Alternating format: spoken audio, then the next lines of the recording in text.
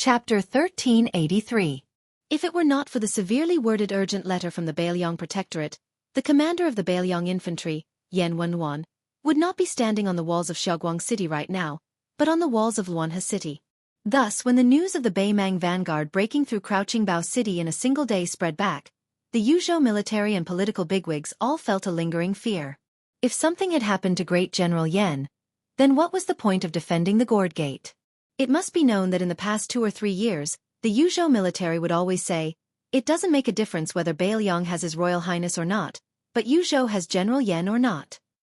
Of course, there was no one who dared to say such shameful words now. Yan Wenwan and Chen Yunchui, the two stabilizing forces of Yuzhou, walked side by side to a ballista nicknamed Brother Nine Oxen.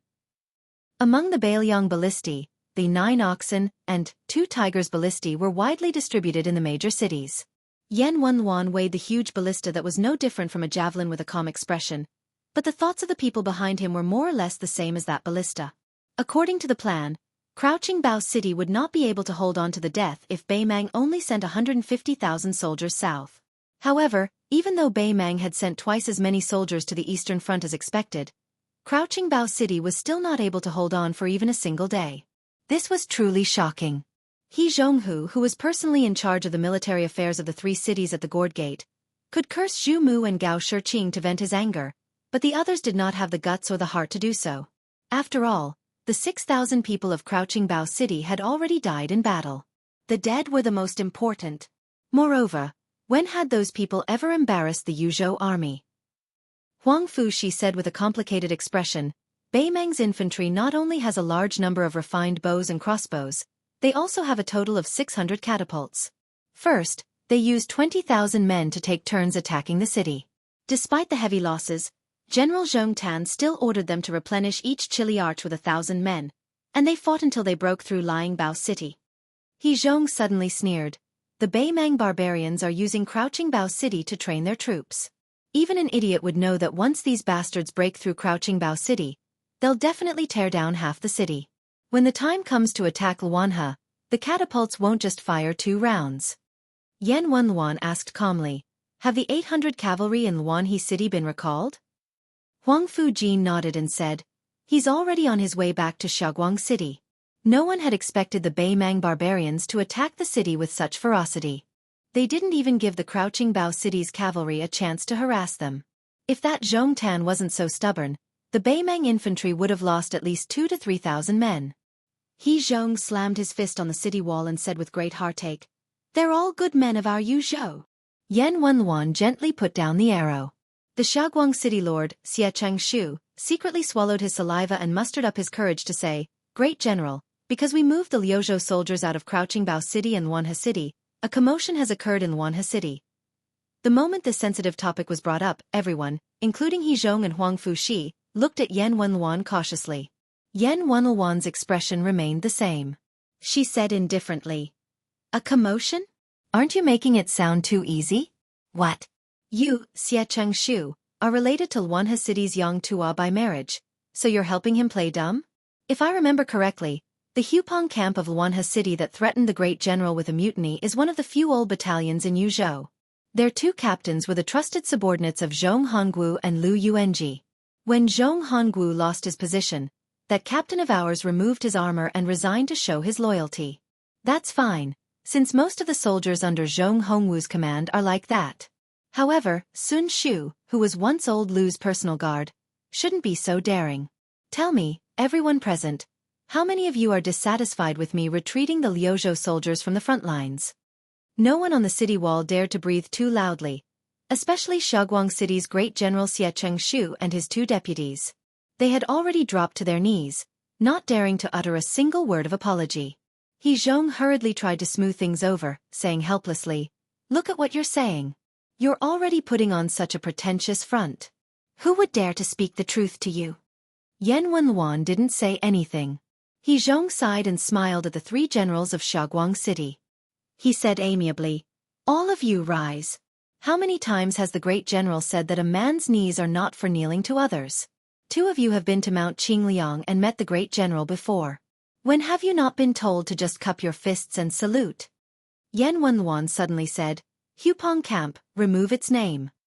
With these words, even He Zhong's expression changed, to say nothing of the kneeling Xianxia and the other two. If the Beiliang old battalion lost a battle, or even won a battle but lost to the other old battalions, it would be as uncomfortable as being stabbed. As for removing its name, that would be even more uncomfortable than being killed. In Beiliang, even if all of the old battalions died in battle, they could still retain their name. In fact, all of the old battalions loved to compete with each other. Over the years, they would first compete to see who had killed the most enemies and whose battle prowess was superior. In the end, they would even compare the number of times their battalion had been wiped out.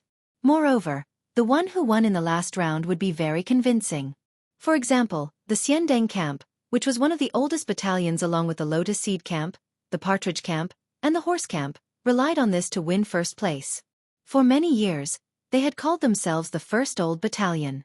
Even if they were a small soldier, they would always be arrogant when they saw the commandants or captains of other battalions on the road.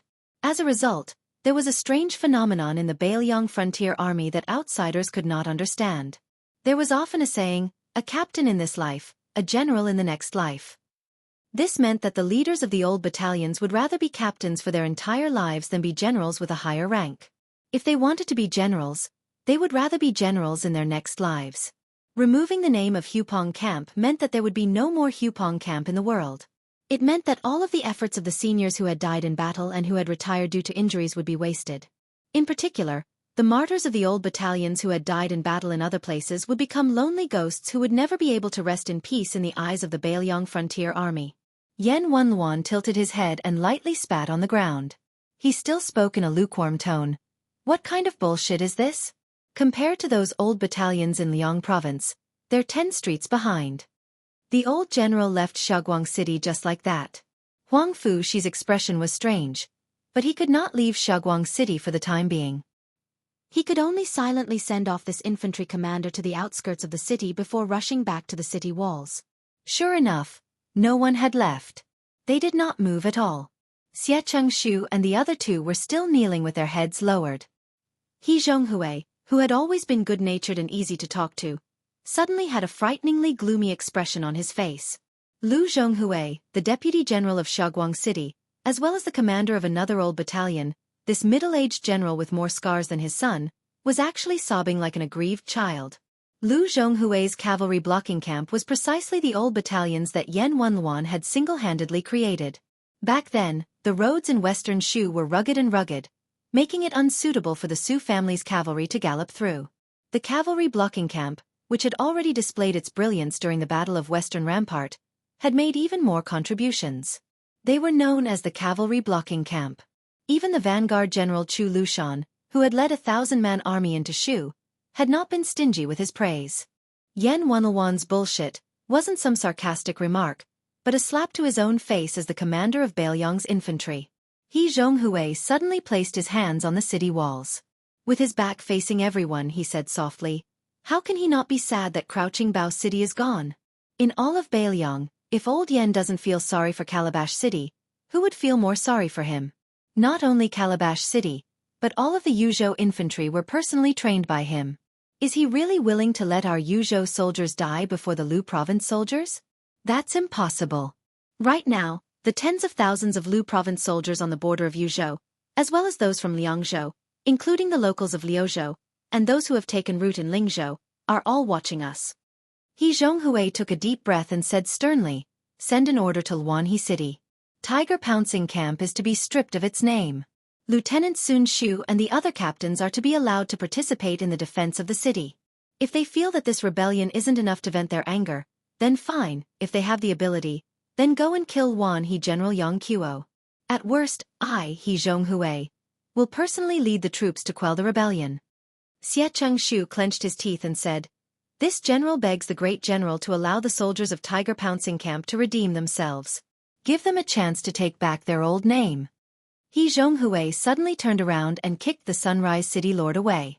"Do you think that Yan Wenluan is the only one who is angry at Luanhe City at such a crucial time? Do you think that the 600 Li urgent letter only told our great General Yan not to personally take the risk? Chu Lushan of the Protectorate General, our Lord Protector General, has already said, if the soldiers of Yuzhou refuse to be controlled, although the war in Liangzhou is tense, we can still send out a few capable generals to defend the city. Listen, even Chu Lushan wants your in-laws to scram out of Luanhe City. So what if I, He Zhonghui, agree? The infantry commander had already left. Although Deputy Commander He Zhonghui didn't immediately leave Sunrise City, he was so angry that his face was ashen. He quickly walked down the city walls. Huang Fushi, who was following behind He Zhonghui, asked, "Will it be too much?" He Zhonghui waved his hand and said heavily, "Our Yuzhou army isn't that delicate." Huang Fushi continued to ask, "Then what about the 200 or so ordinary soldiers who followed Tiger Pouncing Camp and wanted to leave the city? What about them?" He Zhonghui coldly said, "What's there to ask? Of course they will be dealt with according to military law. Immediately executed." Huang Fushi looked at his back and continued to ask, "General He, I'm asking about their family members in Yuzhou. What about them?" He Zhonghui suddenly paused. There was a long silence. Chapter 1384. Huang Fushi said softly, 200 or so people, this general will consider all of them to have died in battle. If Mount Qingliang and the Protectorate ask about it in the future, I will take responsibility. He Zhong suddenly turned around. Huang Fushi, what are you planning? Huang Fushi smiled but did not say anything. He Zhong suddenly narrowed his eyes and said slowly, Huang Fushi, to be honest, I really don't like you as a Yuzhou general. Even if you did me a favor this time, I still hate you. I've seen too many smart people like you. Huang Fushi smiled calmly. If I were really smart, shouldn't I just do things and not say anything? He Zhong suddenly smiled and turned to leave. He sighed softly. If the great general was still alive, even if he didn't come to Xiaoguang City, he would have made an appearance at the Protectorate and not be like this. Let alone people, we can't even see the shadow of our king of Beiliang. Huang Fushi wanted to say something but hesitated. In the end, he did not say anything. Half a day later, in Luanhe City, on a drill ground, the doors were tightly shut. All that was left was a battalion of uniformed soldiers. 2,726 people. They had all arrived. The old barracks attached the most importance to the old rules. Often, the number of people they had at the time of the establishment was the number of people they would have in the future. Apart from a few old barracks that had too few people at the time of their establishment, the vast majority of the old barracks had the same number of people. In the Beiliang army, apart from the great General Su Zhao's Su banner, there was only one other type of army that could raise a banner other than the Su banner. Back then, the Beiliang Protector General Chen Zhibao could not raise the Chen banner. The current cavalry commander Yuan Zuozong could not raise the Yuan banner either. However, the Lotus Seed Camp could, the Horse Camp could, the Partridge Camp could, and even the old barracks that had the 2 Tiger Pounce banners flapping in the wind this morning could. However, from now on, they would be the same as the ordinary border army of Beiliang. They could not. The Deputy General of Xiaoguang City and the Lieutenant of the Cavalry Blocking Camp, Lu Zhonghui Shu, personally brought a military order and a message to Luanhe City and the Tiger Pounce Camp. As a Deputy General, he brought the military order to Luanhe City's Master General Yang Tua. The military order was to remove the name of Hupong Battalion. He then arrived at the Hupong camp as a lieutenant of the Blocking Cavalry Camp. He did not enter the camp. At the entrance, he said a few words to Sun Shu, whose face was full of tears. First, I ask your entire camp to die in battle. When you see the seniors below, you can go kneel. On the martial arts field. Sun Shu stood at the front with an expressionless face. Beside her were 23 senior captains and 47 deputy captains of the old Tiger Pounce Battalion. Many of them even raised their arms to cover their faces. Sun Shu said solemnly, "It is I, Sun Shu, who have let you all down. I have let down all the seniors who died in the Tiger Pouncing Camp."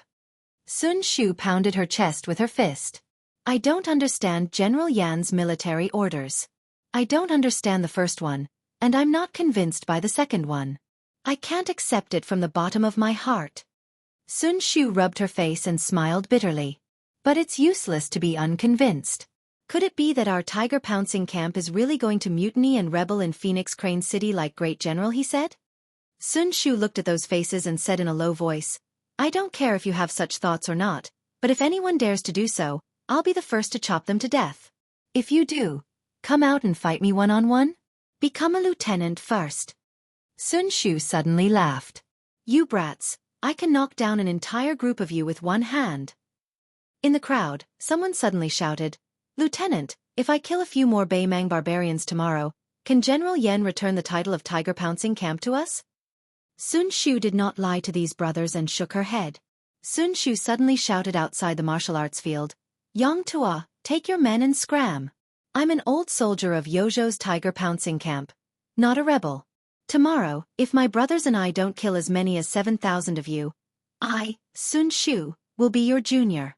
I'll be reincarnated as your son. Hearing the torrential curses from the martial arts field, Luanhe City's Master General Yang Tua rubbed his ears and smiled bitterly at the two deputies beside him. Don't worry. Let's go. However, before he left, Yang Piao shouted back. Sun, remember this. If you don't kill as many as we do in the next few days, remember to be Yang Tuo's obedient son. Mother ****, the sound of swords being unsheathed could be heard from the martial arts field. Yang Tua hurriedly left with his men. At this moment, Hong Jingyan's Ruran cavalry was the same as before. They were about to arrive outside Yuzhou City, but they were destined not to participate in the siege. Of course, this meant that Luanhe City, which was better equipped than Crouching Bao City, was about to welcome a battle to the death. Beimang had a total of 500,000 soldiers. In the commander's tent, a fat man was walking around the Beiliang sand table again and again. No one knew what this king of the south courtyard was muttering to himself. Fatty Dong walked to the sand table near the western region and stopped for a moment. He then circled to Jizhou and stopped again. When he saw the area between Beiliang and western Shu, he also stopped for a moment. Finally, he walked to the center of the table and placed his hands on the table. He said softly, once Crouching Bao City was conquered, the entire Central Plains must be cursing Beiliang for being a pile of shit and the Su family's iron cavalry for bragging. Dongzhuo habitually tapped his teeth. I know you're definitely not hiding in Mount Qingliang. You have 3 choices. You can break through the western region of Lu Province and deal with those monks on Mount Lantua in the western region. Or you can go to the border of western Shu and make a face-to-face deal with Chen Jibao and cut off some meat for Beiliang. Or you can go to the horizontal water silver harrier in Jizhou and help Yuzhou clean up the mess the new lord of Liang gave you. The fat man lowered his voice and muttered to himself. I don't care if you go to western Shu. If you go to Jizhou, those 20,000 low-level cavalry who didn't get any benefits because of Wei Jingtang will definitely not be enough. If you go to the western region, then it'll be a real headache. Do you think I can arrange for a governor or a general to personally lead an army of tens of thousands to wait for you there? Even if I'm willing, others won't be. Dongzhuo began circling the table again. Why don't you throw a copper coin and guess if there's any words? That won't do. You can't play around with national affairs. That's right. Dongzhuo, you're the king of the southern courtyard today. You have to be careful when you do things. Yes. That's reasonable. Ha! Why are you guys still standing there like idiots? Hurry up and give me a copper coin. When Huta City, the largest town in the northwest of Liang Dynasty, was being bombarded by more than 1,000 catapults, the Beiliang Protectorate, which was not far from Huta City, was still operating quickly and orderly. The Protector General even had the leisure time to sit in front of a sand table that included the terrain of Yu River and Ji provinces, taking the time to pay attention to the battle that was about to unfold in Luanhe City. The Yuzhou army didn't care much about the movement in Luanhe City, treating it as a local general acting on impulse, but those who had the qualifications to stand in the main hall of the Protectorate knew that Protector General Chu wanted to kill. If not for the words of Su Weisheng, who had yet to leave this place, Chu Lushan really wouldn't have cared about whether or not Yan Wenluan would be humiliated. He would have already sent people to Luanhe City to take over the border. For this reason, the deputy commander of the infantry, Great Ancestor Gu, had already argued with Chu Lushan. Many other great generals, including Zhou Kong, had been forced to act as mediators. Chu Lushan stood in front of the sand table, his hands clasped together as he lightly patted the back of his hands. This wasn't just a matter of military talent. The position one stood in would also affect the way a general on the battlefield thought. General talent and commander talent only differed by a single word. They seemed to be very close, but in reality, they were as far apart as the clouds and mud. Su Weisheng sat on a chair, a thick blanket covering his knees. Yuan Zuozong was present, as was Qi Danghua. Chapter 1385. Interesting. Even though they had different surnames, they were still one family. Su Weisheng gazed at the sand table and said softly, "Judging from the losses we suffered at Hidden Bao City, even if Yang Yuanzhan's method is very Central Plains, he'll still be able to take down 150,000 or even more Bei Mang with only 40,000 men. After all, this battle will only get more and more difficult." However, the top generals on both sides are well aware that Xiaoguang City will be a turning point. After taking down Sunglo, once Yozhou's gates are wide open, Northern Mang will have even more tactical options. Whether it's a cavalry battle, a foot battle, besieging a stronghold to strike back at reinforcements, specifically targeting Yozhou's limited cavalry, or even directly abandoning Yozhou's cities and focusing on supporting their central line main army. Qi Dangua said softly, "If only Bei Mang had taken the bait from the start and attacked Liuzhou with all their strength. Their supply lines would have been filled with holes." Su Weisheng shook his head. If they really wanted to attack Liuzhou, it wouldn't be a matter of supply lines anymore. Dong Zhuo and that peace magistrate have the ability to turn their supply lines into bait and lure us in. Yuan Zhuozong nodded. With 1,000,000 troops pressing down on the border, it can be said that half of Bei Mang's southern court is cutting off meat for the sake of smooth supply lines. In truth, it's not just the southern court that's bleeding heavily, mobilizing no less than 1,000,000 cows and sheep. Orange and West prefectures have also been mobilized. Following Northern Court King Tuoba Bodhisattva's resolution, he's starting to lead his troops down Liuzhou. Bei Mang is basically using the power of the entire country to fight this fierce battle. Even if we want to launch a surprise attack, it can't be called a surprise anymore.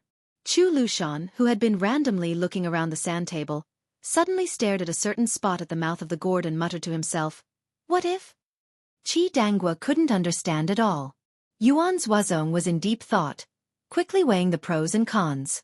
Only Su Weisheng directly rejected the idea. "No, it's too risky. This is seriously contrary to Beiliang's original strategy." The confused Qi Dangua turned around to look towards Yuan Zhuozong, who was also a great general's adopted son. The latter chuckled and said, "The true significance of the Calabash Opening's existence, apart from the surface depletion of Northern Mang's military strength, has an even deeper special meaning.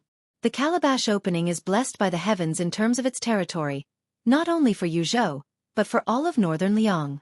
At the time, foster father and Sir Li had prepared for the worst. If Liangzhou was breached, then there were 3 paths of retreat. The first was to lead the army back to western Shu, where they would sit in Shu and rely on Nanzhao. This was the best plan. Now, the second was to enter the western regions through Liuzhou, but this was the worst plan. After all, we did not have a stable foundation in the western regions. The third plan of retreat was to defend the west and north of Yuzhou to the death. If necessary, we could hold both Hezhou and Jizhou in our hands. Regardless of the feelings of the Liang imperial court, Beiliang would forcefully pull out another horizontal battle line. The key point of this strategy was to treat Calabash Mouth as Xiangfan City of the Central Plains. Yuan Zhuozong pointed at the mouth of the gourd and said slowly, "Lord Protector General wants to have a surprise battle at the mouth of the gourd. He wants me or General Zhou to lead the elite cavalry to the mouth of the gourd and swallow Yang Yuanzhan's army in the west. In this way, Liangzhou and Liuzhou, which were already lacking in forces, would become even more powerless.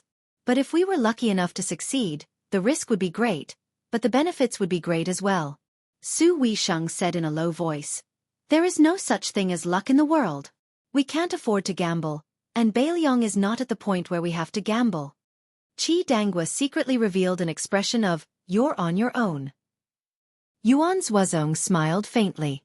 Chu Lushan thought for a while and said, "The worst-case scenario for Beiliang is to make Bei Mang hand over 600,000 soldiers, even if we have to risk everything. This is not difficult." If it was someone else who said this, even if it was Zhou Kong, the deputy commander of Beiliang's cavalry, he would be criticized for bragging to the heavens. But when it came from Chu Lushan, people were willing to believe it wholeheartedly. Chu Lushan, who had been crossing his fingers, slightly bent one of his fingers and pointed at the direction of Ji Bei. Wei Jingtang finally found his conscience and didn't abandon Transverse Water City. Because Transverse Water City is still there, Yul Wandao didn't degenerate to the point of using 10,000 Yuzhou cavalry to attack Silver Sparrow City, which was almost given to Bei Mang by Ji Bei with 20,000 soldiers. Actually, the current situation is not so bad. At least Gu Jiantang didn't yell at Bei Mang's westernmost border army, "Brothers, you should go and attack Yuzhou now. Don't always look at me affectionately. If you leave, I, Gu Jiantang, promise that I won't see anything. Also, that Emperor Zhao from Liang hasn't asked the Ministry of Revenue to allow Beiliang's people to change their household registration. He hasn't asked Hezhou and other places to open their doors like prostitutes, refusing to accept Beiliang's money and even paying for it. Yuan Zhuozong coughed lightly. He also realized that it wasn't appropriate to say this in front of Su Weisheng. Chu Lushan chuckled, and the fearless Protector General hurriedly changed the topic. I don't really know how to play chess. Well, if I play 100 games with foster father, I can still win 100 games. Qi Dangua rubbed his chin and smiled knowingly. After joking around, Chu Lushan continued, Wei Jingtang and Transverse Autumn City are variables. We're just as unprepared as Bei Mang. Let's see who can seize the opportunity. Besides, His Highness is also there. This time, Su Weisheng flew into a rage. He directly called out his name and scolded, Chu Lushan. Did you eat a bear's heart or a leopard's gall? Qi Dangua was given a fright and felt like he was falling into the clouds. Yuan Zhuozong softly said, It's too risky. Even if His Highness leads the cavalry of the hidden Yuan Dao to break through the 20,000 Beimang light cavalry that traveled a long distance without any support, they might stop there. At most, they'll head west and fight a few small battles. But if we send out additional troops, we'll be forcing His Highness and the 10,000 Yuzhou cavalry to fight a major battle outside the mouth of the gourd. And right now, Hong Jingyan's Ruren cavalry has yet to move. The Yuzhou army is separated by half the mouth of the gourd. Even if our cavalry joins up with His Highness, it's still too risky. This risk is even greater than me leading an army to the mouth of the gourd to eat Yang Yuanzan. No. Chu Lushan uncrossed his fingers and raised his arm. He rubbed his eyebrows with his 2 index fingers as he stared at the mouth of the gourd. Do you think that I'm forcing His Highness? No, it's His Highness who's forcing us. Chu Lushan picked up a bamboo pole and fiercely poked the mouth of the gourd on the sand table. With a ferocious face he said, His Highness wants to tell Yuzhou and Beiliang that during the war he, the king of Beiliang Su Fengnian, will be here. Su Weisheng seemed to want to stand up. After struggling for a while, he sat down quietly, closed his eyes, and bit his lips in silence. Yuan Zhuozong smiled happily. He squinted his phoenix eyes and exuded a strange elegance. This was the first time he had not concealed his long-dormant sharpness since he became the commander of the Beiliang cavalry. Then let's do it. After Su Weisheng opened his eyes, he calmly looked at Beiliang Governor-General with a sharp gaze. Huta City can be defended for 40 days? Su Weisheng looked at the 3 and said in a low voice, If we can't do it, none of our soldiers will be able to leave the border of Liangzhou. Chu Lushan snorted. At least. Before Su Weisheng looked at him, White Bear, Yuan Zhuozong only showed her his back that was already far away. After crossing the threshold, Yuan Zhuozong, who always paid attention to his appearance, stretched himself and shook his neck. After doing all this, Yuan Zhuozong quickly walked out of Beiliang Governor-General's house. On the same day, a cavalry of 10,000 quietly left the station. The 300,000 cavalry of Beiliang were the best in the world. And this cavalry was the Beiliang army. The Great Snow Dragon Cavalry. A cavalry of 6,000 showed up outside the mouth of the gourd. The leader was wearing armor, holding a spear and a cold saber. Chapter 1386. Before Su Fengnian met with Wei Jingtang, the general of Horizontal Water City, Yul Wandao's Yuzhou cavalry had already engaged the 20,000 Mang cavalry. The Mang cavalry was a light cavalry that was temporarily transferred from Gu Jiantang's eastern front. Their original intention was to launch a swift assault and devour both Horizontal Water City and Gu Jiantang's Silver Harrier cities, which were isolated outside the Great Wall. With that, they would be able to squeeze the 10,000 Yuzhou cavalry into Ji Bay. At that time, the Yuzhou cavalry would run out of food and fodder, and the left wing of Bei Mang would naturally return empty-handed. However, because of the existence of Wei Jingtang and Horizontal Water City, the Yuzhou cavalry did not dare to recklessly march south. When their scouts found out that Silver Harrier, which was further west, was different from Hengshui City, they had already retreated as promised. The 2 generals, who were originally flying into a rage, calmed down and had a discussion. They came to the conclusion that they could abandon Hengshui City and occupy Silver Harrier, which would still be able to intimidate the Yuzhou cavalry to a certain extent. However, the opportunity on the battlefield was fleeting. After they stopped at the north of Horizontal Water City for a day, when their exhausted army of 20,000 charged towards Silver Harrier, they were ambushed by 5,000 Yuzhou cavalry from the side about 100 miles away from the border city. The two generals and Yul Wandao both knew that both armies were exhausted, and the key was to see who would snap first. When the Yuzhou cavalry learned that Silver Harrier had been abandoned, their deputy general suggested a quick return. It was at this moment that Yul Wandao's stubbornness was fully displayed. He insisted on fighting a fierce battle before Bei Mang obtained the two border cities, even at the cost of damaging the horse's stamina and causing a large number of cavalrymen to fall behind. Although the two deputy generals, who had a steady personality, disagreed with him, but the instinct of Beiliang's soldiers to strictly abide by their orders made the two generals unable to disobey Yul Wandao's bold decision. In the end, after the Yuzhou cavalry had marched for 500 miles in 3 days, they were gradually divided into 3 groups of cavalry.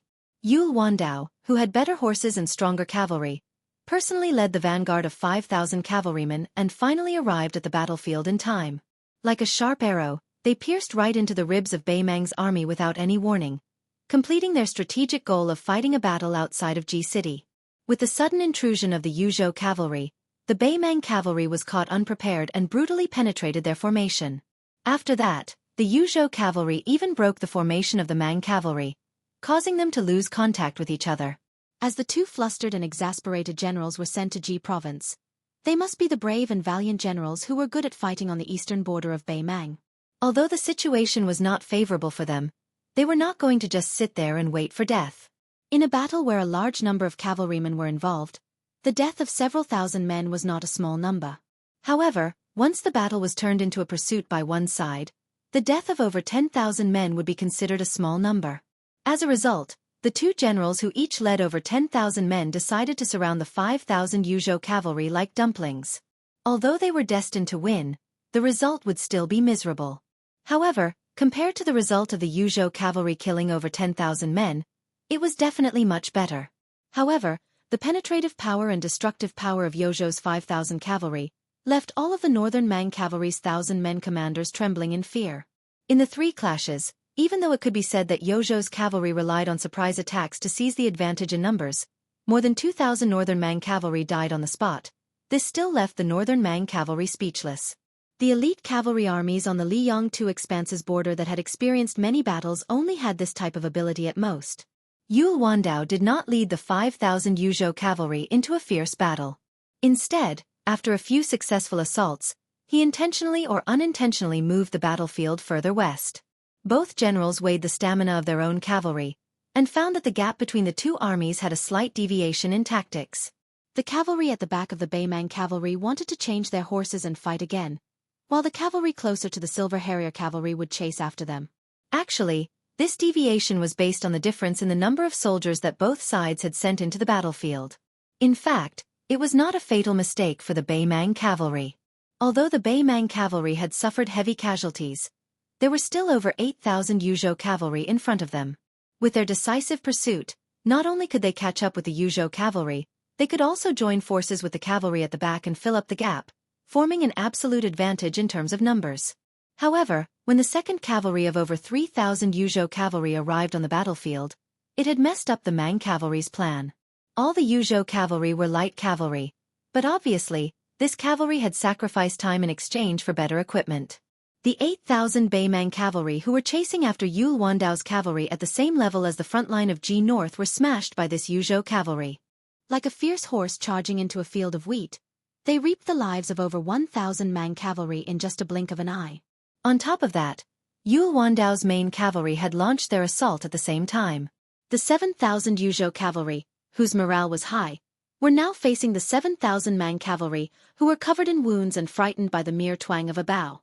How could the latter fight back? On the other hand, the 10,000 Mang cavalry at the back were fierce and tough as well. They quickly turned their horses around, wanting to return the favor and cut the Yuzhou cavalry in half. But right at this moment, 2 more fresh forces appeared on both sides of the battlefield. Although their numbers were not large, the blow they brought to the Bei Mang cavalry's morale was immeasurable. One of them was the 2,000 Yuzhou cavalry who raised a banner with the character Su on it, while the other was the banner of Horizontal Water City. They were fewer in number, only 600 cavalrymen led by Wei Jingtang of Horizontal Water City. However, that northern Mang great commander at the back of the battlefield was already terrified to the extreme, naturally feeling the urge to retreat. Didn't this great one say that if this great one didn't lose a single soldier, he would be rewarded with great contributions? Now, he didn't even touch the walls of 2 cities, yet he was already beaten up so miserably. It wasn't that he couldn't save those several thousand cavalry, but after saving them, this great one could only return to being some damn 1,000-man commander. Therefore, the general's Hui Li Lu, who was still fighting desperately on the battlefield, felt his heart turn cold. The generals who were drinking and chatting with him in his tent yesterday had run away just like that. Fortunately, Hui Li Lu and his 600 personal cavalry charged north and tore open a hole. Afterwards, the Mang cavalry continued to flee north. On purpose, Yul Wandao did not even look at Hui Li Lu and the 3,000 Mang cavalry behind him. Instead, he gazed into the distance, staring at the other Beimang generals, Lang Xin, who was slowly retreating. He purposely left that hole. If Lang Xin and his 10,000 cavalrymen were determined to fight to the death, Yul Wandao's Yuzhou cavalry would only have 2,000 to 3,000 left. This was not because Yul Wandao feared a battle to the death. Otherwise, he would not have come to the north of Silver Sparrow Crossing Water to fight this battle. Instead, he used his Yuzhou cavalry to fight to the death against the 20,000 men that Gu Jiantang should have taken care of. This was completely meaningless to Beiliang. However, while it was meaningless to exchange 1 life for 2 or 3 lives, it did not mean that it was meaningless to exchange 1 life for 10 lives. That was why Yul Wandao purposely had Hui Li Lu bring his 3,000 crippled cavalry that were in complete disarray to bring disaster to Lang Xin's 10,000 cavalrymen. Yul Wandao, who was known as the pride of West Chu after Chao Chongqing, risked universal condemnation and rushed to the dynasty's northwest alone. After entering Beiliang, he deeply understood what a border iron cavalry was, and he also had a comprehensive understanding of the Beimang cavalry. He knew that it was extremely difficult to beat the Beimang elites into complete defeat and then wantonly chase them down. However, if he could bring disaster to the north, then there would be a chance. In fact, Yul Wandao did not even need to make any specific arrangements. When he and his 800 cavalrymen took the lead in chasing after Hui Li Lu's 3,000 cavalrymen, another 2,000 cavalrymen who were temporarily unkillable caught up with them. Together with the 600 cavalrymen from Horizontal Water City, and the 2,000 Yuzhou cavalrymen, who were the last to enter the battlefield, they all began to charge northward. After Hui Li Lu brought his remaining cavalrymen and fled northward, Lang Xin, whose face was livid with rage, had the urge to slaughter all of them when he saw those bastards charging at him recklessly. However, when he saw those Yuzhou cavalrymen who took out their light crossbows and leisurely shot at Hui Li Lu's cavalrymen, or when he sped up, he did not even need to exert any force with his saber. He only needed to borrow the momentum of his warhorse to lift up his saber and cut a large wound on the neck of the Beimang cavalryman. It was an easy and effortless move, but it was definitely enough to kill them all. Lang Xin roared and ordered his men to speed up their retreat. The 20,000 cavalrymen from Beimang had rushed to the battlefield of Ji Bei in a hurry. Although they were also riding 2 horses each like the Yuzhou cavalrymen, even though Lang Xin knew the consequences of being hunted down by an army of cavalrymen, he could only wish that his warhorse had 8 legs right now. When Hui Li Lu and his personal cavalrymen caught up with the rear of Lang Xin's army, more than 2,000 of the remaining 3,000 cavalrymen who were lucky to break through the encirclement had been killed silently. In the 6 hours of long pursuit and escape, more than 2,000 of Lang Xin's cavalrymen were killed by the tireless Yuzhou cavalrymen. Like a cat catching a mouse, men from Beimang cavalrymen were dying all the time, and small groups of cavalrymen were breaking away from the main army and fleeing in all directions. Finally, before night fell, the chief general of Yuzhou cavalrymen who had a handsome face finally stopped his pursuit after personally killing Hui Li Lu. Chapter 1387. The 600 cavalrymen from Transverse Water City followed the Yuzhou cavalrymen and collected military merits. Their main task at the border of Liang was to defend the city. Although they had never participated in a war like today, where both sides had more than 30,000 cavalrymen, they had never stopped engaging in small-scale skirmishes. It happened every now and then. The Transverse Water City cavalrymen, who were known as the elite of Ji Province, did not fall into a disadvantage. But who would have thought that killing Beimang barbarians was as easy as harvesting wheat in June and July? As the veteran soldiers of Ji Province, which was also an important border area like Beiliang, the soldiers of Ji Province had their own pride honed from years of fighting on the battlefield. Therefore, when they heard that Kai Nan, a general under Gu Jiantong's direct command, appeared at the border of Beiliang with 60,000 cavalrymen and encountered old Liang, who only brought 10,000 cavalrymen to the south. None of them dared to challenge him. It was said that Kai Nan was the first to kneel down, as if his knees were weak. It was as if he brought 60,000 cavalrymen to be inspected by Su Xiao. This farce was widely spread in Ji province and the capital. But what the outsiders could not understand was that Kai Nan, who was given the title of General Kneeling with 60,000, was not reprimanded by the Ministry of War. Even Gu Jiantang, who was in charge of the military affairs of northern region, did not seem to be dissatisfied. Kai Nan's official hat was still on his head. After this battle, Transverse Water City of Ji province finally understood that the 300,000 cavalrymen of Su family were collectively called the 300,000 cavalrymen of Su family. The real cavalry was about 120,000 cavalrymen, and the main force was in the north of Liangzhou. Among them, Yu Zhou, who was mainly infantry, had less than 20,000 cavalrymen. Then, Su family casually let an unknown newcomer of Beiliang, Yul Wandao, lead 10,000 cavalrymen and killed 12,000 Beimang cavalrymen with less than 3,000 casualties. On the way back, the general of the 600 cavalrymen of Transverse Water City could not hold back his curiosity. He ran to the young General Yu, who was covered in blood, and carefully asked if the cavalrymen of Beiliang were all as sharp as his Yuzhou cavalrymen. Yul Wandao shook his head. That Transverse Water City cavalry leader felt relieved. Then, Yul Wandao smiled and said that the Liang province cavalry was much stronger than the Serene province cavalry. That old cavalryman from Jizhou, who thought that all 600 cavalrymen under his command were elites, immediately broke down.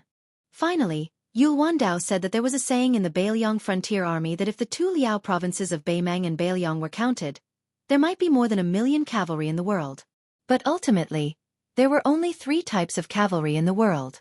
The Beiliang cavalry is one type, and the other cavalry armies are the second type. The leader of the traversing water cavalry was completely puzzled. There's another type? Yul Wandao smiled and said, it's the cavalry that scared Kai Nan's 60,000 troops into kneeling down. There aren't many of them, only 10,000. The old cavalryman swallowed his saliva and dared not say anything. At that time, Yul Wandao lamented softly. Your Jizhou doesn't understand, and neither does Liang, because the ancestors of the Zhao clan have burned incense.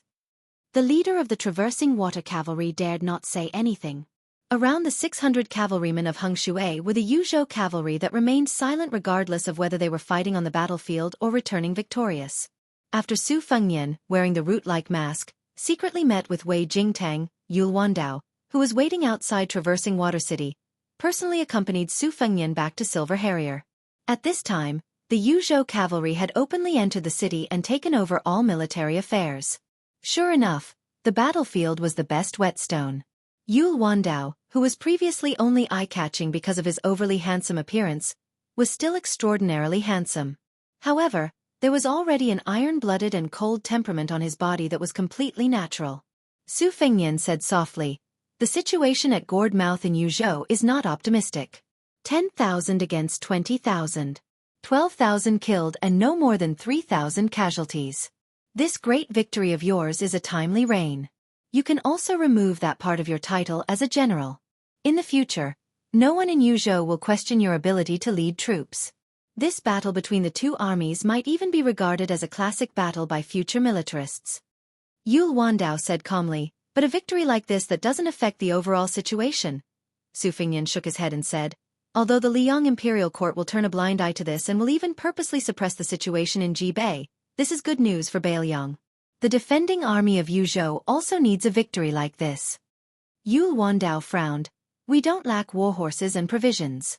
However, only 6,000 of the 10,000 cavalrymen can mount an assault on Gourd Mouth. However, each of them can ride 3 horses. But the problem now is that not only does Beimang know our intention, they can also make countermeasures. I'm afraid that Gu Jiantang will continue to turn a blind eye to this. Besides, Wei Jingtang will soon lose his official position.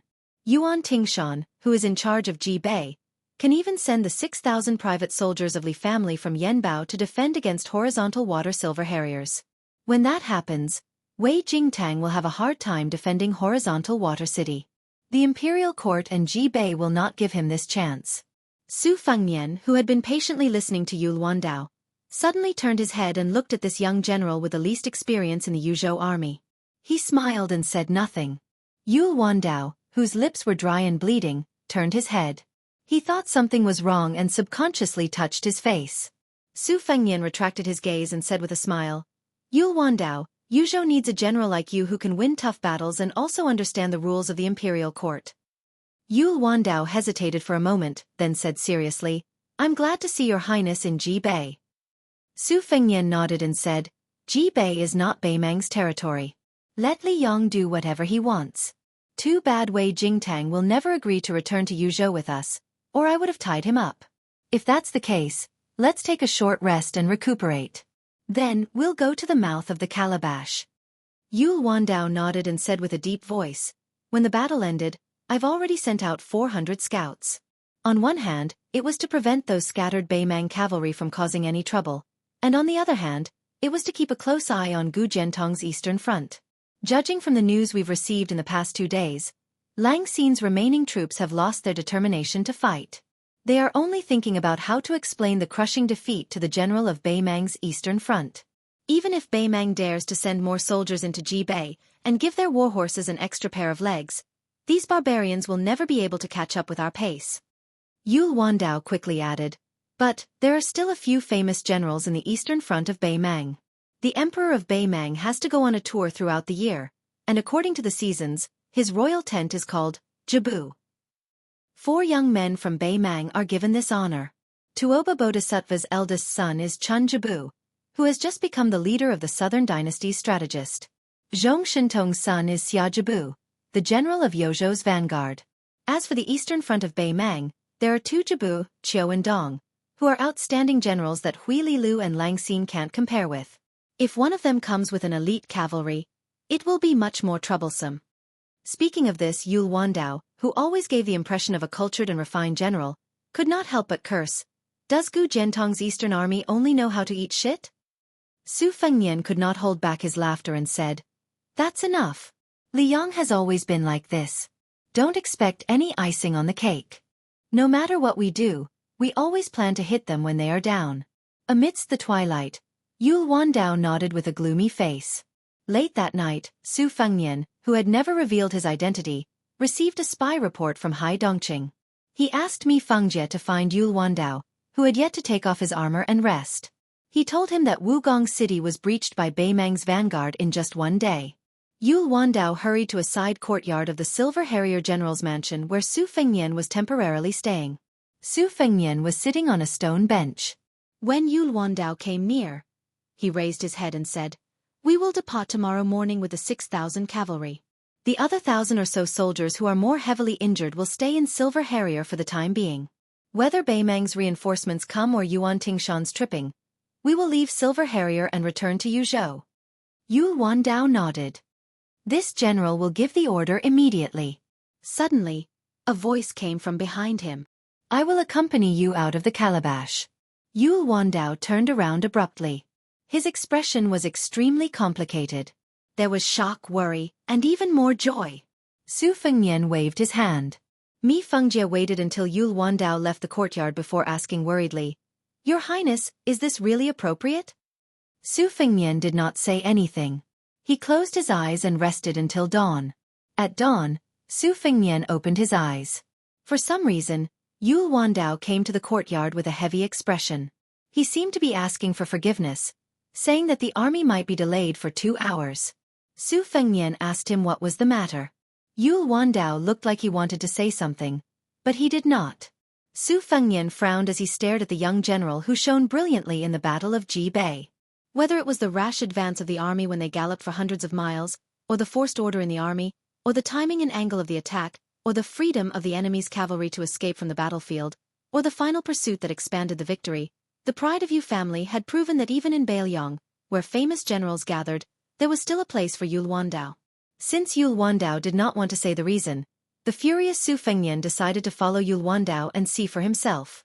Su Fengnian, Yu Dilong, Mi Fengjie and Fan Shaochai, for riders, followed behind Yul Wandao and 2 deputy generals, 20 riders, led by a Yuzhou scout, galloped wildly out of the city toward the northeast direction for an hour.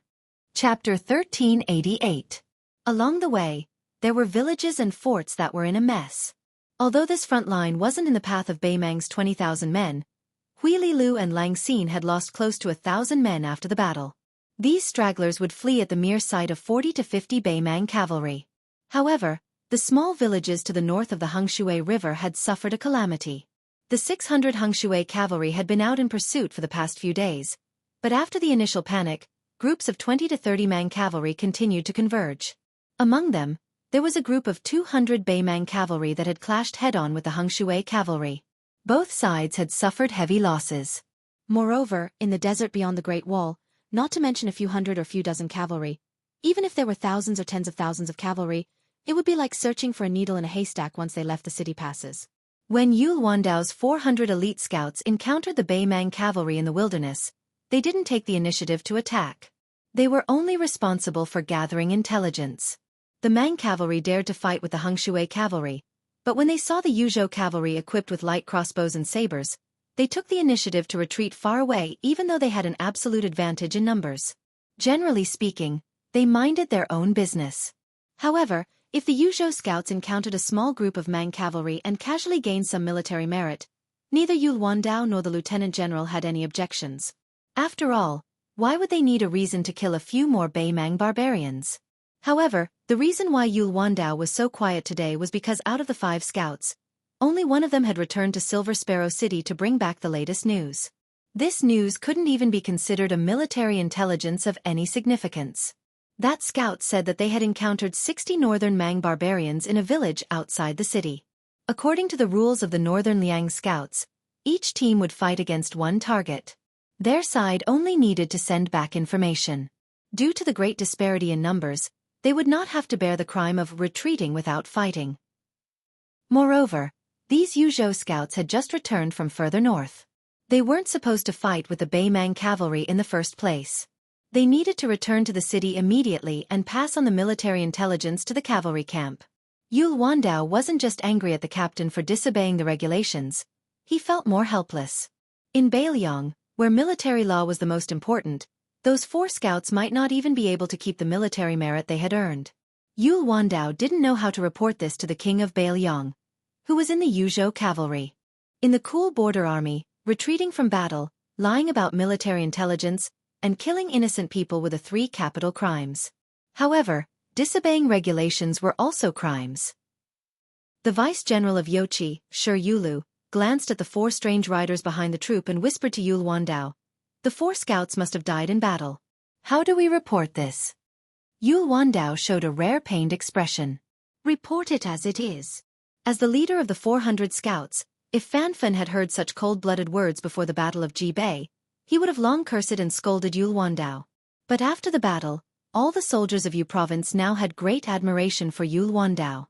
Fan Fan whispered, "General Yu, can't you make an exception? How about we ignore their previous military merit and just report that they encountered a large group of Mang cavalry and 4 of them died on their way back to the south?" Yul Wandao didn't say anything. The cavalry galloped into the village near the river. The corpses of the villagers could be seen everywhere. The village, which should have had 40 to 50 families, was now completely deserted.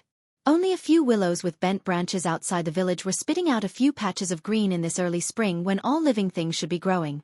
On the wheat drying field in front of a cottage to the north of the village, they saw the corpses of a family of 5.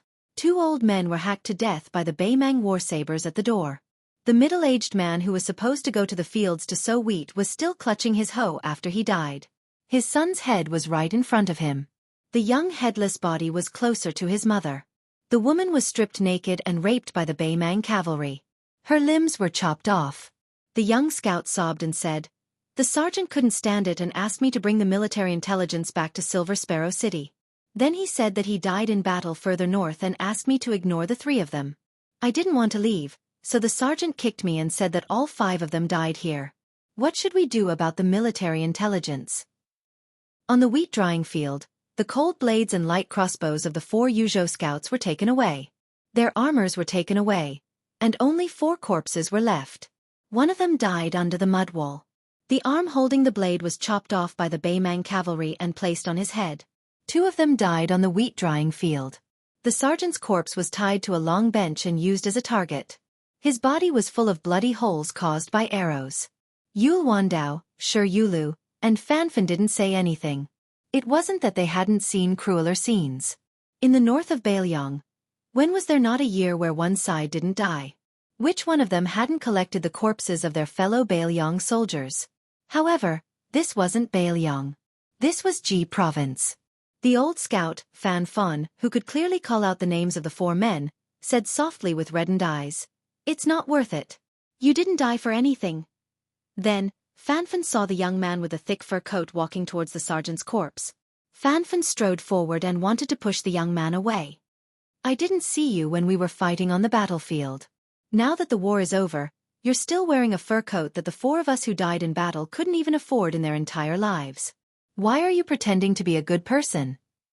I don't care which noble family you're from in Ji province." Fanfan stretched out his hand and shouted, "Get lost! As long as Bailiang isn't completely wiped out, outsiders like you won't have the chance to collect our corpses."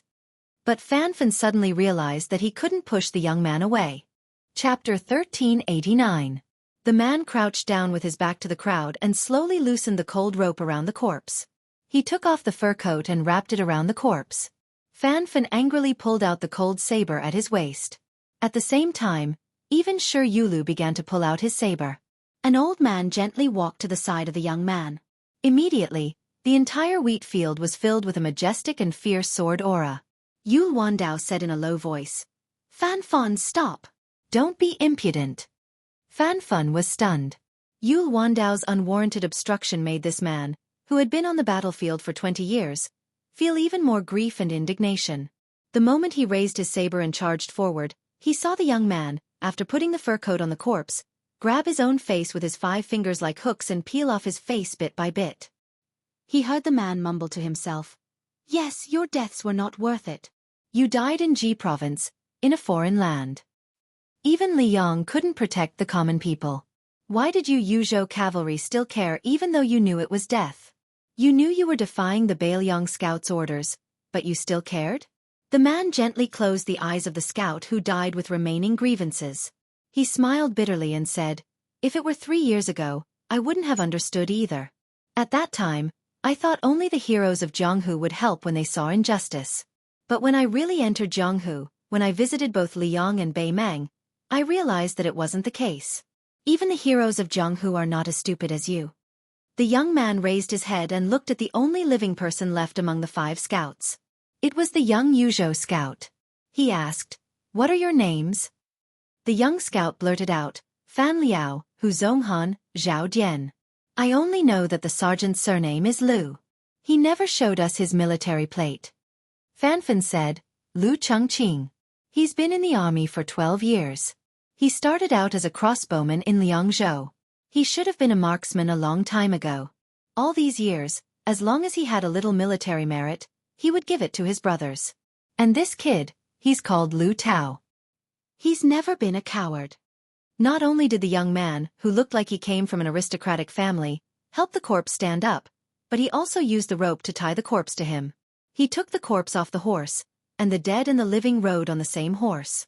He said, "Yul Wandao, take the 3 corpses back to Silver Sparrow City first. Lead the 6,000 cavalrymen and rush to the mouth of the gourd. I will be able to catch up with your army in half a day. Remember to bring an extra set of armor when you leave the city. Scout Lu Tao, you need to wait here. I'll help you get back the crossbow blade and armor. When the time comes, I'll let you bring the squad leader and those things back." As he spoke, the old young and young woman also mounted their horses.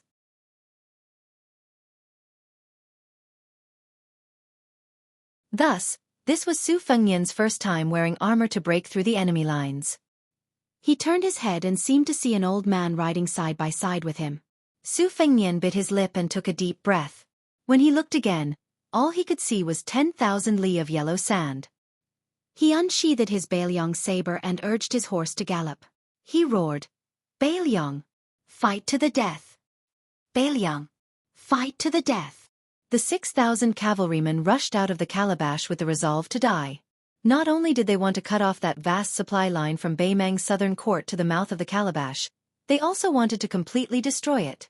Chapter 1390. The weather in the northwest was high, And they arrived late. The 6,000 dark cavalrymen didn't march close to the border of Ji River. Instead, they drew a semicircle in the sky. If the northern defensive line of Ji River was a relatively flat and straight bowstring, then the dark cavalrymen would be the arm of the bowstring. Within the area covered by the bowstring and the bowstring arm, there were many groups of Beimang scouts who had left the calabash and were patrolling the area. Their purpose was to prevent the supply of the army from being ambushed by the dark cavalry, who had ventured deep into the enemy's territory alone. This time, Yul Wandao was still using the forced speed of the cavalry, and they had advanced over 600 miles in 3 days. In the eyes of those laymen who only knew how to talk about strategy on paper, or the common people who had heard of the famous steeds in the northwest that could travel over 1,000 miles in a day, this speed was not considered forced marching. But if they could see with their own eyes how worn out the dark cavalry was, and how nearly 100 war horses fell limp or even died when the cavalry stopped, they would understand how difficult it was to travel such a long distance in a hurry, where they would most likely be thrown into the battlefield at the next moment. In the dusk, Su Fengnian was washing the noses of his war horses at a water source where the winter snow had melted. This time, the 6,000 dark cavalry had a total of 15,000 war horses, nearly 3 times per man. Over 400 war horses had died during the journey, and almost all of them were Beimang war horses seized from the battlefield north of Silver Harrier City. It did not mean that the Mang war horses were weaker than the dark cavalry. In fact, it was the opposite. Although the Beimang war horses were weaker than the Beiliang war horses in terms of explosive force, in terms of physical strength, the Mang war horses were actually superior. However, as Huili Lu and Lang Xin, the 2 generals, were rushing all the way to Ji City, and in consideration of the general situation of the Eastern Front, they did not even have 2 mounts per man. Even though they had rested for a day before the battle and fattened up the horses with fine grain, it was still not enough to make up for the loss of their stamina. This time, the dark cavalry felt sorry for his wife, who had been with him for many years, so they deliberately rode more Beimang war horses during the journey. They also favored one side over the other in terms of fodder feeding, and as a result, many of the Beimang war horses died from exhaustion. Yul Wandao, who had taken off his armor and rolled up his sleeves, carefully washed the back of his mount. He smiled. Originally, we didn't need to run so many horses to death. If each person and 3 mounts were willing to split the effort fairly, at most 56 horses would have died. Su Fengnian looked around and smiled. This is also good. Starting tomorrow, there will definitely be continuous battles. Let's just treat it as conserving our strength. Our cavalry is obviously more familiar with the habits of the Yuzhou war horses. A few hundred Beimang war horses dying is better than many people dying on the battlefield. Yul Wandao nodded and said softly, Fan Fun's more than 300 scouts have been sent out. At most, there are 50 per unit, at least half a unit. After all, we have already started to encounter the Beimang Malanzi this morning. In order to prevent our whereabouts from being leaked, Fan Fun's scouts must kill the enemy scouts as soon as they see them. Otherwise, if the Beimang Malanzi escapes, all our efforts will be in vain. I am very grateful that the prince is willing to send out 3 of his personal retainers to help Fan Fun's scouts. With them accompanying us, the chances of completely wiping out the Beimang Malanzi will be much greater. Su Fengnian smiled and said, That young woman is Fu Shui Room's Grandmaster of the Profound Realm. The old man is a Sword Dao Grandmaster of the Profound Realm. As for the child, his name is Yu Dilong. He is my eldest disciple among my 3 disciples. Yul Wandao joked, killing the Beimang Malanzi is a bit like using an arqueballista to kill sparrows. Su Fengnian shook his head and hesitated for a moment. He smiled. I won't say for now. Let's wait. In the future, Beiliang will give Beimang a little surprise. During this period of time, Su Fengnian was like the most ordinary Yuzhou cavalry. Not only did he not take away Yul Wandao's military power, he did not roam around like the other generals during several short breaks. He only acted as a temporary scout a few times, staying far away from the main cavalry to spy on the military situation. This time, the Yuzhou cavalry were all light cavalry. They abandoned excess supplies and reduced all items that would slow down the cavalry's speed. Except for a few generals who were equipped with spears and lances, all the cavalry were only equipped with a cold saber and a light crossbow. Those with outstanding strength could add a hard bow and 3 quivers of arrows. In the past few days, the army had maintained a column formation. When they entered the battle zone tomorrow, they would spread out horizontally in battle. In this forced march, the Yuzhou cavalry had opened the eyes of Su Fengnian, who had never entered the bottom level of the border army before. For example, the Yuzhou warhorses did not need to be pulled by the cavalry at all. They could follow their masters and move around. Even if they were temporarily stationed to rest, no matter how hungry or thirsty the warhorses were, they would always be within a few dozen feet of their masters. This meant that even if the Yuzhou cavalry were ambushed and the scouts outside did not have time to report, the 6,000 Yuzhou cavalry could still put on their armor and get into formation to meet the enemy in half an incense stick's worth of time. 3 feet of ice was not formed in a single day. The excellence of the Yuzhou warhorses had a lot to do with the saying, Li Vingyang and Beiliang placed the most importance on horse management. A scout galloped back from the southwest. The one riding side by side with the scout was actually a young man with a tender face. His horsemanship was so good that he did not need to hold the reins. The way he held his hands in his sleeves was 50 to 60% similar to his master's. The scout commander ordered the more than 40 scouts under his command to dismount and rest. He and the boy named Yu Dilong rode to the side of the main general Yul Wandao and the great general Su Fengnian. After dismounting, he cupped his hands and reported the military situation. It turned out that they had encountered 60 elite horsemen from a military town in Dragon's Waste province more than 60 li away. They thought it would be a fierce battle with heavy casualties, but they did not expect that the boy would take the lead. After breaking through the enemy lines, he jumped high off the horse and killed more than 20 horsemen with his fists in one breath. By the time the Yuzhou scouts pulled out their sabers and charged, it had become a one-sided chase. In one scene, while the thin boy was still in the air, he caught an arrow shot by a Mang horseman and stabbed it into the neck of the leader of the horsemen. He casually pushed the corpse aside, squatted on the back of the Bei Mang warhorse, and grinned at the scout commander who gave him a grateful look as he patted his horse. In the end, in this battle that should have been evenly matched, only 9 of the Yuzhou scouts were injured, and their injuries were not serious. At this moment, the burly scout commander could not help but reach out to rub the boy's head. Unexpectedly, the boy suddenly leaned back and dodged the scout commander's palm. The boy's feet were nailed into the yellow sand, and his body leaned back to the side. But he did not fall over, which immediately attracted a burst of cheers from the nearby Yuzhou cavalry. Su Fengnian looked at the boy who had been pretending to put his hands in his sleeves, and glared at him. "Stupid boy, why are you showing off the demeanor of a grandmaster? Stand still." Yu Dilong laughed and stood up straight again. Only then did the scout commander successfully rub the boy's head. Because his fingers and palms were full of calluses, although he tried to be gentle, Yu Dilong's hair was still messed up. The boy secretly rolled his eyes and then sighed like an old man. Afterward, the scout commander squatted by the water and casually washed his face. He glanced at the boy who was sticking his butt up and drinking water with his mouth and smiled knowingly. This little guy was really powerful. Not only did he easily beat a Bei Mang barbarian to death with one punch, but he also broke the warhorse's legs and caused it to fall to the ground. He also broke the boy's armor and body into 2 with a sweep of his arm. The scout commander sighed with emotion and turned his head to whisper, "Little guy, in the future, when you're on a battlefield where thousands of cavalry are fighting each other, you should take it easy. The northern barbarians' cavalry and archery aren't bad. Once you're targeted by them, they'll shoot you from all directions. It'll be very troublesome." Back in the day, our old scout commander Biao also had good martial arts skills. Back then, he was injured in the ribs by a few arrows from the side and became ill. Otherwise, he wouldn't have left the border army so early. Yu Dilong smiled brightly and nodded. "I knew that. Master told me before that it's difficult for 2 fists to fight against 4 hands. Killing the enemy with hundreds of cavalry is not the same thing as a battle formation with thousands of troops. Don't worry, my eyesight is very good.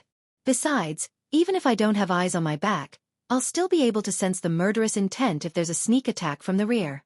Besides, Master also told me that in Beiliang, as long as you break through the enemy's lines and charge forward, you don't have to worry about your back. If there's any danger, there'll naturally be fellow soldiers to block it for you." The scout commander asked, "Did the great general really say that?" The boy, who had drunk several caddies of water in one go and wasn't afraid of his stomach swelling, raised his head and grunted, "Yeah, right?"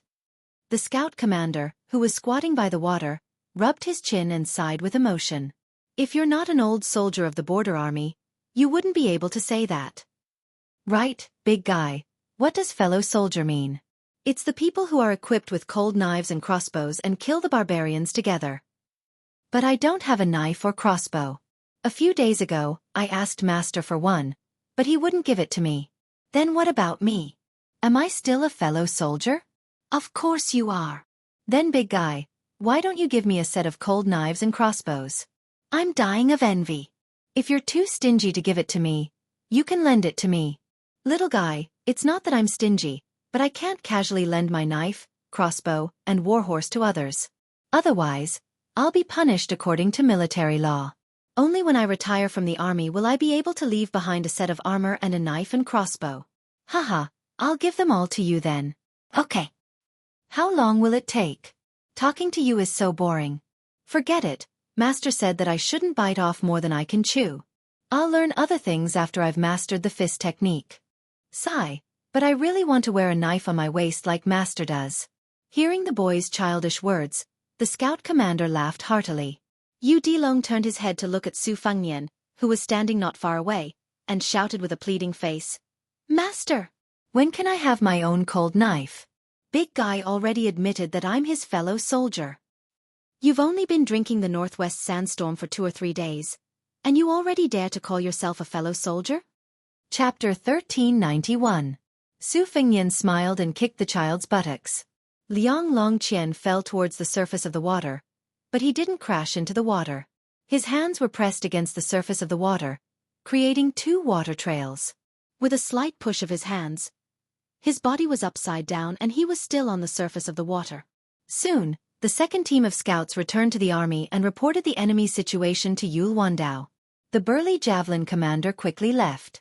Su Fengnian nodded with a smile.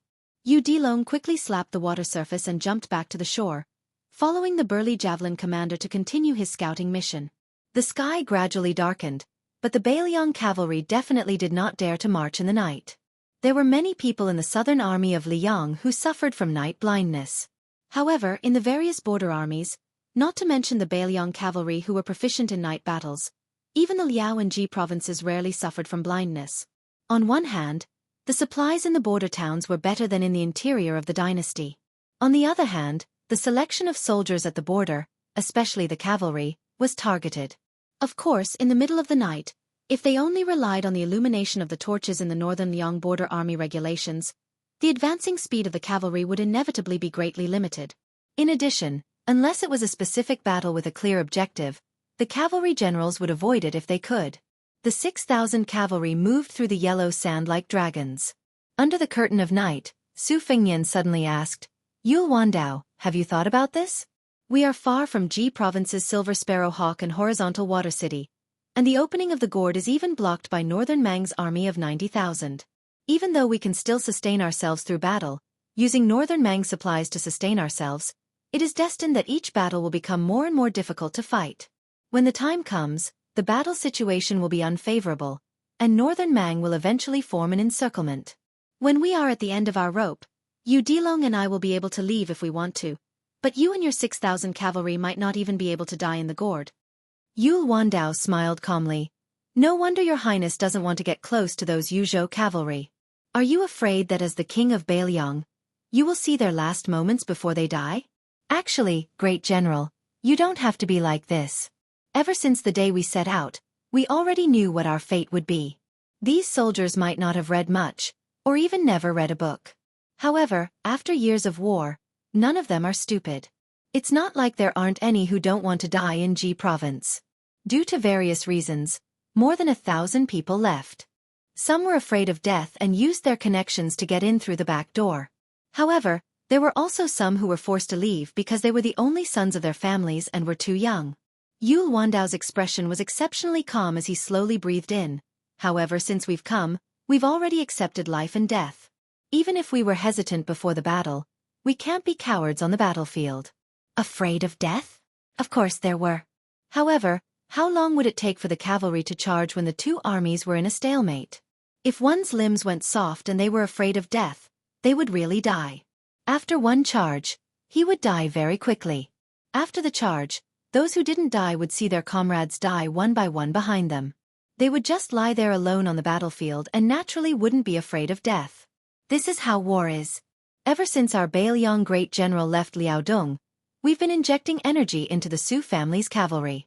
We've been honing them for more than 30 years, almost 40 years, just to nurture this energy. Yul Wandao turned to look at Su Fengnian. His expression was solemn and sincere as he said in a deep voice, "Most importantly, be it the Su family's cavalry or the Beiliang cavalry, no matter how many people died in battle or how many defeats we suffered, we've always won in the end. Even if only a few hundred of us are left standing on the battlefield, we've never been afraid that no one will collect our corpses after we die. The only ones we need to be afraid of are the enemies pointed at by our Beiliang's blades." Su Fengnian was silent for a long time. Then he smiled and asked, "You're the eldest grandson of the Yu family. Don't you feel that it's awkward to say, our Beiliang?" Yul Wandao seemed to be stunned for a moment. Clearly, he had never thought about this question before. He lowered his head and glanced at the large Luan blade at his waist and the cold blade at his other side. When he raised his head, his eyes were especially clear as he said slowly, "When I first arrived in Beiliang, of course I wasn't willing to consider myself a Beiliang citizen. Later on, I don't remember when I blurted it out. But since I don't have the slightest impression of it, I think it should be a matter of course. I, Yul Wandao, like the scenery of the Northwest Great Desert from the bottom of my heart. It's desolate, vast, and magnificent. Being in it makes one feel small. Even the smell of horse dung in the army camp will be liked after a long time. It's not like the prosperous cities in Jiangnan where no matter how good the wine is, one will feel nauseous after drinking too much. No matter how expensive the rouge on a beauty is, one will feel disgusted after smelling too much. I, Yul Wandao, have been raised by my parents and my family. I can only let them down in this life." Speaking to this point, Yul Wandao removed the great Luan blade from his waist, one of the world's top weapons. He lightly tossed it to Su Fengnian and said with a smile, "If I really die in battle outside the mouth of the gourd, it'll be difficult to collect my corpse. In the future, Your Highness can just place this blade in my cenotaph." "All right, Your Highness, other than the cenotaph, I also want a piece of the forest of steels behind Mount Qingliang." Su Fengnian tossed the priceless great Luan blade back to Yul Wandao and said with a bitter smile, "Put it away for now. Even if there's a slim chance of survival, as long as it's not a situation of certain death, don't lightly talk about collecting my corpse." At the end of the 3 in the morning, the sky had not yet turned green and white. A group of phantom cavalry scouts galloped over. The platoon leader and Mi Fengjia, whose sword sheath had long been torn off, were respectively at the front and back. The platoon leader reported to Captain Fan Fan, 40 li to the northwest. Based on the brightness of the torches that the Beimang army often marches at night, there are about 2,400 cavalry escorting a large group of provisions south. The number of war horses is about 2 men and 3 riders. Fanfan said to the main general Yul Wandao and his deputy general Shi Yulu, "Other than 2,400 cavalry soldiers, there should be no less than this number of auxiliary soldiers and civilians."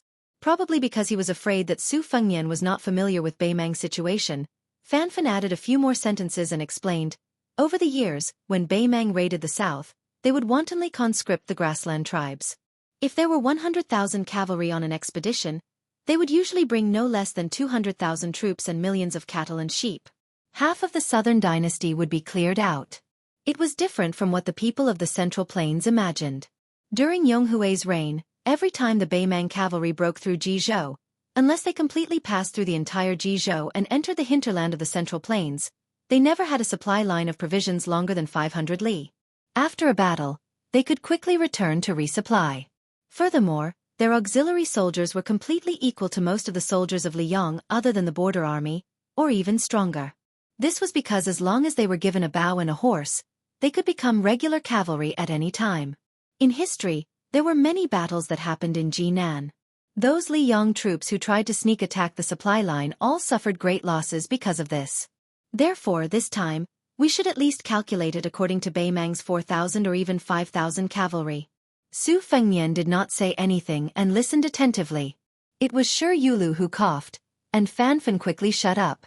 Su Fengnian smiled and said, "Captain Fan, I've been to Beimang before and seen with my own eyes how they transport supplies. I have some understanding of their combat strength. Right now, I'm just a normal cavalry soldier.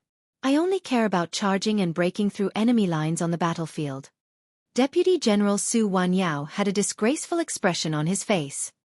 He pointed his horse whip at Fan Fan and scolded with a smile, "Scram to the side. Aren't you worried that you'll delay the military plan with your chattering? When our prince was learning the art of war from those generals, you were still playing in the mud with your crotch wide open. Fanfan scratched his head in embarrassment and urged his horse to leave. He did not need Yul Wandao and the other generals to order him to investigate the military situation. He personally led the scouts and went forward. When the war horse had already galloped half a li, this captain finally realized that something was wrong. He, Fanfan, was already a man in his 40s. Logically speaking, when he was playing in the mud, his prince was not even born yet. When Yul Wandao gave the order to prepare half the army for battle, the order was passed down quickly and accurately. The 6,000 cavalry immediately entered a state of readiness for battle. Compared to all the other armies in the world, the Bailiang army had one thing that many people could not understand. They already had the greatest combat strength in the world, but they still made a fuss over minor details year after year.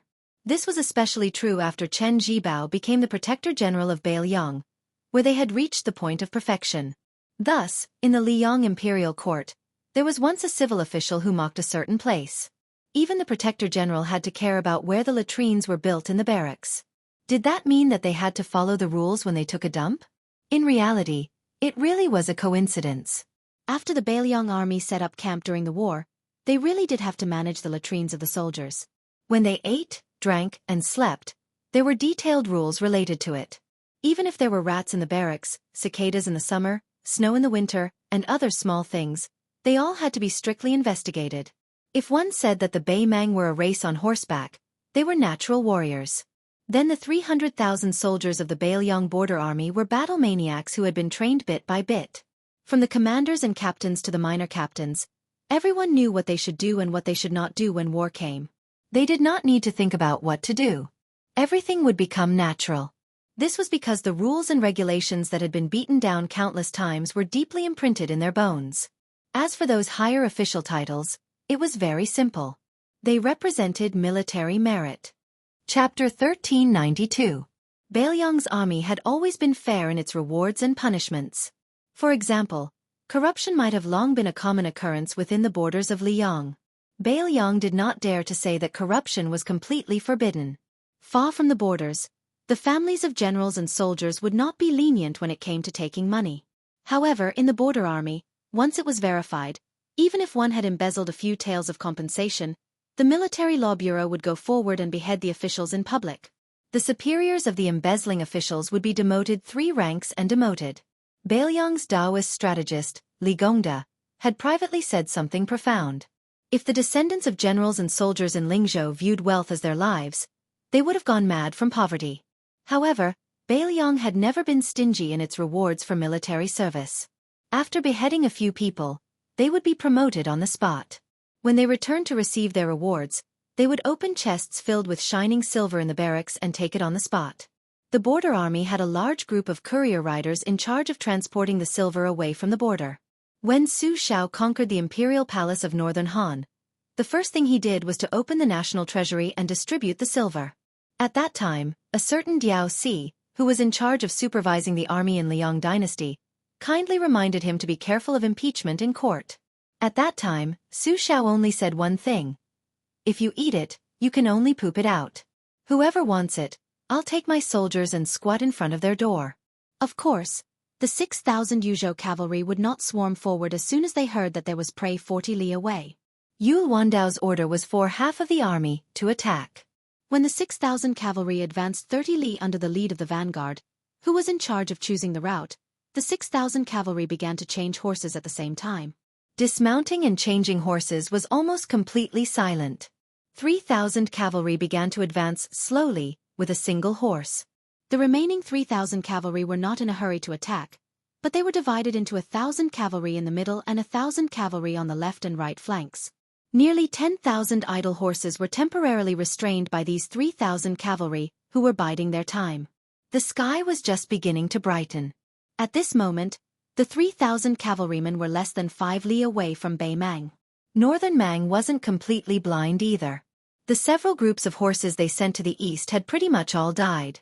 Even though the few cavalry that made it back couldn't even figure out how many soldiers the enemy had, Northern Mang army had specialized, truth listener soldiers under their command. Even though the answers they obtained weren't too accurate, they wouldn't go so far as to say that several thousand cavalry was only several hundred. As soon as they heard that at least 2,000 enemy cavalry had appeared, the two Kiliarchs were shocked. They quickly set up a cavalry line across the north and south. The auxiliary troops, as the second wave, hurriedly mounted their horses, ready to enter the battlefield at any time. The Battle of the Western Wall in Liang and Dechu had been at odds with each other for several years. From the initial 70 to 80,000 against 100,000, in the end, both sides had exhausted almost all of their national strength to hundreds of thousands against hundreds of thousands. There were constant casualties, and constant reinforcements. During this period, both sides had used countless brilliant and tragic battles. Among these battles, there was a principle that later generations of military strategists were taught. In a battle where the difference in strength and morale between the two sides was not great, the side that staked everything from the beginning and did not know how to let elite troops make the final decision at the crucial moment would often lose miserably. The reason why Chen Jibao was able to stand out and become the only young general who was on par with the four famous generals of the spring and autumn period in terms of military achievements and reputation was precisely because, in his hands, he had fought time and time again in the classic battles where the enemy was at a disadvantage but slowly turned the situation around and then turned defeat into victory. Moreover, in any battlefield where he had the advantage in military strength, he had never lost. The two armies faced each other from a distance. The battle lines had already been pulled apart to what they thought was the best width. When the two Kiliarchs saw that banner, they no longer had any wishful thinking.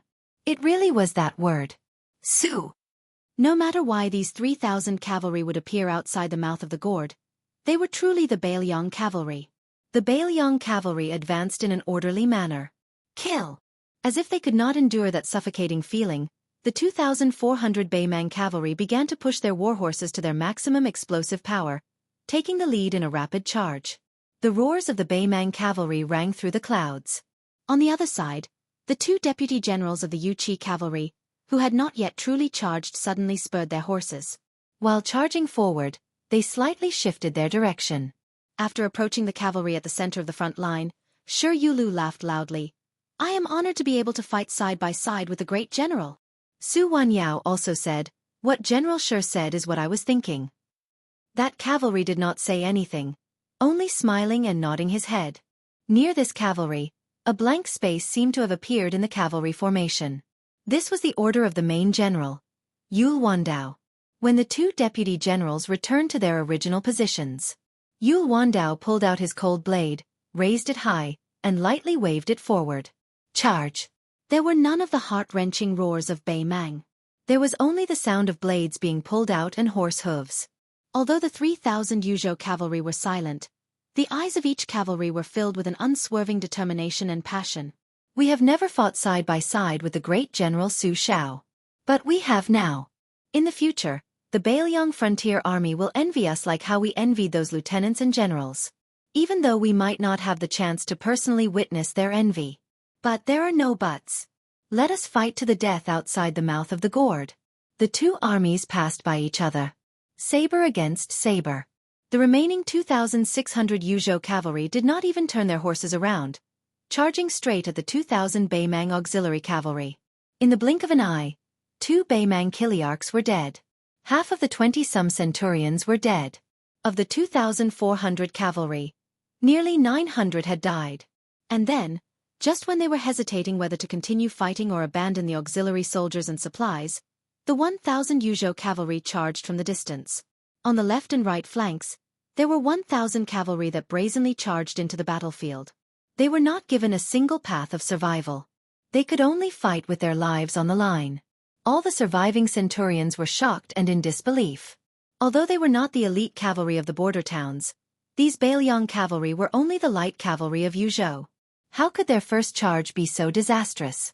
2 hours. Chapter 1393. 6,000 dark horsemen had killed 5,600 Beimang soldiers, including their cavalry. Under the interrogation of torture, they learned that there would be another 1,200 cavalrymen escorting the provisions 150 miles to the north. Then, they silently selected all the 5,000 Yuzhou cavalrymen, who were not injured, and began to rush north. In fact, 5,200 dark horsemen had survived, but they were all heavily injured. They would turn back the way they came and head east, finally heading south at the river province border. But everyone knew that even if it was the safest journey east, there would still be people rushing to the stables after smelling the stench of blood. Keep up with the main army? This was a battle of stampede. Once the cavalry found it difficult to even travel, they would only be a burden. If this was the case after one battle, then what about the second and third battles? This Yuzhou cavalry would become more and more overwhelmed and would only cause more of their fellow Yuzhou soldiers who could have killed more Beimang barbarians to die. The leader of the 200 horsemen was a heavily injured lieutenant. It was he who had volunteered to take the wounded east, and Yul Wandao did not refuse. The man who had killed 400 Mang cavalry by himself did not say anything. The captain looked to the north and grinned. Brothers, we're counting on you. A burden? That's right, the 200 or so of us are just a burden. What's there to be embarrassed about? This daddy really doesn't have any more barbarians to kill. If only there were. Dying in battle is better than dying on the bumpy road. The more we can die, the better. Suddenly, a horseman broke away from the cavalry formation and galloped toward them. It was the young woman beside that man. She looked like a delicate and pretty woman, but not long ago, this lieutenant's scalp went numb when he saw her kill. She carried a medicine box on her back and said calmly, "He asked me to send you to River Province." The 200 horsemen were dumbfounded. The lieutenant roared, "We don't need you to care about us. Just kill 200 or 300 Beimang barbarians for this daddy and we'll break even." She glanced coldly at the lieutenant. "You're quite loud.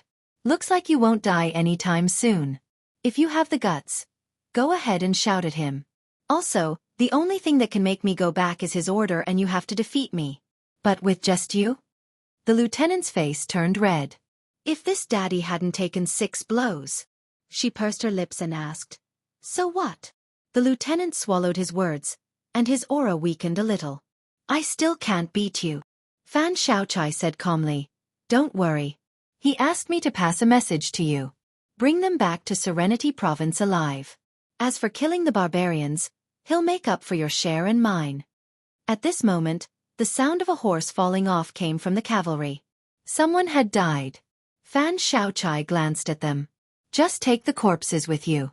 With me here, as long as you don't face more than 500 riders, it doesn't matter how slow you go." The captain dismounted from his horse and quickly walked to the corpse before squatting down. A horseman whose left leg had been torn open and casually bandaged was squatting beside the captain and the corpse. His injuries were relatively light and he was riding on the same horse as his comrade who had fallen off the horse. He held the reins with one hand and used the other to support his comrade, but he still couldn't stop him. It didn't matter whether he had fallen off the horse or died on the way back. The horseman raised his arm and wiped his eyes, sobbing. Before he fell off the horse, he said that he hadn't killed enough Beimang barbarians in this life, and that he would reincarnate in our Bailiang in his next life. Fan Xiaochai tilted her head and raised it so that no one could see her eyes. "Grandpa, Dad, it's not shameful for you to lose to this kind of Su family cavalry." Farther north, Yul Wandao said angrily for the first time, "Is it time for me Fengjie to leave after the next battle? And the next battle will be Yu Dilong. Then what will you do?" Su Fengnian nodded. Yul Wandao was about to speak. Su Fengnian turned to the commander and said calmly, "I'll stay here until all of you are dead. If the Beimang can even keep me here, then they'll be able to do it." Yul Wandaozhen was truly enraged. He had never been so angry in his life. "Mother ***, I can't beat you," Shi Yulu said in a low voice. "Prince."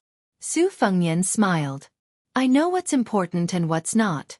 Before coming to Ji Province, Huang Fujin had already reminded me. Don't worry, I still stand by what I said.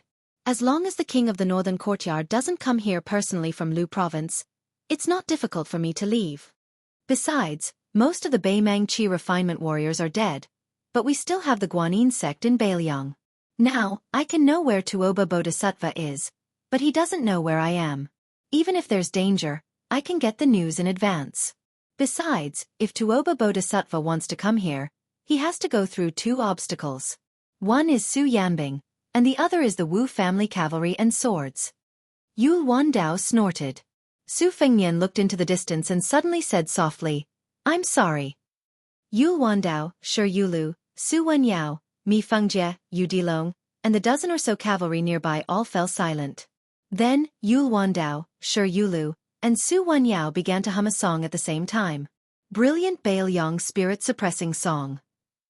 Sending off our comrades. Farewell. Yu Dilong had never heard of this song, but he began to hum along with them with a sobbing tone. He finally put on his cold saber. A set of iron armor was tied tightly to the horse's back. It was the one he had taken from the corpse of the big scout. Until now, Yu Dilong still didn't know the big guy's name. His master had asked him to bring it back to Yuzhou. Yu Dilong pursed his lips and wiped them hard. He gripped the saber hilt tightly and choked. Big guy, before master chased me away, I promised you something. I wasn't bragging. Yu Dilong, will definitely do it. I'll kill 1,000 Beimang barbarians. There was a sad song between heaven and earth. It spread to the 5,000 Yuzhou cavalry. They began to hum together. They were going to die so generously. There were millions of households in Beiliang. How many of them were wrapped in iron armor and withered bones? Scholarly honors were paid with a pot of wine.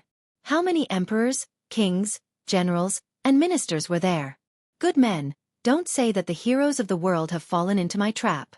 Little girl, don't hide your admiration deep in your belly. Come, come, come. Let's see who's beating the beauty drum. Come, come, come. Let's see who's the Yang realm's butcher. Come, come, come. Let's see who's going to fight for the throne with me. Chapter 1394.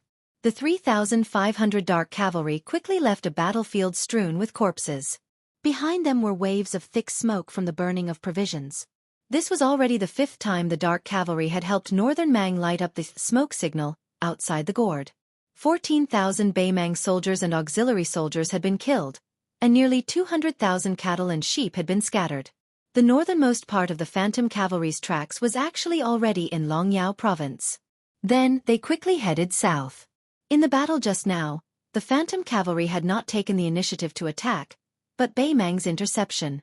Beimang had used the lives of 2,000 ordinary Phantom Cavalry soldiers to determine the location of the elite Phantom Cavalry, thereby reducing the Phantom Cavalry's room to maneuver. It was likely that the main cavalry forces of Longyao province would soon hear the news and move. While retreating, Yul Wandao suddenly raised his head and saw 2 birds chasing each other in the sky. At the same time, Su Fengnian pulled out an arrow from his quiver and pulled the bowstring back like a full moon. The arrowhead slowly deviated as the Gerfalcon and Beimang peregrine falcon soared. When the peregrine falcon was forced to lower its altitude to flee for its life, Su Fengnian shot out an arrow and killed it on the spot.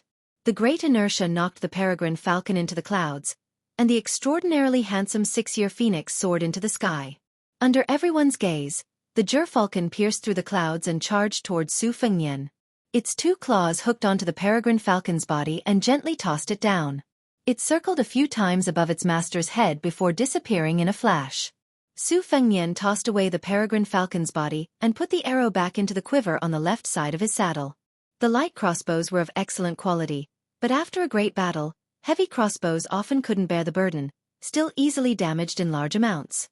Even though the light crossbows the underworld cavalry carried were more durable than heavy crossbows, after 5 cavalry battles, regardless of whether it was the crossbow itself or the crossbow bolts, there weren't many left. That was why they had no choice but to switch out the Northern Mang cavalry bows they obtained after the battle. Su Fengnian and Yul Wandao both used iron bows with heavy Western shoe craftsman's imprints. Yul Wandao looked around worriedly. If it weren't for the fact that they could use battle to support battle, or even if the Beimang cavalry didn't come to surround them, his cavalry would have already collapsed. Previously, when they ran for 500 li from Ji province, it wasn't that the cavalry couldn't withstand it. Even though they had 2 horses at the time, the war horses were still in a miserable state. Long-distance raids pursued speed and the element of surprise. However, since it was long distance, the cavalry could rely on their perseverance to hold on, but the war horses couldn't. Especially since it wasn't autumn and the horses weren't fat enough. Beiliang's horse management officials weren't immortals, so they couldn't change this reality. Later on, after a short rest, they rushed for another 600 li to the outside of the gourd.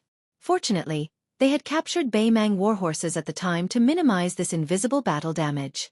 However, after 5 consecutive large-scale cavalry battles with short intervals, even if the warhorses could still be rotated, at this stage, the cavalry, who were rushing from one battlefield to another at top speed, couldn't hold on any longer. As for why they didn't show any signs of fatigue, Yul Wandao subconsciously glanced at Su Fengnian beside him. Yul Wandao withdrew his gaze and turned to look at the faces around him. This young commander was filled with pride. For 10,000 phantom cavalry to fight to this extent, even with Yul Wandao's cold temperament, it was enough to make him proud. Killing more than 14,000 enemies was not strange. The cavalry that Bei Mang sent to escort the supplies were all second- or third-rate fighting forces in the border towns of the southern court. 2 of the cavalry battles, from the beginning to the end, had been a one-sided slaughter. However, the supply line between Longyao province and the Gourd Pass had been mostly paralyzed, and in the end, they had involved at least 10,000 of Bei Mang's elite cavalry and had been led around in circles by several thousand cavalry. This was the greatest achievement of Yul Wandao and the Phantom Cavalry. As the cavalry headed south, Su Fengnian, who had been escorting the wounded Phantom Cavalry away with Fan Shaochai and Mi Fengjie, said softly, "We've pulled our bow too tightly." Yul Wandao nodded. Right now, the difficult part is finding a place to stop. Since the 2 young commanders in the east known as the Zhuobo and Zhuobo have also set out, it's no longer possible for us to retreat east. Besides, His Highness has also said that our spies have already shown that Yang Yuanzhan has ordered Hong Jingyan to lead half of the Ruren cavalry out of the Gourd Pass to block our path south. Yul Wandao looked to the west. Go west. That was the northern front of Liangzhou province, where the Bei Mang's main force, commanded by King Dongjua of the southern courtyard, was currently attacking Huta City. Both sides had a total of 700,000 soldiers. If they went there, they would be walking right into the northern Mang barbarians' trap. Not to mention the remaining 3,500 cavalry. Even if they had 35,000 cavalry, without the support of their own army, they wouldn't be enough for the northern Mang barbarians to wrap up dumplings. Even if Yul Wandao encountered the Tu Zhuobo or Hong Jingyan's Ruren cavalry, even if all the phantom cavalry under his command were to die in battle, he would not go west. Su Fengnian also looked to the west, seemingly waiting for someone. Su Fengnian was waiting for the leader of the horse bandits, Song Diao. This 1,000-strong horse bandits had been secretly recruited by Huang Fujin. While they might not be able to change the overall situation in Yuzhou, they could at least give Yul Wandao's Yuzhou cavalry a breather. The phantom cavalry was like an exhausted martial arts grandmaster. If they could get a breath of fresh air, they could still fight. If they could not even get a breath of fresh air, they would be completely exhausted.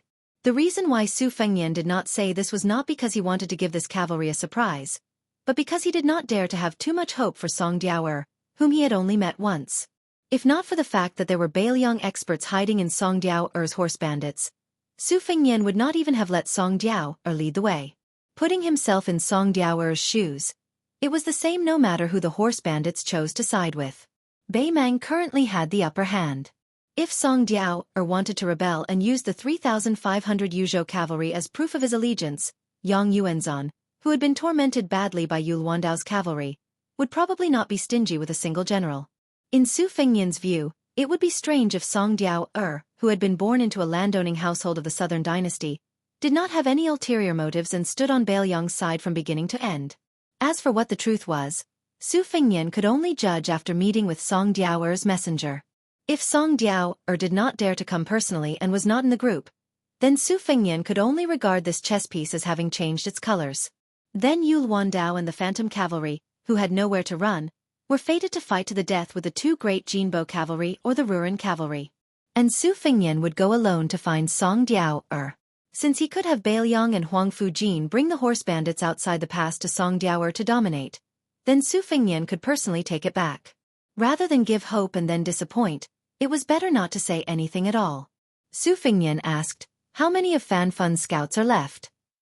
Yul Wandao said bitterly, "Originally, there were less than 60 old scouts. Behind them, more than 800 cavalry have taken their place, barely maintaining the number of 400 scouts. Therefore, it can be said that Captain Fan's losses are the greatest. There is nothing that can be done. Fighting outside the pass, as a scout, he will definitely die at the very front." Yul Wandao pursed his cracked and bleeding lips, a smile appearing on his face. He said in a hoarse voice, "However, we have not fought these battles for nothing. Compared to before we left Yuzhou, the battle strength of the 3,500 cavalry has increased greatly. As long as we can breathe a sigh of relief, we can completely recover. Against the Ruren cavalry of the same strength as Hong Jingyan, we dare to say that we can win. Before this, who in Yuzhou which was only known for its infantry, would have such thoughts? If these 3,500 people can return to Yuzhou alive, it will definitely be of great benefit to the entire Yuzhou war. Deputy Generals Shi Yulu and Su Wenyao both had subtle expressions, not daring to speak. They were afraid that Su Fengmian would misunderstand the main general's words and misunderstand that the Ruran cavalry was complaining about their awkward situation. Yul Wandao suddenly laughed and said cheerfully, "After this mess, not only will the Dragon's Waste, Hushi, and Tangerine prefectures suffer great losses, their vitality will also be greatly damaged. I'm afraid that the northern grasslands will also continue to lose meat. Those big factions that Tuoba Bodhisattva had suppressed with great difficulty might start to stir again. They originally had objections to attacking Bailiang first. In the eyes of these fellows who would not act until they saw the hare, who would be willing to attack a place that only had hard bones and no fat meat?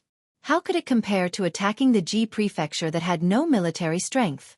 As long as they passed Ji prefecture, it would be the rich central plains with thousands of miles of fertile land. Countless gold, silver, and people would be snatched until their hands went numb. Otherwise, attacking the two Liao prefectures would be fine too. As long as they could defeat Gu Jiantang, they would be driving south and besieging the city. Not to mention how many enemies we have killed on this trip to the Calabash Mouth, we can definitely make Dong Zhuo and the Taiping Commandery, who insist on attacking Bailiang first and then attacking the central plains, gnash their teeth in hatred. Perhaps they are stomping their feet and cursing at us right now? Chapter 1395. Su Wenyao lowered his head and checked the arrows in the quiver one by one. They were all made of dense hardwood and the arrowheads were very heavy. However, compared to Bailiang's arrows, there were still some slight differences.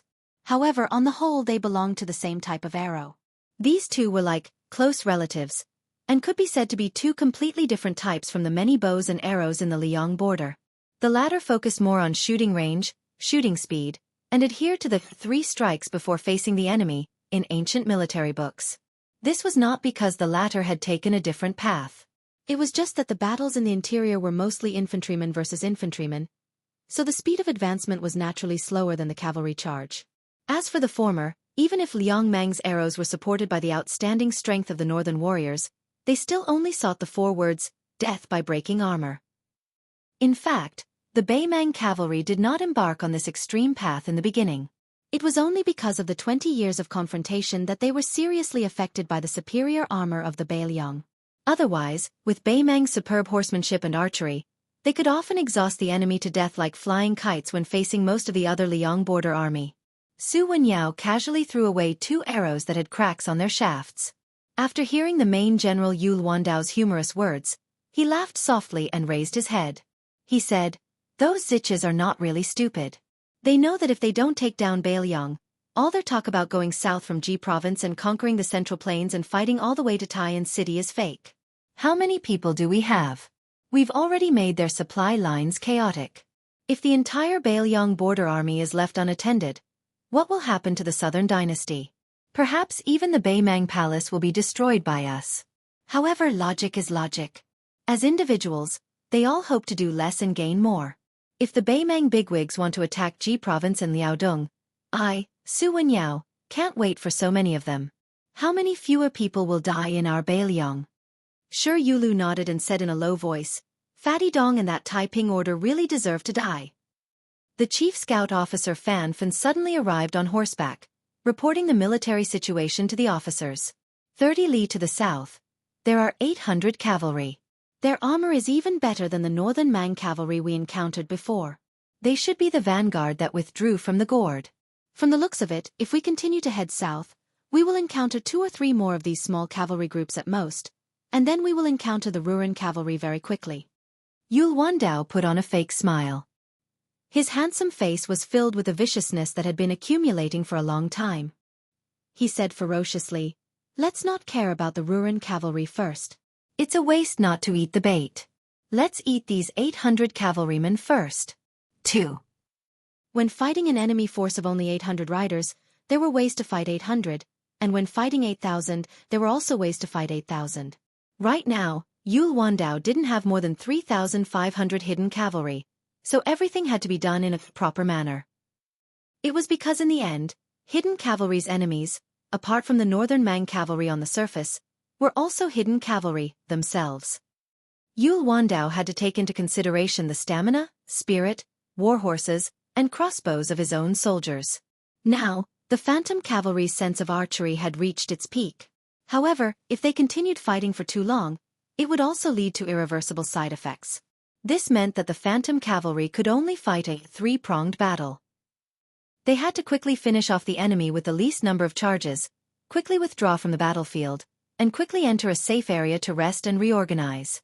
After receiving the military intelligence from Fan Fun, the main force of the Phantom Cavalry began to slow down. The front line was divided into 3 layers. Su Wanyao, who was bottom in the previous battle, led 1,000 cavalry in the front. Yul Wandao led 1,000 cavalry in the middle. Shi Yulu's 1,000 cavalry escorted a large number of horses to bring up the rear. Fan Fun's 400 scouts, who had the most horsepower, began to attack first.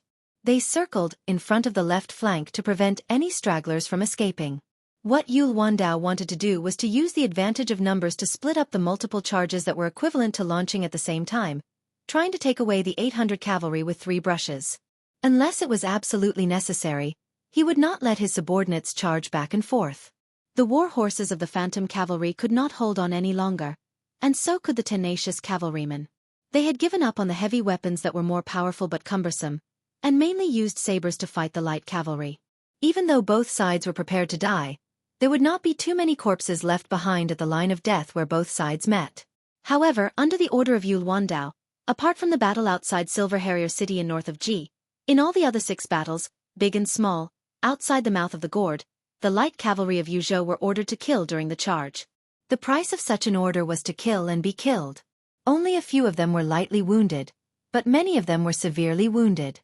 The most secretive and cold-blooded part of Yul Wandao's strategy was that, besides the fact that it was easy for the Phantom Cavalry to secure the victory right from the beginning, there were not many wounded cavalrymen who left the main force after the battle and retreated to the east. Shi Yulu and Su Wanyao were well aware of this, and so were the captains and officers.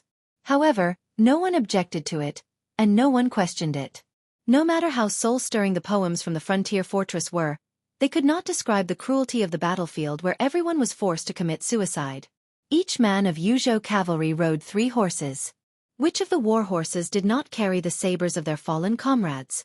Regarding this kind of extra burden, no matter how cold-hearted Yul Wandao was, and no matter how strict he was about the details, he could not bear to control it.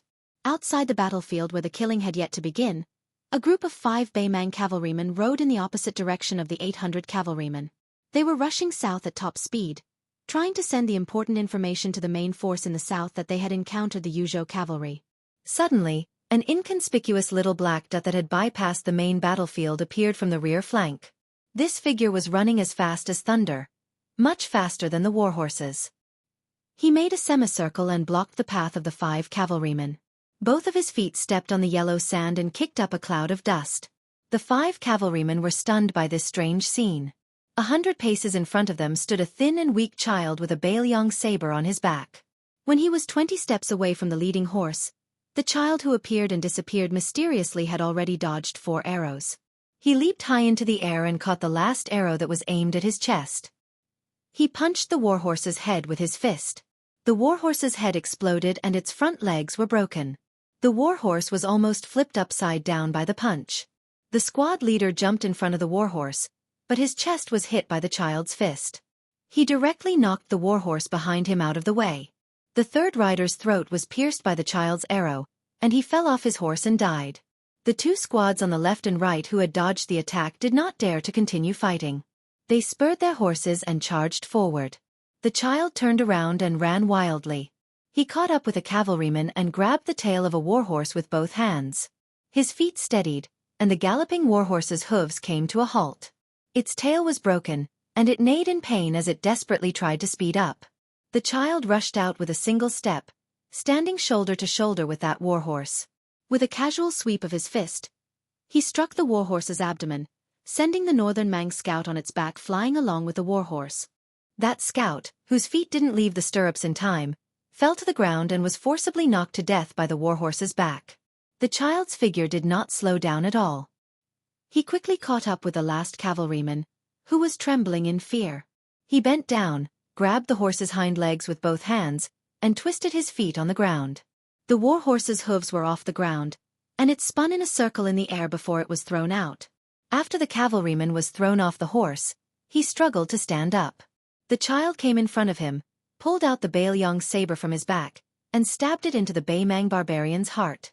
After pulling out the saber and putting it back into the scabbard, the child said calmly, "Big guy, this is the 379th one." Later, Commandant Fan Fan and the 400 scouts saw this scene from afar. They did not come forward to say anything. Instead, they began to form a formation in the north. After Fan Fan helped the child bring a warhorse, he patted the Beiliang's saber on his waist and laughed softly. "Little general, why don't you take my saber after I die? I'm not greedy. When the time comes, you can help me kill 50 Beimang barbarians." Yu Dilong jumped onto the horse's back and stood with his saber in his sleeves. The child who was covered in blood rolled his eyes. Nowadays, the Yuzhou cavalry liked to call this child called Yu Dilong Little General.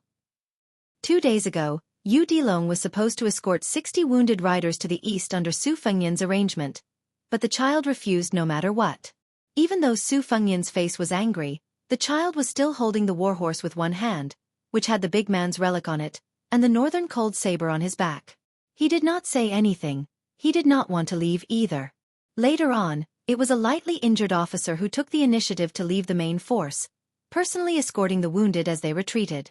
Before leaving, he joked with this little general who had slaughtered his way through several great battles, telling him that he would just treat it as owing him 50 northern Mang barbarians. Only then did Su Fengyan tacitly agree to let Yu Dilong stay. The child probably really respected Su Fengyan, his master. Even if he stayed in the army, he did not dare to appear beside Yu Luandao and the others. One man and one horse hung alone at the tail of the cavalry and never spoke to anyone. Other than going out with Fan Fan's scouts to spy on the military situation, he always silently followed behind the army alone. On the main battlefield, the 800 Beimang cavalry were almost completely wiped out after 3 charges. The 70 to 80 fleeing cavalrymen were also completely wiped out by Yu Dilong and Fan Fan's 400 scouts. All the Beimang cavalrymen who were still alive were finished off by the Yuzhou cavalry who were cleaning up the battlefield. Su Fengyan stabbed a northern Mang centurion to death with his iron spear, whose eyes were filled with resentment before he died. He lightly raised his head and looked towards the west. More than 10 riders who were watching the battle from the other side of the river appeared in the distance. Su Fengyan's heart sank. He did not see that familiar figure in his field of vision. Chapter 1396. Su Fengyan patted his horse and dragged his spear forward. Just as he and his horse were about to cross the battlefield, a young Beimang cavalryman fell at the edge of the battlefield. His neck had been cut by a cold saber during the charge, and blood was flowing out. The dying young cavalryman raised his arm and tried to lift the Beimang saber. Su Fengyan glanced at him lightly. He did not hand over his spear and continued to urge his horse forward. But soon, not far behind him, 2 phantom cavalrymen knocked their bows and shot arrows at the same time. One arrow pierced through the Beimang cavalryman's saber-wielding arm, while the other pierced the young barbarian's cheek from the side. The dozen or so cavalrymen who came with Su Fengyan were all wearing armor, but their styles were messy. They did not look like they were from the regular border army. Most of them had a strong bandit aura that could not be concealed. The leader of the cavalrymen was still shocked when he saw Su Fengyan up close. He climbed down the mountain and dismounted, not daring to reveal Su Fengyan's identity. He knelt respectfully and said, "I, Hong Piao, am late. I cannot atone for my late arrival." Su Fengyan nodded and said, "Get up." Hong Piao stood up and said in a low voice, "Song Diaoer is already on his way. He has more than 1,200 cavalrymen under his command. Before he came, there was a setback and more than 300 people were purged. Among them, 4 of the Beimang spies were dug out." Su Fengyan did not comment. He smiled playfully and said, "Dug them out." Hong Piao did not dare to speak. This middle-aged man, who was not very tall and honest, lowered his gaze. He did not even dare to breathe loudly, but his eyes were burning. Hong Yu was once the second guest minister who had trained the private cavalry of Mount Hui. Later, he parted ways with the first guest minister, Huang Fengfua. The latter was still a wild swallow who was unwilling to fly into the palace of the emperor and minister. Hong Yu, who was more ambitious, joined Beiliang's army and hoped to make a name for himself on the battlefield in the northwest. Unfortunately, He was never put in an important position. Later, under Huang Fujin's instructions, he infiltrated Song Diaoer's thieves' lair. He was both an assistant and a surveillance officer. Su Fengnian's realm dropped greatly, but his eyesight was still there. Hong Piao and Huang Langfo had been stuck at the door of Master Realm for many years, but they couldn't break through the barrier and couldn't improve. Then, like Mi Fengjie, they were lucky enough to meet the great year of the Jianghu and finally reached the first grade.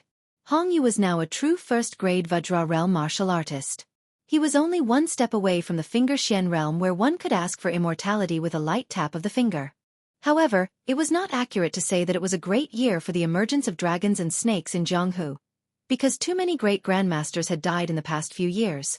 Just in the Liang dynasty alone, there was Wang Mingyin, who was ranked 11th in the world, Li Chungang, the sickly tiger Yang Tai-sui, Song Yanqing of the sword pool, Han Xianxian of the human cat, Lu Hao of the capital, the dragon tree monk of the two Zen temples, Xiaolingzhen of the spring invitation cottage, and so on. These outstanding top masters left the banquet one after another. It was not as simple as making room for others. There were many mysterious changes that involved fate, such as Wang Xianji's generous gift to Yu Dilong and someone in Western Shu's usurpation, after the death of the dragon tree monk. Someone from the group of horse bandits behind Hong Yu clicked his tongue and said in a strange tone, "Chief Hong, I just found out that your name is not Hong Biao but Hong Yu. You still treat your brothers as outsiders. Don't you think you've lost your place as a hero? Why, are your knees weak after seeing Beiliang's General Yu?" One of the leaders of that Song tribe mounted bandit clearly mistook the young military general on the back of the horse to be Underworld Cavalry's main general Yu Luandao. After all, for such a young border army general to be able to command 10,000 men, regardless of whether it was in northern Mang or northern Liang, even if he couldn't be said to be extremely rare, he could still be counted on one's fingers. For most of the horse bandits around Song Diao, they only found out about the inside story after the unexpected and bloody incident. They were not disgusted by the fact that their mother's family was part of the northern Liang army. When they became horse bandits, who would not recognize their own family when they killed? It did not matter if you were surnamed Su from the northern Liang or Murong from the northern Mang or Yelu from the northern Mang. Whoever gave them money and good horses, whoever was generous, would be the boss. But if it was said that they had some good feelings, it was pitifully little. Hong Yu, who was very utilitarian, was willing to be Su Fengnian, the leader of the Beiliang cavalry.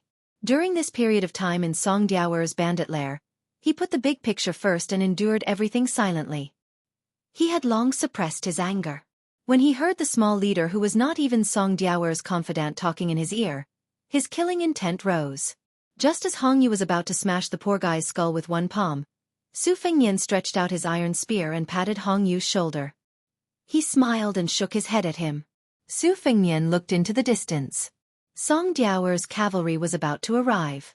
At this time, Yu Luandao, Shi Yulu, Fan Fan, and Liolong's 4 horsemen also rode their horses over. They did not pay much attention to these horse gang bandits, even though they were wearing armor and carrying swords. On the contrary, Fan Fan, who used to be a scout, was somewhat ashamed. Previously, he had only focused on killing in the battle formation and had actually missed these motley crew of riders. The senior commandant with evil intentions stared at these guys with gloomy eyes. Who was the best at cheating on others at the border? It was not a large group of horse gangs swallowing up a small force, but the Beiliang Frontier Army used these horse gang bandits as training targets. This was similar to the Beiliang scouts going to the refugee land to kill people to train and become crossbowmen. This was especially true for the Rouge Army, which was a terrifying heavy cavalry once they put on armor. Usually, when they had nothing to do, they would go out of the pass with light armor and light cavalry. They liked to scatter into groups of 100 to search for horse gang bandits outside the Great Wall. They did not carry cold swords or crossbows, but all carried iron spears. That was not all. The other Wei Xiong army had a popular catchphrase even in the southern Beimang dynasty. It was called, "Fatten up and then kill until the end of the year." It meant that every time the Wei Xiong army received information from the Beiliang crossbowmen, if there were not more than 1,000 horse gang bandits, they would not pay attention to them and would deliberately raise a tiger to invite calamity. However, once they received information that there were more than 1,000 horse gang bandits, they would randomly pick a day before the end of the year and march straight in to kill all of them. When Su Fengnian appeared alone, the few horse gang bandits behind Hong Yu did not feel much and dared to put on airs. However, when Yu Luandao and his 4 horses stood side by side, The natural gap between the horse gang and the Beiliang frontier army was immediately revealed.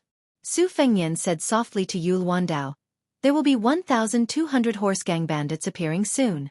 Although we are allies in name, it is hard to say if there will be any accidents. Bring 1,000 ghost riders over first, and we will plan for the worst." Fan Fun was eager to try and secretly swallowed back the honorific prince that was at the tip of his tongue. He shouted with all his might, "The 400 men I have are enough. It was not easy to kill in the first place. My brothers are itching to kill." Yul Wandao did not act on his own. He looked at Su Fengnian and the latter smiled and nodded. Fan Fan did not need to give any orders. When he raised his arm high and made a gesture of gently clenching and unclenching his fist to the west, the 400 scouts immediately surged forward like a tide. This clearly showed that he was showing off his strength, causing the dozen or so horse gang bandits outside of Hongyu to involuntarily retreat. Yul Wandao glanced at these horse gang bandits, who were fine in small-scale battles, but would be difficult for large-scale cavalry. He came to Su Fengnian's side and gave him a questioning look. Su Fengnian explained, "The horse gang is very familiar with the territory outside the mouth of the gourd. They can provide a place for our army to rest and reorganize." Yul Wandao heaved a sigh of relief and said happily, "If these bandits can really succeed, I dare not say anything else, but even against the 10,000 Ruran cavalry, our 3,200 cavalry will not only be able to recoup our losses, we will definitely have a surplus." An hour later, more than 1,000 cavalry came whistling from the distance. With the arrival of the main force of Song Diao Er's horse gang, the dozen or so cavalry behind Hongyu grew bolder. Among them, the more impetuous and violent ones even dared to glare angrily at the 400 Yuzhou scouts. Of course, this was already the greatest boldness they could muster. As for actually drawing their swords against the scouts, that was something they would not dare to do even if they were given a few more guts. In this period of time, the entire Liangmang border was rumored to be crazy and valiant. The horse gang, who paid the most attention to their keen sense of smell, naturally would not miss out on this matter. They set out from Yuzhou to the northern part of Jizhou, and finally rushed all the way to the north of the mouth of the gourd. The young generals called Yul Wandao had beaten the 10,000 Ruran cavalry of Beimang down to only 3,000 to 4,000. Among the enemies they had already fought, there were the two senior generals on the eastern front of the Beimang, the Huguan, Changyu and Binglu, which were the three major military towns on the border of Longyao province. Moreover, they were about to face the hunting of the two Jabo generals in autumn and winter. Hong Jingyan would personally lead 10,000 Ruran cavalry north to intercept them, and they would also have to deal with the Chun Jabo, urgently rushing from the west to the mouth of the gourd. Of the four Jabo generals, other than Xia Jabo, who was still on the grasslands, and Yelu Yuhu, a member of the imperial family, the other three were all people who had the potential to become Beimang great generals. It was just a matter of who could reach the top first. All of them had come for Yul Wandao's head. There was also a rumor that whoever could wipe out the Yuzhou cavalry would be able to bring Yul Wandao's head to the western capital of the southern court to have an audience with the emperor, becoming the second Beimang great general after Dong Zhuo to be able to raise an unlimited number of private armies. When the 1,000-some horse gang saw the 400 Yuzhou scouts in front of them, they quickly reined in their horses and cursed out one after another. Su Fengnian said to Hongyu, "You and I will go together." As the two rode forward, Su Fengnian calmly asked, "Mount Qingliang sent a total of 6 experts. You only know the identities of 3. Of the 3, how many died?" Hongyu replied, "Only 1 died in battle after falling out with the spiderweb spies. This general received orders from Yozhou's General Huang Fu not to reveal my identity too early, so I did not act. But this general secretly intercepted and killed 16 riders who snuck out of the horse gang's lair. They were all Beimang barbarians." Meanwhile, Yul Wandao had quietly returned to the battlefield. Chapter 1397. Song Diaoer, who looked like a scholar, held the reins with both hands and gently squeezed the horse's belly. He lazily urged the horse forward, moving up and down with the bumps of the horse's back. He had the demeanor of an immortal who did not kneel to heaven or the king. But when he saw the figure, he felt as if he had been struck by lightning. His eyes suddenly narrowed, and his face was full of disbelief and panic. He subconsciously straightened his back and urged the horse to speed up. When Song Diao recognized the face, the horse gang leader, who had lived a comfortable life outside the Great Wall in recent years, felt relieved.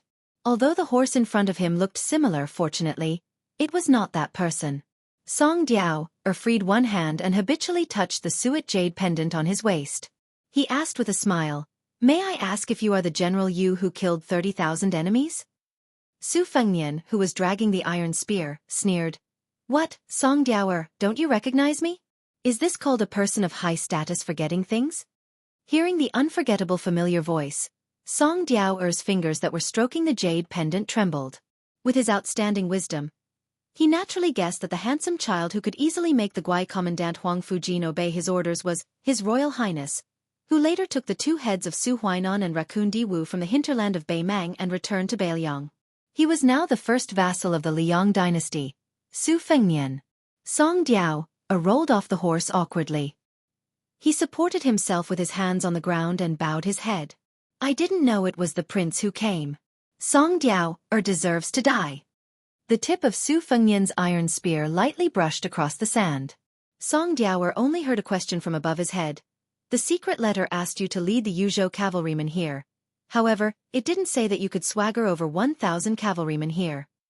Song Diao's face was pale as he said in a trembling voice, "Reporting to your highness, there are Beimang scouts everywhere outside the Calabash Gate, and there are even thousands of regular Beimang border troops. In addition, Song Diao's management is not good enough, and there was already an internal conflict in one of the nests. Song Diao's people are disunited, and Song Diao has mobilized all of his forces.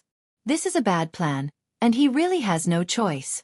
In order to smoothly lead the way for your highness and General Yu, and not reveal any secrets, he can only bring all of his brothers with him to that most secretive valley with the Beimang cavalry. This way, even if there are still Beimang remnants in Song Diao's team, the news will not be able to escape." Su Fengnian turned his head to look at the sky.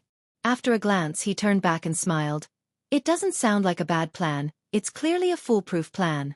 Song Diao, you are very considerate." Song Diao still had his head lowered. "To be loyal to your highness and die for you is a great blessing that I have accumulated over several lifetimes. If it weren't for your highness and General Huangfu's nurturing, Song Diao would be a pitiful worm leading 36 cavalry outside the pass. How can Song Diao not do his best?" Su Fengnian looked at the 1,000-strong mounted bandits outside the pass 200 paces away. His indifferent gaze swept across them, and many of the mounted bandits also looked at him curiously, as if they were curious. No matter how famous the young Luan saber was, it should not have made the fearless leader Song Diao so cowardly.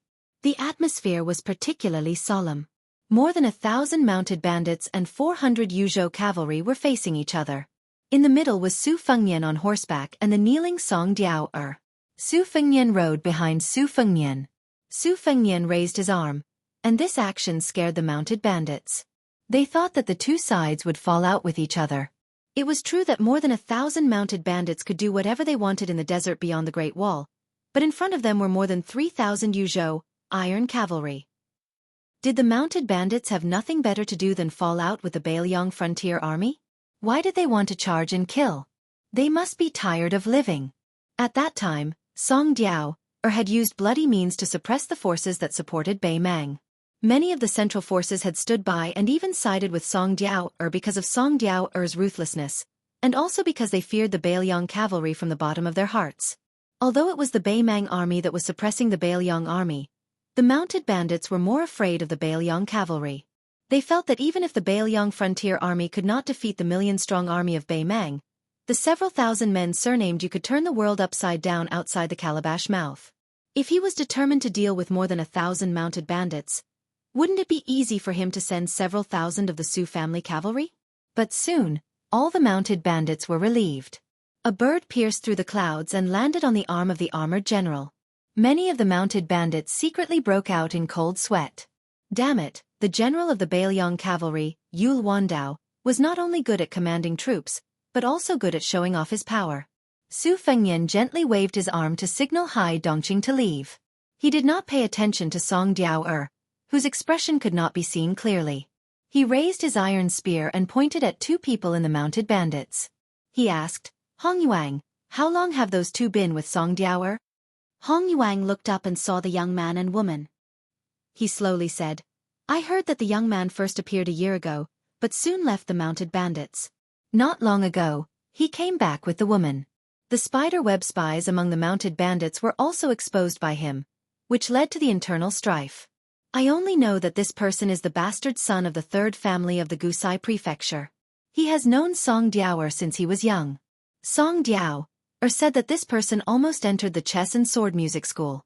For some reason, he is sick and always smells of medicine. As for the woman, her identity is unknown. I only know that she is from the Golden Cicada prefecture and has the nickname Buckthorn. Usually, she likes to drink with people. I have observed this woman. She is close to the master level. Her hands are full of calluses. She has practiced martial arts, but she does not have a strong Jianghu aura. Su Fengnian looked at the 1,000 mounted bandits and suddenly said, Song Diao, did you not expect to catch 3,200 Yuzhou cavalry and even make me, the king of Beiliang, take the bait? Don't hold it in. If you want to laugh, laugh out loud. Song Diao looked up with a blank expression. Hong Yuang was shocked. Su Fengnian looked at this extremely lucky mounted bandit and laughed. There are two groups of people in Qingliang Mountain. Hong Yuang and the others on the surface were left behind to help you lure Yu Luandao's Yuzhou cavalry. This is not strange. But I am very curious how you killed all the Beiliang masters in the dark. Logically speaking, the Tide Listening Pavilion and the Whispering Room sent out 3 master-level masters. With your little top-notch martial arts, even if you succeeded, you would not be able to hide it from Hong Yuang and the other Jianghu masters.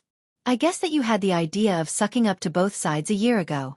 Only when Yang Yuanzhan led 300,000 troops into the mouth of the gourd did you decide to join the Beimang. Tell me, who is that young man and woman from Beimang? Song Diao was stunned. He looked up and met Su Fengnian's eyes. Then his face tensed up bit by bit. Then the corners of his mouth curled up. His smile began to ripple. When he patted the dust off his robe and stood up, there was already a radiant smile on his face. The furious Hong Yuang was about to crush this daring ant to death. Su Fengnian held the gun with one hand and waved his other hand to stop Hong Yuang from killing. He asked, other than those 2 couples, who are you hiding from? Who else can help you stay calm in the face of danger? Or how many? Song Diao's smile did not diminish. He extended a finger and waved it. Not many, just 1. What a coincidence, it just so happens to be able to contend against your highness. Of course, this old ancestor did not come for you at the beginning. So, ever since this humble one met your highness, this humble one's luck has been so good that it can't be stopped. 3 riders suddenly appeared from the group of horse gang. Su Fengnian said to himself, Tuoba Bodhisattva, Hong Jingyan, Murong Baoding, Deng Mao, Zhong Liang. Beimang doesn't have many martial arts grandmasters now. Tuoba Bodhisattva shouldn't be here. I've met the other 4 except for Deng Mao, who was defeated by Wang Xiao, and they are not here. Since the ascension of the great immortal Yuan Qingshan, Tao De sect has no successor. The Chess and Sword Music School has 5 first-class CI names. Sword Chi is almost dead, so the Bronze Man Grandmaster is gone. Not long ago, the Great Music House also died. That Han Gu, who won the first prize of the 2-word CI, is the Crown Princess, so it's even more impossible. 5th Raccoon of Tibbing Mountain is dead. In terms of masters, there is no successor. I heard that little thought died in Yuzhou. As for the person who killed her, he is still waiting for Su Yambing's 3rd spear. Song Diao said with a smile, Your Highness, you would never have expected this. In the end, Northern Mang's sincerity is even greater than your Northern Liang's. Before you appeared, they offered a price of a major commander. After confirming that you would appear, I, Song Diao, would become the #1 person under the Dragon Waste Province's festival warrant. Song Diao bowed to Su Fengnian to express his gratitude. Not far behind him were the 3 riders. Hong Yu looked at the funny scene of the horse gang's back soaked with sweat and couldn't help but laugh. Song Diao raised his head and stood properly. He patted his chest and said with a smile, You are indeed the #1 person in the world, Su Fengnian. I'm actually scared to death. I thank your highness for not killing me. Su Fengnian saw the rider between the young man and woman and laughed involuntarily. He said, Old sir, it's you. The white-haired old Confucian scholar was thin. At first glance, he didn't have the bearing of a master. He was just a poor old pedant. Su Fengnian sighed with emotion. The old man was the same. The first time the 2 of them met was in Wild Goose Pass, which had long since become the Northern Mang Army's barracks. At that time, Su Fengnian had even teased the nagging old man by saying, "Old mister, bend over and see if your bag of books has fallen." The old man was the Beimang peace magistrate who had traveled for 20 years. Chapter 1398. The elder pointed at the young man at his side. "Tuoba Chiyun, spring restraining bowl, also my chess and sword music school's divination operator is slow. Can't be considered a bad chess player, just too slow. Not long ago, he said that you would definitely appear outside the calabash mouth, so this old man followed him here." The elder then pointed at the woman to his left. "Yelu Yuhu, she doesn't have any evil intentions, purely wishing to see you with her own eyes." The elder pointed at himself. "This old man obviously wants your head, but it's a year or two earlier than expected. He is a bit disappointed, but even more so is admiration. To be honest, apart from autumn and winter's 7,000 elite cavalry, Hong Jingyan's 10,000 Ruran cavalry will also fill in the gap. If you insist on running, this old man naturally cannot stop you. However, you can only leave behind the 3,200 cavalry and head west alone. Before you leave, if you want to kill to vent your anger, apart from Tuoba Chiyun and Yelu Yuhu, this old man cannot even be bothered to stop the others. It's up to you." Su Fengnian asked, "Is it Tuoba Bodhisattva waiting for me in the west?" The elder shook his head and said, "Tuoba Bodhisattva cannot be moved. My great Mang's Qi cultivators are gone. Your Bailiang still has Tantai Pingjing and Guanyin sect. Once Tuoba Bodhisattva moves, he will alert the enemy. At that time, Su Yanbing will definitely come. That Huyen Grand Monastery will be more than happy to not fight with anyone." Su Fengnian released an N of acknowledgement. "If Tuoba Bodhisattva is rushing over, I will definitely be on my way back right now. Is that Murong Baoding and Zhong Liang working together?" The elder said with a sincere sigh, "Su Shao is #1 in war, #1 in marriage, #1 in the world, #1 in the world, #1 in the world, #1 in the world, #1 in the world, #1 in the world, and even dying of old age in bed, formidable. In my opinion, Zhang Julu is far inferior to Su Shao." The old man was like a senior who was chatting amiably with a junior. He said calmly, "Both sides of the border have been tightly sealed. However, spies in Liangzhou and Yuzhou have sent back intelligence. This time, Chu Lushan didn't take any risks. For your sake, he transferred the main force of Liangzhou to Calabash's mouth. Fortunately, your Bailiang Protector General didn't actually do this, or else our great king of the southern courtyard's 500,000 soldiers would have had to run after him until their legs broke, and perhaps they wouldn't have had any good results. However, in the long run, abandoning Liangzhou for quick success and instant benefits may seem bold, but it is destined to be unwise." Su Fengnian said helplessly, "Old mister, victory is already in your hands. Why are you still helping Hong Jingyan stall for time?" The sickly Tuoba Chi Yun smiled knowingly, while Yelu Yuhu stared intently at this young man who was completely different from the imposing figure he had imagined. From beginning to end, Song Diao had no right to interrupt. He was also tactful. Other than that Hong Jingyan, any one of them could drown him with a spit of saliva. He hoped that no one would pay attention to an insignificant, minor character like him. When Song Diao heard the Taiping Ling's harsh words about burning the bridge after crossing the river, he was truly trembling with fear. He was afraid that Su Fengnian would casually stab a large hole in him with his iron spear. However, from the looks of it, Su Fengnian was too busy taking care of himself. He probably didn't care about the life and death of a mounted bandit like Song Diao. Song Diao rejoiced, but he also flew into a rage out of humiliation. He thought that once he became a major character in charge of half of the border towns in Dragon Waste Province, he would definitely slaughter his way into Yuzhou. Suddenly, Yelu Yuhu noticed that the Taiping Ling and Tuoba Chi Yun looked at each other and smiled. However, their smiles contained a bit of self-mockery and a trace of helplessness. Yelu Yuhu frowned, still staring at the young man who acted against common sense. Thinking along the lines, she couldn't come to a conclusion, so she had to think the opposite. The guy in front of her couldn't have pretended to be calm in front of the Emperor's preceptor and Tuoba Chi Yun. He definitely had something to rely on. The Crouching Bao City and Luanhe City had already fallen. It was impossible for Yuzhou to mobilize enough troops to cross the layers of defense to support him and the young general called Yulwandao. Liangzhou's main force also hadn't moved. Liangzhou's main force. She finally relaxed her brows. The playfulness of a cat catching a mouse in her eyes faded little by little, turning into coldness. Su Fengnian glanced at the Beimang woman who had allegedly threatened to teach his second sister, Su Weisheng, a lesson, a lesson. He smiled and said, "You've been staring at me for a long time. Do you want me to get pregnant or do you want to get pregnant yourself?" Without waiting for Yelu Yuhu to retort, Su Fengnian smiled and said, "You better not fall into my hands one day." Su Fengnian raised the metal spear in his hand. Looking at her, he no longer smiled. He only slowly said, "Otherwise I'll hang your corpse from above." The cicada was the supply line of the Beimang outside the gourd. The mantis was Su Fengnian and Yul Wandao's Yuzhou cavalry. The oriole was Tai Pingling's trio and the Bates 1,000 mounted bandits, the 7,000 elite horsemen of the two great Zhu Bo, Hong Jingyan's 10,000 Ruren cavalry, Zhong Liang and Murong Baoding. This created an interesting situation of the mantis stalking the cicada, unaware of the oriole behind. But what was truly interesting was that, slingshot by the side, that could be said to be the finale. The old man sighed softly, but he still smiled at Su Fengnian and said, "They're gone, they're gone. Unfortunately, most of Hong Jingyan's Ruren cavalry probably won't be able to escape.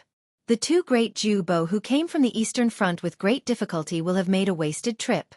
Su Fengnian, this old man will pass a message to Dong Zhuo, telling him to pay more attention to Chu Lushan." Chapter 1399. Su Fengnian suddenly looked at an unremarkable rider in the group of mounted bandits. "Old sir, you're not kind. You let a great grandmaster like Zhong Liang pretend to be a coward for so long." The old man seemed to have let go of the knot in his heart. He laughed loudly and said, "All is fair in war." Su Fengnian smiled. The old man had already turned his horse around. He turned his head and asked, "This old man is very curious. When did you know that the 10,000 riders would come? Or was this a trap set up by you and the Protectorate from the very beginning?" Su Fengnian didn't say anything. The old man shook his head and slowly left. The Order of Peace, Divinator Slow, Tuoba Chiyun, Yelu Yuhu, and the great demon Zhong Liang, who had been hiding among the mounted bandits until the last moment, returned north. Tuoba Chiyun coughed a few times. After stopping her cough, she said, "It's a pity that Murong Baoding still needs half a day to get here. Otherwise, we might have a chance to make Su Fengnian stay." The imperial tutor of Beimang said calmly, "It's not that Murong Baoding can't make it. He just doesn't want to." Before leaving, Yelu Yuhu didn't forget to make a chopping hand gesture at that bastard.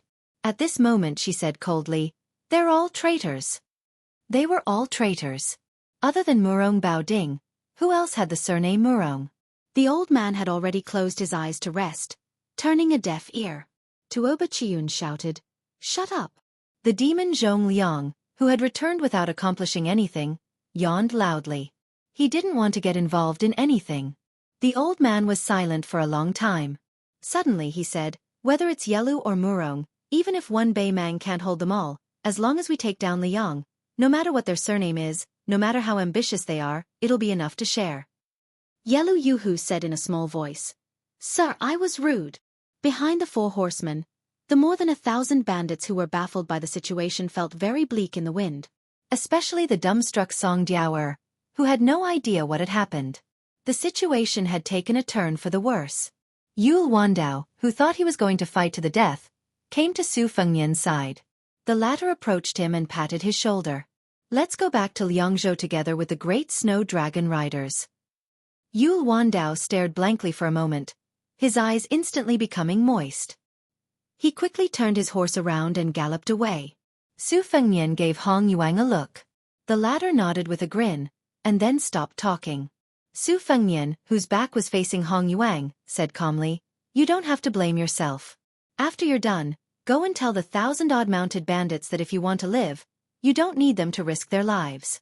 Later on, each of you will go to the battlefield and cut off the heads of 5 Ruren cavalry."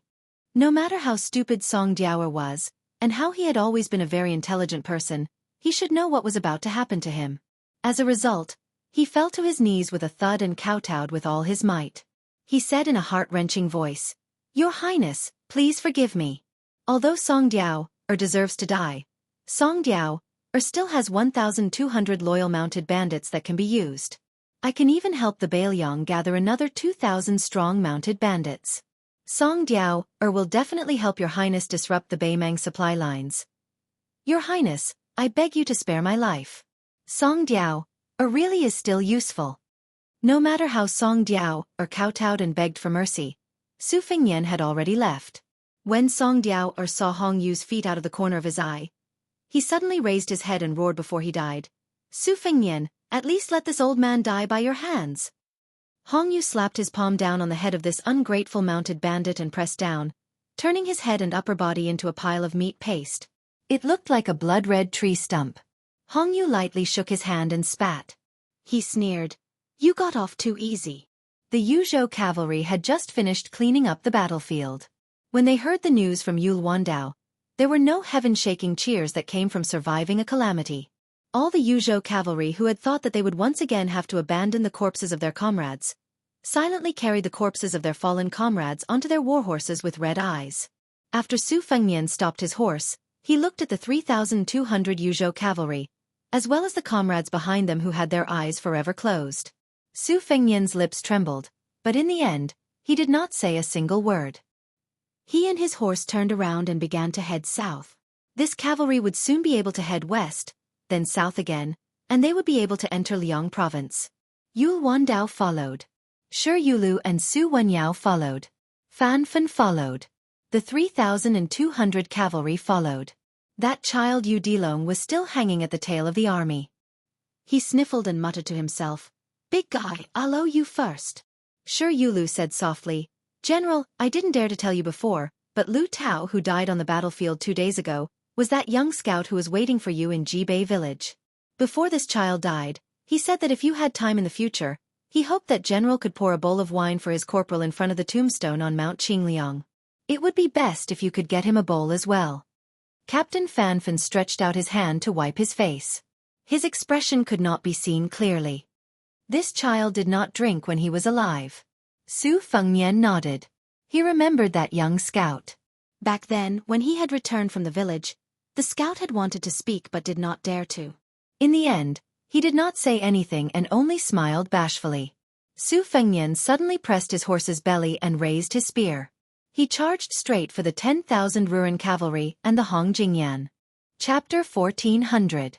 When Hong Yu led the 1,200 mounted bandits to the battlefield, the scene before them was one that they would never forget for the rest of their lives. The Ruren cavalry, known as the best elite of the southern dynasty, had died in battle and their corpses were piled up like tombs. Meanwhile, the mounted bandits were unfamiliar and shocked by the white armored cavalry. There were some who were more knowledgeable among the bandits. They could tell that the arrangement of this cavalry was somewhere between heavy and light cavalry, with each person riding 2 or even 3 horses. However, compared to the Yuzhou cavalry led by Yul Wandao, they were clearly more imposing and majestic. This was because every horse was equipped with a heavy spear and in terms of armor, it was a small full armor style for both man and horse. After the bandits entered the battlefield, they were ordered to chop off the heads of the Ruren cavalry and continue piling up their corpses. Meanwhile, the white cavalry began to remove their armor and hang themselves on the backs of the war horses that they were not riding, preparing to withdraw from the battlefield.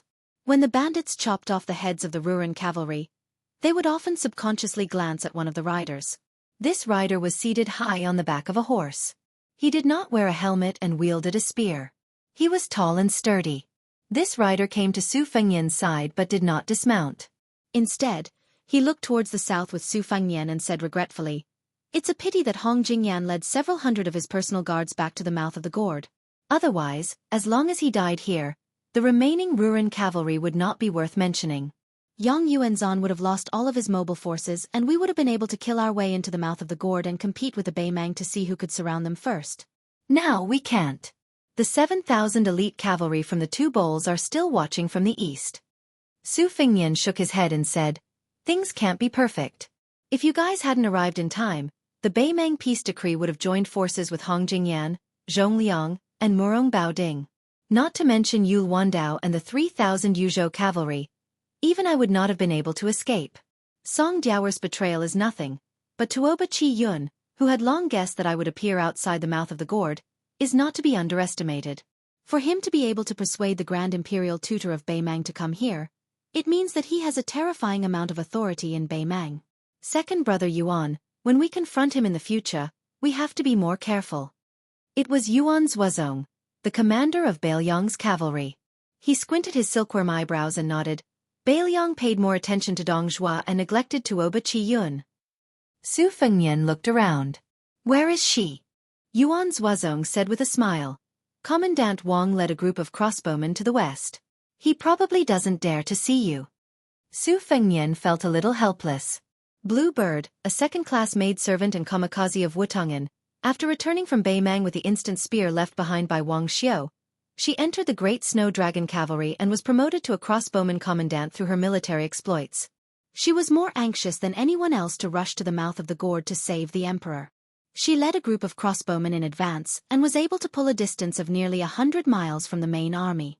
According to the military laws of Beiliang, she should have been reprimanded and expelled from the army by the commanding general. But after the battle ended, she immediately disappeared. Yuan Zhuozong gave the greatest trust and tolerance to this orphan of spear immortal Wang Xiu. It was not because she was a vassal of a vassal, but because although she was a woman, she was the best soldier on the battlefield. The heads of the Ruran cavalry from the 1st to the 8th were all smashed by her instant spear. Su Fengnian glanced back. In the distance, his third disciple Lu Yunzhong was standing next to his first disciple Yu Dilong. It seemed that Lu Yunzhong was spitting saliva everywhere, while Yu Dilong was silent. Su Fengnian sighed. He did not know if that girl Wang Shang, who followed White Fox to Beimang to practice the sword, had the same luck as her. Yuan Zhuozong said softly, "It's time to go." Su Fengnian nodded. Yes. Yul Wandao came to the side of Su Fengnian and Yuan Zhuozong. Yuan Zhuozong smiled and asked, "General Yu, the Great Snow Dragon Cavalry is still lacking a deputy general. Are you interested? Although I do not have the authority to appoint, His Highness is here. If you agree, I guarantee that His Highness will not refuse. He will only go with the flow." Su Fengnian smiled knowingly. The several personal armies of the Beiliang Frontier Army were all the family property that Su Shao had left for his children. It could be considered the most extravagant thing in the world. Apart from Su Fengnian's 800 white horses, his youngest son Su Longxiang's private army had increased from 10,000 to 30,000, becoming the mainstay of Liuzhou. Su Fengnian's two sisters, Su Jihu and Su Weisheng, also had their own personal armies. Beiliang's nearly 10,000 heavy cavalry came from these two armies. The Beiliang Protectorate could dispatch these personal armies under the name of General Su Zhao's children. However, they generally did not interfere in the specific military matters. Yul Wandao said calmly, "The Great Snow Dragon Cavalry is good, but our Yuzhou cavalry is not bad at all." Yuan Zhuozong smiled but did not say anything. He did not care about Yul Wandao's unappreciative attitude. Contrary to the insistence of this Beiliang outsider, he admired him even more. Su Fengnian suddenly said, "At that time Kai Nan, who was in charge of the military affairs of He and Ji, stopped us. Yozhou's 30,000 cavalry could only send 10,000 out of the border. Old General Tian Hang was angry that the Beiliang Protectorate, or to be precise, that I was not tough enough. He was so angry that he did not want to be the deputy general. He took off his armor and returned to his home. It is said that he secretly scolded me that Su Fengnian's courage was used up when he resisted the imperial edict." Yul Wandao's heart tightened. Although it was inappropriate for General Tian to be angry, Tian Hang was experienced and prudent. He was a very righteous commander. The Yuzhou cavalry could not lack this stabilizing force. "If your Highness wants to punish me, I am willing to use all my military merits to atone for Tian Heng's crime." Su Fengnian shook his head and said, "I don't mean to settle accounts with him. I just hope that you can pass a message to Tian Heng for me when you return to Yuzhou province. Tell him not to sulk anymore. I know his family's situation. His two sons were killed in battle before they were 20 years old. How could the old general have a grandson to play with? Yozhou's 30,000 cavalry, he will be the chief general and you, Yul Wandao, will be the deputy general. Shi Yulu and Su Wanyao will be the general of cavalry and the general of agile cavalry, each leading 10,000 Yuzhou cavalry. At that time, the old general will most likely not be willing to be the chief general. You can say that it is an order from me and the Protectorate. He can either be the chief general or continue to play with his grandson." Yul Wandao immediately beamed and cupped his fists, saying, "This general obeys." Su Fengnian said in a deep voice, These 3,200 cavalry will be established as the no-retreat camp. Yule Wandao will be the first officer of this camp. As for the soldiers of this camp, Su Fengnian, will also have a name, but they will not be counted as active cavalry. Yule Wandao bit his lips and his eyes turned red. He abruptly turned around and galloped several hundred paces away. He took a banner with the word Su from a Yuzhou cavalryman and roared at the 3,200 Yuzhou cavalrymen. General's order, my 3,200 Yuzhou cavalrymen will set up a no-retreat camp. Yule Wandao raised the blood-soaked banner high in the air. No retreat camp. Raise the banner today. The 3,200 cavalry drew their Beiliang sabers in unison. All the great snow dragon cavalry also mounted their horses and drew their sabers, willing to show the might of this brave cavalry that had won the first camp in the Yuzhou border army. Yuan Zuozong, as an old general of Beiliang who had personally participated in a series of wars in the spring and autumn period, also drew his saber and subconsciously glanced at Su Fengnian. Yuan Zuozong did not see the passion and desire that would appear on a young general's face. Yuan Zuozong said softly, "Deaths in war are unavoidable." Su Fengnian said softly, "Let's go." The cavalry quickly moved westward, leaving behind a horrendous mountain of Ruren cavalry outside the mouth of the gorge.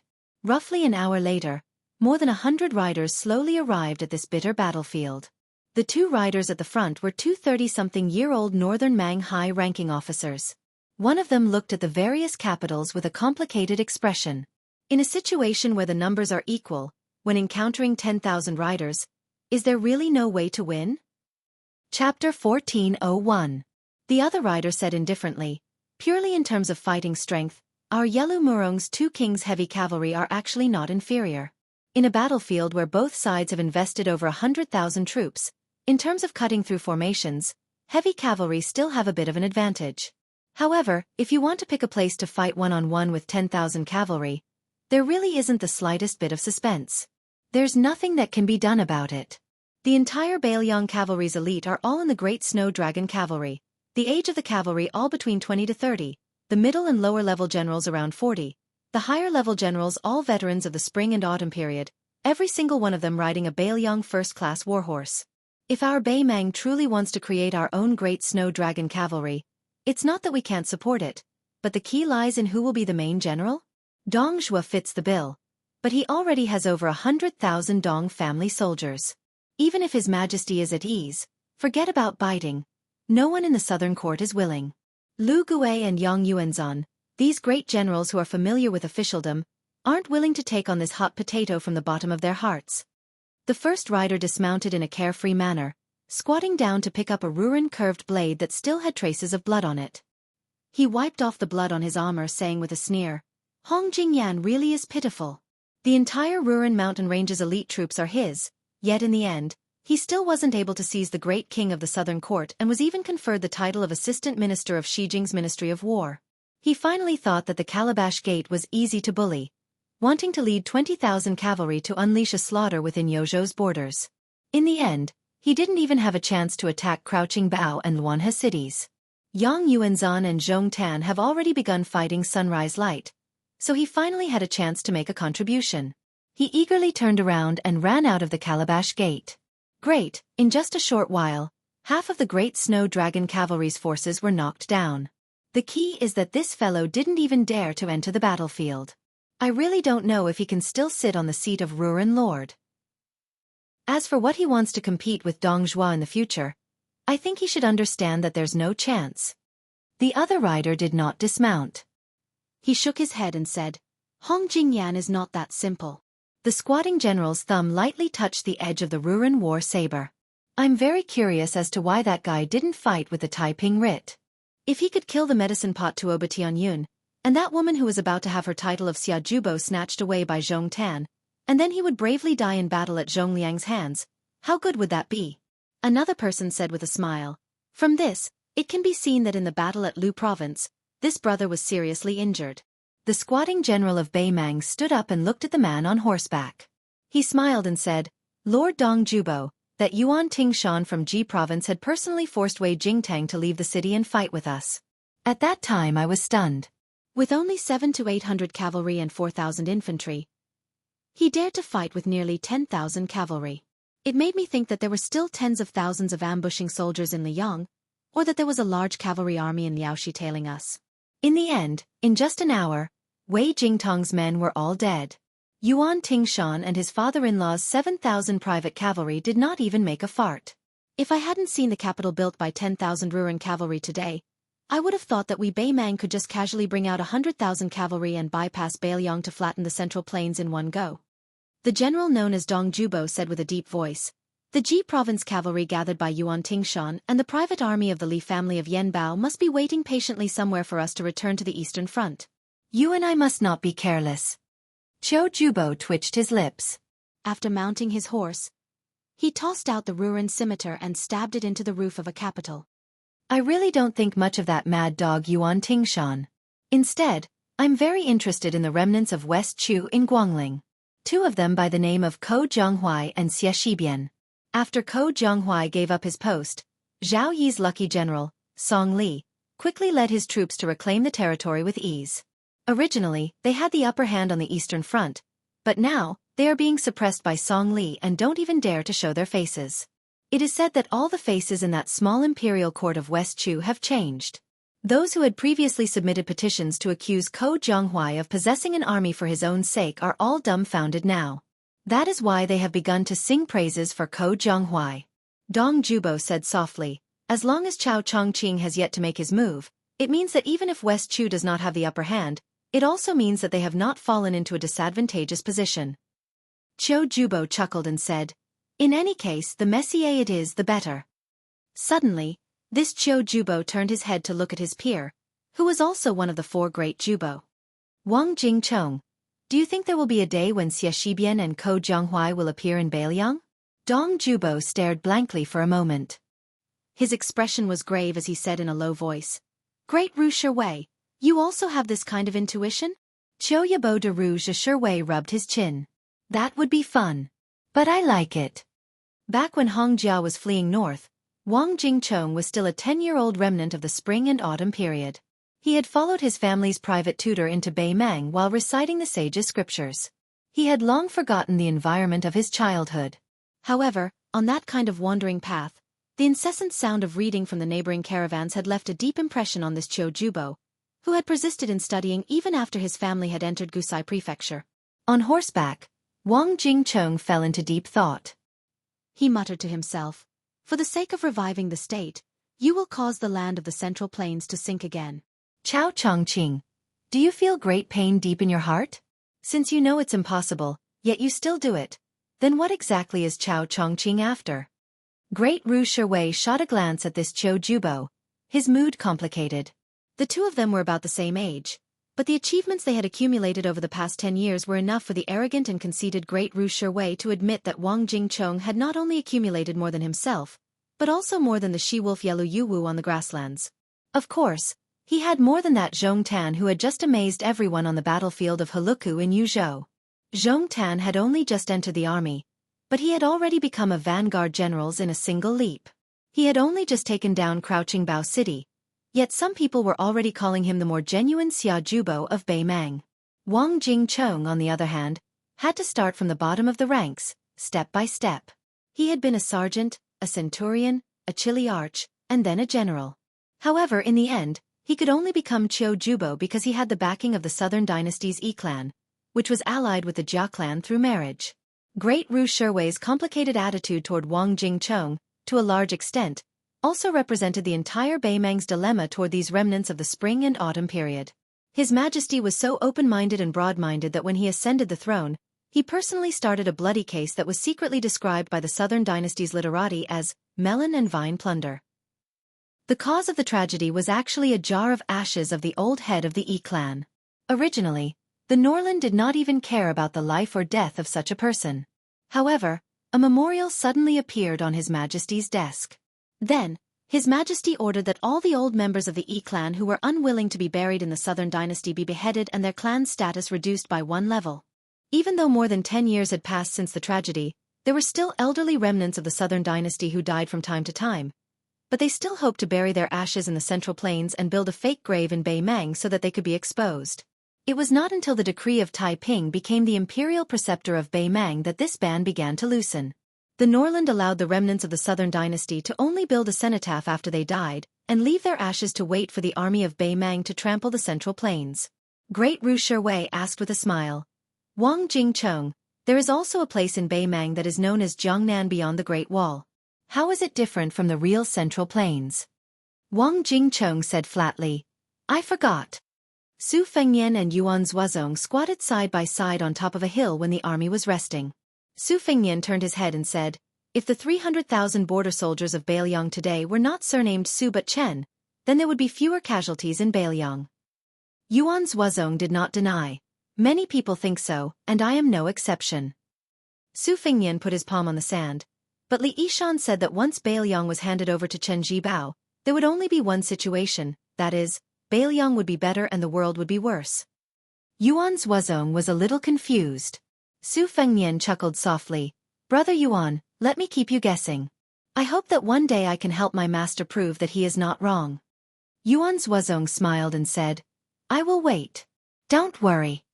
Remembering the withered scholar who lived on top of Tide Listening Pavilion and whose ashes were scattered in the border, Su Fengnian closed his eyes and said in his heart, Master, don't worry. Chapter 1402. Su Fengnian had originally planned to part ways with Yu Luandao and Yochi no Retreat Battalion at the northern border of Liangyu, and then head to the Beiliang Protectorate where Chu Lushan was. However, there was an urgent report from a spy that Yan Wenluan was already on her way and wanted to meet him to discuss military matters. Therefore, Su Fengnian chose a location in the middle and had the commander-in-chief of Beiliang's army, who controlled more than 100,000 border troops, wait for him in Yanji County.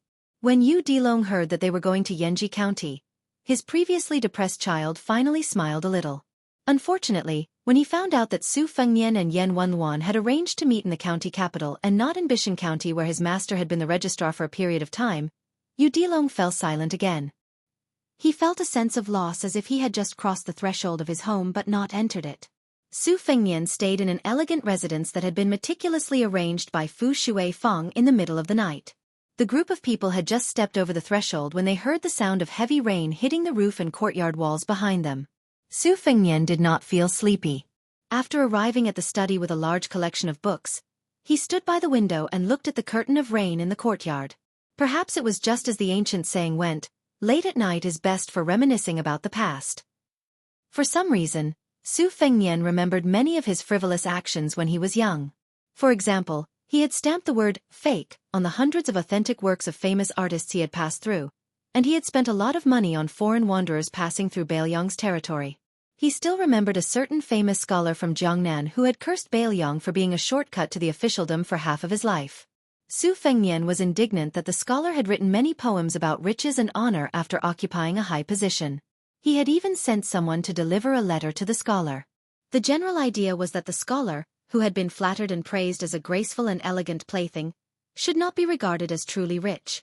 If one was truly rich, they would not talk about fine wine, fine food, gold, and jade. What, lazy pillow jade cool, was all for the poor. In the end, Su Fengnian wrote a sentence on the letter. When the rain comes, I listen to the sound of banana leaves 1,000 times. When the rain comes, I sit and watch the lake. It was said that the old scholar was furious when he read the letter. He quickly wrote a letter of impeachment. First, he said that banana leaves were not resistant to the cold, and their branches and leaves would crack when exposed to the wind. It was not easy to find a single banana in the northwestern frontier fortress, but there were actually 1,000 trees on Mount Qingliang. Therefore, he concluded, it must be the king of Beiliang, Su Shao, who embezzled the army's funds and filled his own pockets. He completely ignored the important matters at the border and betrayed the emperor's grace. He should be stripped of his title. Of course, at that time, there were such righteous memorials in the Liang imperial court all year round. The late Emperor Zhao Dun did not pay any attention to them, but he did not restrict them. Su Fengnian clearly remembered that after he sent out the letter, it stirred up a heated discussion in the Gangnam-do literary circle. One side was scolding him, Su Shao, and Beiliang. His second sister, Su Weisheng, who had just gone to Shangyin Academy to study, wrote a letter saying that Su Fengnian's writing was rubbish. However, in the end, she personally wrote a letter to the famous scholar. After that, all the famous scholars in Jiangnan tucked their tails between their legs. However, Su Shao used some unknown means to obtain the letter. When he was drinking with his son in Wutongan, He flattered him incessantly. He said that he had to consult with Li Yishan for a long time before he understood the meaning of 1,000 banana leaves. After he was drunk, he repeated the same few sentences over and over again. He said that he was really happy that his son was better than his father. Look, he even knew how to compose poems. In the future, he would definitely be a more competent and convincing vassal king than him, Su Xiao. Even though Su Fengnian's memory was far superior to that of ordinary people, he could not remember Su Xiao's words and expressions because of his sloppy and perfunctory attitude at the time. However, there was one action of Su Xiao's that he remembered more and more clearly even after so many years. Before Su Xiao left Wutong'an in a drunken stupor, he picked up the letter from the Gongnam Du on the table and carefully put it away in his sleeve. At the time, Su Fengnian was somewhat puzzled. Su Xiao had walked step by step towards the glorious official position in his life. Even the imperial edicts for promotions and titles had always been piled up carelessly. Was it worth it for you to take a letter that was sent to scold someone so seriously? Chapter 1403. Su Fengnian stood by the window without sleeping all night. It seemed like in the blink of an eye, it was already a new morning. Last night, the rain had fallen intermittently 3 times. Even at dawn, his vision was still blurry. Su Fengnian raised his head. The last torrential rain had just stopped.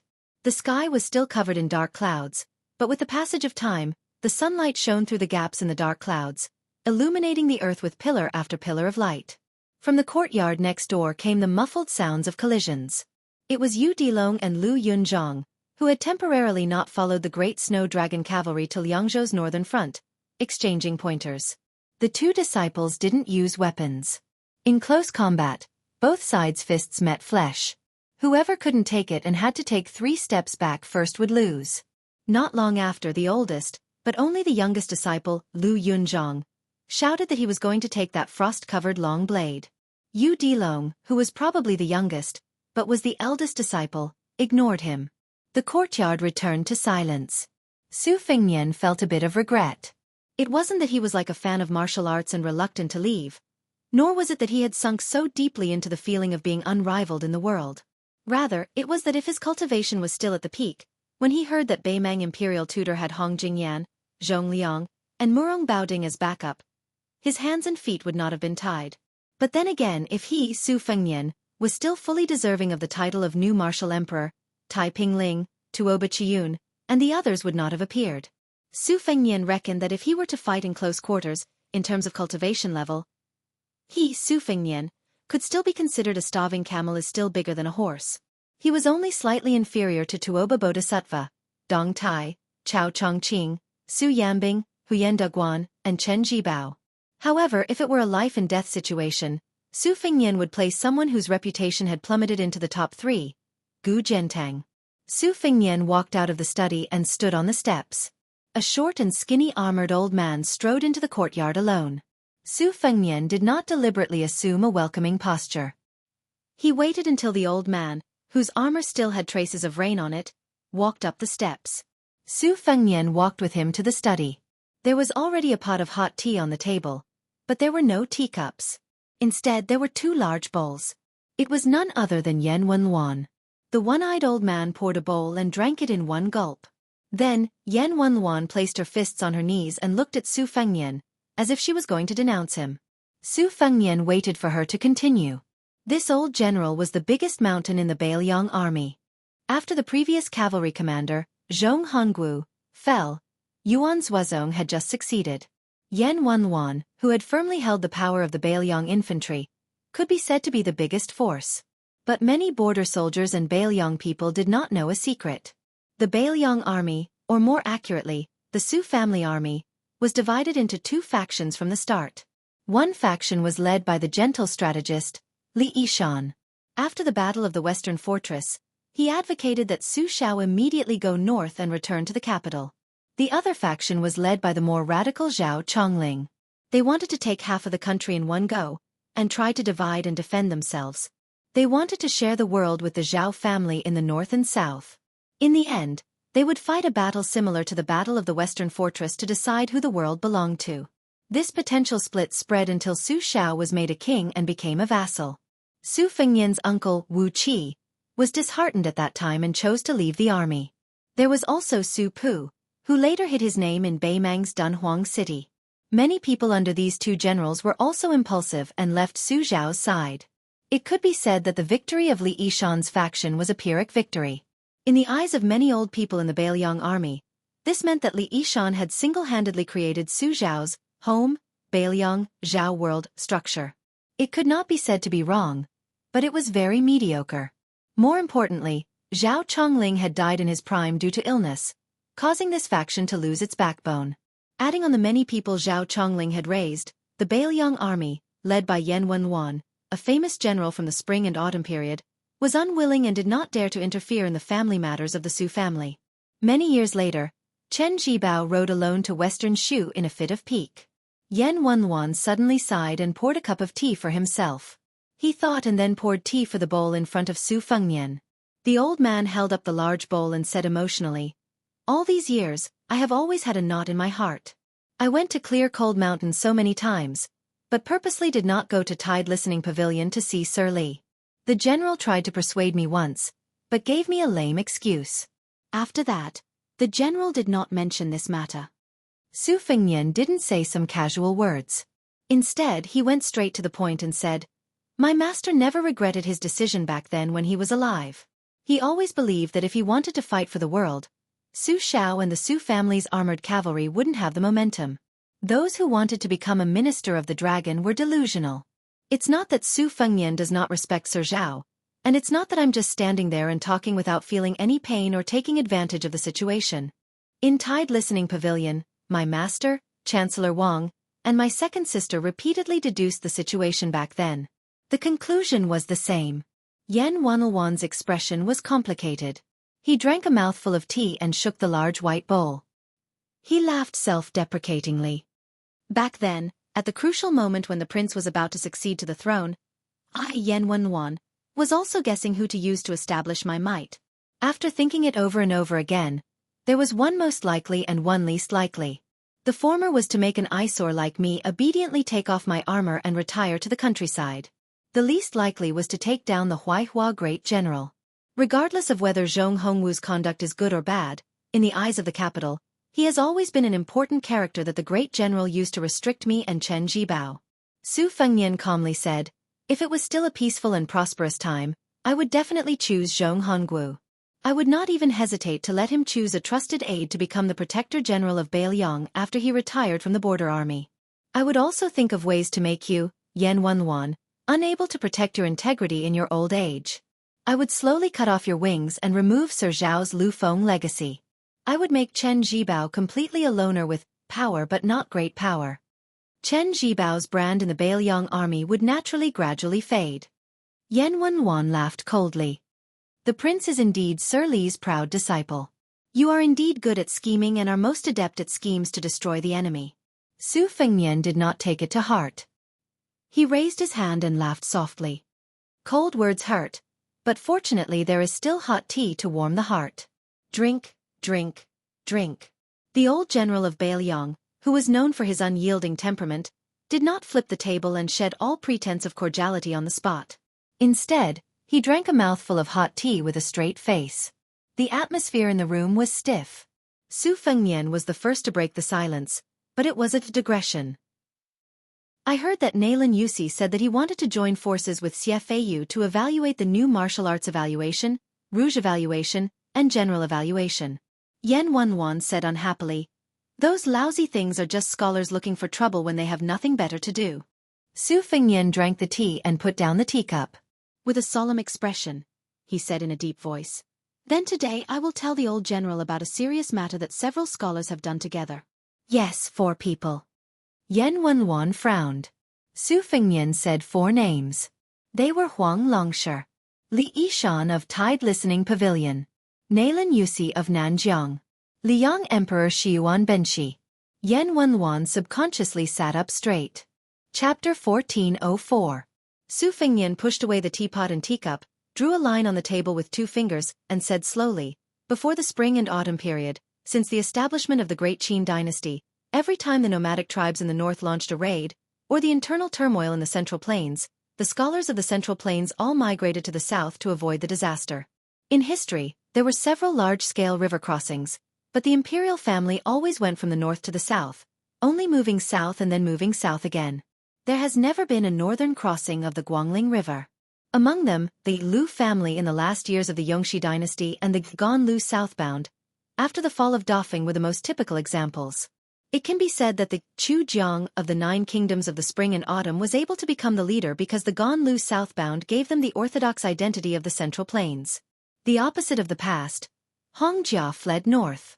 Everyone knows that there were 2 routes, one of which was to migrate to the capital of the Liang kingdom, Tai and City. After that, most of the people were from the Song, Wei and Sui dynasties, mixed with a small number of people from the West Chu and Southern Tang. Su Fengnian drew a slightly curved line on the table again. After that, about half a year later, an unprecedented exodus involving more nobles began. West Chu, who had the strongest character, Southern Tang, who loved debauchery and extravagance, and Western Shu, who had the most attachment to their homeland, all appeared in this flood. Dozens of people, big and small, finally converged at the current Liangyu River 3 prefectures and entered the Beimang Gusai and Longyao prefectures, resulting in the current southern dynasty of Beimang.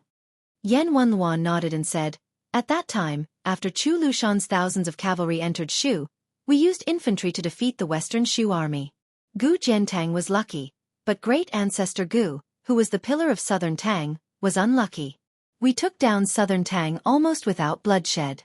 The 8 emperors either hung themselves, burned themselves, or became prisoners. That's why the old emperor of Liang said, 'Finally, we can use the Zhao family's peace to bring peace to the world.'" But what did this have to do with those 4 people? Rumor has it that Mr. Li and Nalin Yusi once traveled through the spring and autumn period together. Even if it is true, each of them served their own master, and they would absolutely not work together. Not to mention that our Bailiang's men of sacrifice have tried many times to kill half of Benqi's tongue. Yan Wenluan sneered and said, "Your Highness, although I, Yan Wenluan, am a boorish person, I still know some things about the world outside of war. If you say that these 4 people sat at a table like us and plotted for Hongjia to escape to the north, I would really laugh my head off. That's not the way to brag about not needing a draft." Su Fengnian's expression was as usual. He shook his head and said, "Let's take 10,000 steps back and assume that the 4 of them, each with their own camp and each with their own plans, had gathered together to make a plan. How could the Beimang peace magistrate, who had been traveling in the Central Plains for more than 20 years, not have noticed any clues?" Yan Wenluan couldn't help but laugh angrily and said, "Then why did you say that, Your Highness?" Su Fengnian looked at the old general calmly. For the first time, the old general didn't glare back. He just smiled awkwardly and waved his hand. "Go on, I won't talk nonsense." Su Fengnian continued, "Huang Sanjia, who used his 3-inch tongue to mess up the spring and autumn period, actually didn't do anything in this unprecedented change in 1,000 years. The reason why he was dragged into this was because without him, there wouldn't have been the unification of Liang, and Hongjia wouldn't have escaped to the north. If we talk about the spring and autumn period, Huang Longsure definitely can't be ignored. It will be the same in the history books in the future. Huang Sanjia used his glib tongue to form alliances, while my father used his cavalry and Su Dao to sink the Shenzhou continent. Thus, a new problem appeared in front of some people. Although the Central Plains matter was settled, there was still a neighbor in the north who was eyeing covetously. This evil neighbor from the north who would occasionally come to the southern neighbor's house to steal things was even more vulgar and barbaric than the uncivilized Liang in the eyes of the West Chu scholars. Since Liang was able to conquer the Central Plains, then wouldn't it be possible for Beimang, who revered military force, to take a step further and swallow up Liang? Yan Wenluan was stunned and couldn't help but fall into deep thought. He was only a martial artist who led troops into battle. He really hadn't considered this difficult problem. When the great general was alive, almost all of the Bailiang people, including Yan Wenluan, had a strong sense of self-confidence. That was, with the 300,000 Bailiang border troops, the Beimang barbarians could forget about taking a single step south into the Central Plains. What reason did this need? No need. After the great general passed away, it was not long before the million-strong army of the northern barbarians came knocking on the border. Yan Wenluan didn't have much time to think about it. As for Hongjia running north, who would care about such an old matter? Su Fengnian paused for a long time, as if he was thinking about how to phrase it. When Yan Wenluan looked over with an inquisitive expression, he said, "My master was never willing to mention Nalin Yusi, who was also a strategist. But it's true that he was an old acquaintance with this person. My master didn't tell me about this plan when he was still alive. I discovered it myself from clues. Chen Shiliang was on the top floor of the Tide Listening Pavilion looking through his handwritten notes.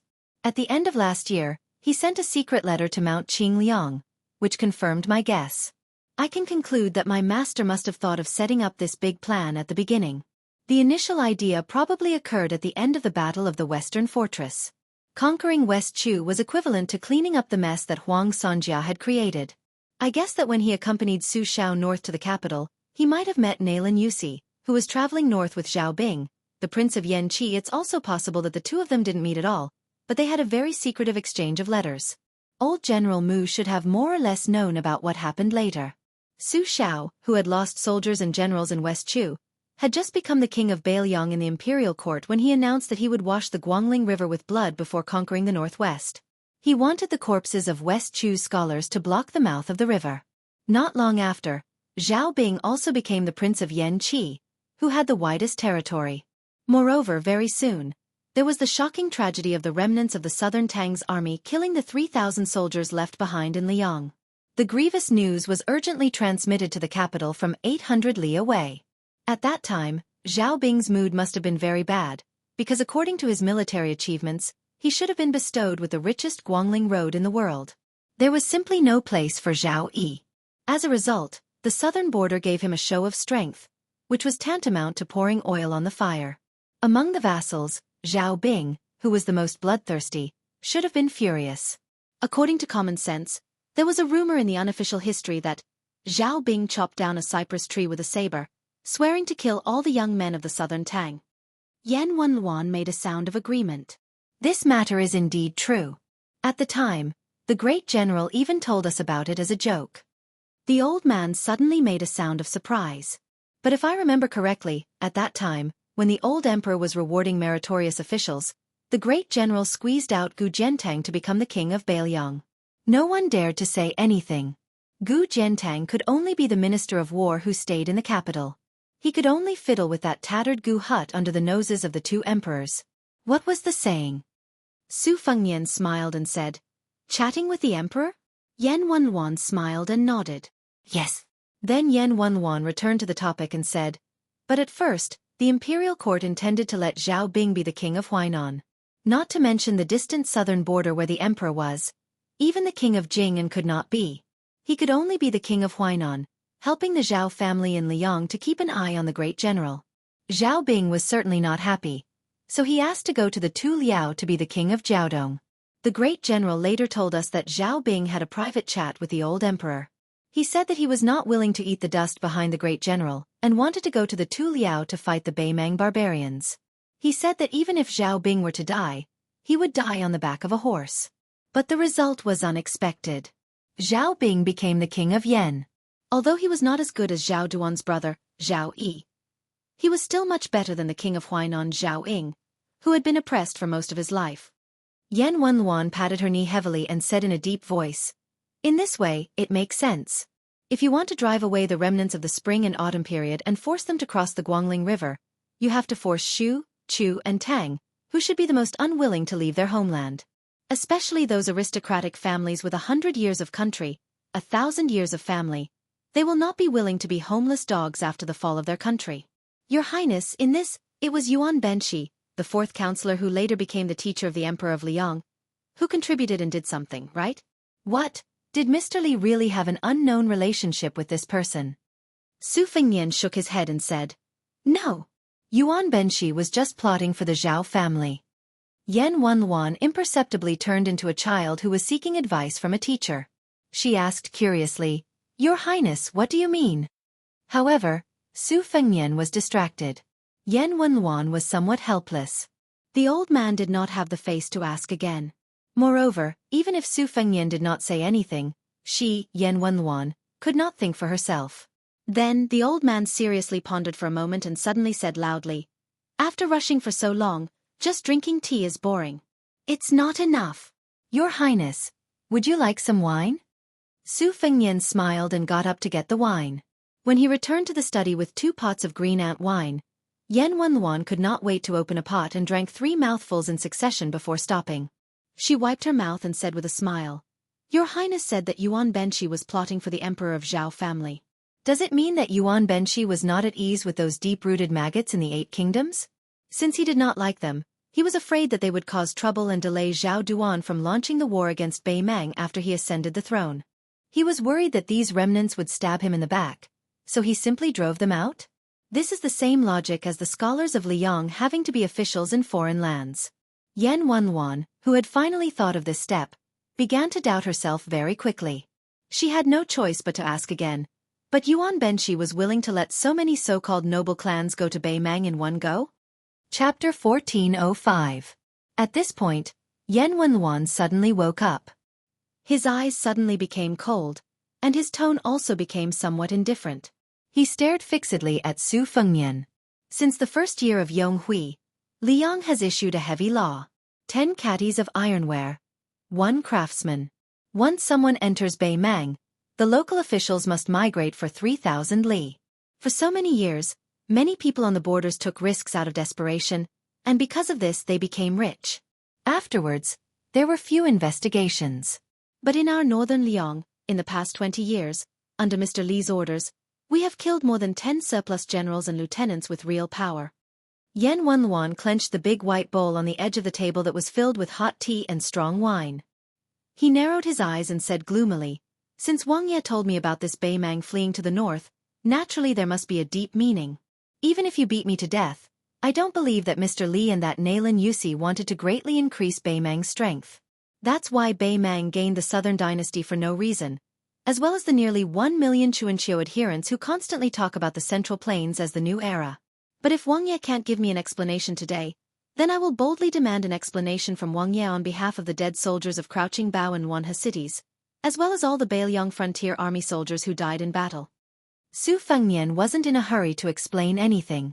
Instead, he dipped his finger in the wine and bent over to point at the north and south ends of the table. "To accomplish this, we must first form a situation where we close the door and beat the dog. Zhao Bing, who threatened to kill all the young and strong men of southern Tang, is doing the dirty work of raiding the base. In fact, he did kill tens of thousands of southern Tang's surrendered soldiers as soon as he arrived at Nanjiang. Among these people, only a few thousand truly had the intention to rebel. Most of the others died unjustly. Someone has done the raiding, but someone has to close the door. Su Xiao is doing this. It's just that back then, he led the army to Nanjiang and moved exceptionally slowly. Yuan Benshi, who felt that he was tricked by my master and Nailan Yusi, was trying to mend the pen after the sheep is lost. Like you, Yuan Benshi hoped that those influential families would die under the tree, so that they wouldn't affect his primary task of assisting Zhao Dun in the war against Bei Mang. However, Yuan Benshi also didn't want Su Xiao to rush north in the latter half of the year, and actually go straight to his archenemy Bei Mang. His original intention was for Su Xiao's army to speed up and block the northwest gate before that, so that this flock of cattle and sheep to be slaughtered could be driven back to the capital region and stay with the flood of northern Tang's army. Therefore, the imperial court ordered Gu Jiantong's trusted general, Kai Nan, to rush west. However, at that time, neither Su Xiao nor the Ji province's Han family stopped him for their own reasons. As a result, Kai Nan, who didn't have many cavalry troops at that time, didn't succeed. After that, Li Yang didn't dare to do anything to Su Xiao, but you, the Han family, can't take care of him? Therefore, the imperial court quickly executed the entire Han family. Back then, a fish escaped the net and became a loyal martyr. It was just a matter of an imperial edict. Back then, Zhang Julu presided over this matter because he truly wanted to exterminate the Han family. However, to say that he was influenced by his master and killed people out of personal grudges is to underestimate him. After Su Fengnian raised the wine pot, he didn't drink. The reason why Yuan Benshi didn't pursue this matter is very simple. After several major battles, Li Yang lost one battle after another, and the Zhao family's elites suffered heavy losses. Then, he suddenly discovered that Bei Mang was busy digesting the southern court and wanted to finish it off in one fell swoop in a few years. This allowed the Liang imperial court, which was under Zhao Dun's rule, to take a breather and work hard bit by bit. In addition, Yuan Benshi didn't think that in the future, Li Yang would lose to Bei Mang in a competition of national strength. Hong Jia's northward journey gradually became a rotten debt that no one cared about. The Liang imperial court didn't dare to make a sound because this was the only reverse scale that Zhao Dun, who was known for his open-mindedness and magnanimity, couldn't touch. Yan Wenwan, who was about to throw her bowl and fall out with him, frowned and asked, "So you're saying that the northward journey was a burden to Bei Mang?" Yan Wenwan quickly shook her head and said, "No." Although the remnants of the spring and autumn period did weaken Bei Mang's martial spirit to a certain extent, to that old woman, accepting these people had far more advantages than disadvantages. Now that they were attacking Gourd Mouth in Yuzhou and Huta City in Liangzhou, this point was already proven. Their method of attacking cities was no different from that of the Central Plains. Taking Gourd Mouth as an example, that vanguard General Zhong Tan even had the leisure to train his troops when he attacked Crouching Bao City and Wanhe City. On the surface, he only attacked one side of the city with the Crouching Bao City. On the surface, it looked no different from children playing house. But soon, when he attacked Wanhe City, he began to try to encircle 3 and block 1. Even after he broke through the city, he was so cruel to both the enemy and himself that he intentionally fought in the alleys to enter the city. Now that they were attacking Xiaoguang City, the Bei Mang infantrymen were becoming more and more skilled, and the number of casualties on the local battlefield had sharply decreased. They were already so careful in attacking Beiliang. In the future, if Bei Mang really had the opportunity to attack those cities in the Central Plains, who else could defend those cities other than Western Shu and the two Liao provinces? The army of King Xiaobing of Yan? If the northern barbarians attacked all the way to Nanjiang, would there still be any meaning? Even if we don't talk about the battlefield, that Taiping order had already prepared a plan for how to quickly fill in a large number of skilled civil officials after Beiliang was taken. This would stabilize the rear defense and allow Bei Mang's cavalry to advance south without any worries. If this were 20 years ago, even if Bei Mang dared to think about it, it would never have been able to do it. Su Fengnian smiled and asked, "Old General, have you ever wondered why Su Xiao and Li Yishan didn't oppose me going to Bei Mang at all, and instead supported me?" Yan Wenwan's expression was still gloomy, but there was no longer any trace of the murderous intent from before. She gently shook her head. Su Fengnian looked out the window at the sky that was beginning to brighten. He slowly put down the wine pot and said softly, "Old General, wait patiently. Back then, when I went to Bei Mang alone, it was only to pass on a message to some people. It was very risky, wasn't it? But if I didn't take such a risk, how could I make others willingly take an even greater risk? As for who in Bei Mang didn't forget their original intentions back then, I don't know, but there are definitely many of them. If I didn't know, that old woman in Bei Mang and the Taiping order wouldn't be able to guess." Yan Wenwan was dumbstruck. Su Fengnian stood up and lowered his head to look at the table where the wine stains had long since disappeared. "Perhaps you'll ask, can those scholars be trusted?" Su Fengnian laughed to himself. "A few years ago, whoever dared to nod their head, I just took it as a joke. But of all the scholars in the world, just in the spring and autumn period that we've all experienced, there was Wang Mingyang who defended Xiangfan City to the death for 10 years, and Zhang Julu who brought about his own destruction." Yan Wenwan exhaled and said bitterly, "There was Wei Jingtang in Jizhou. In reality, in the spring and autumn period, there were quite a few scholars who were willing to die. Of course, I, Yan Wenwan, killed quite a few with my own hands." Su Fengnian walked to the window. Huang Sanjia once said that in this world, there will definitely be more and more people who can read and write. The general trend is also unstoppable. The hearts of the people are no longer what they used to be, and public morals are deteriorating day by day. But just because you've read and know how to read, you can't become a scholar like Huang Sanjia said. Su Fengnian stretched out his hand and slowly clenched it into a fist. "The more you know, the more you hold, the less you revere. This is human nature. A few years ago, His Royal Highness who didn't practice the saber again dared to be disrespectful to the Celestials? The mind is restless. The mind is restless. Taoism has the warning of, the mind is restless. The mind is restless. Buddhism also has the saying, control the mind is restless. But the specific methods are too vague and vague. Reading and writing have always been a luxury for the common people, and they can't do it.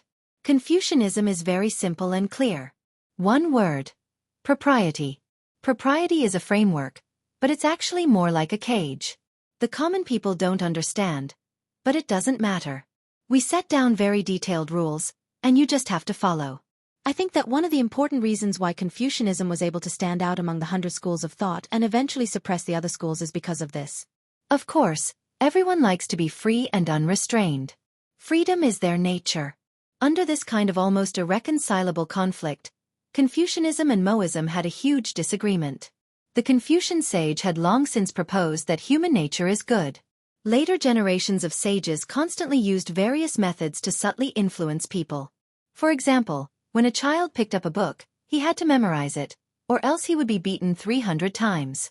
In the end, this was the result of education.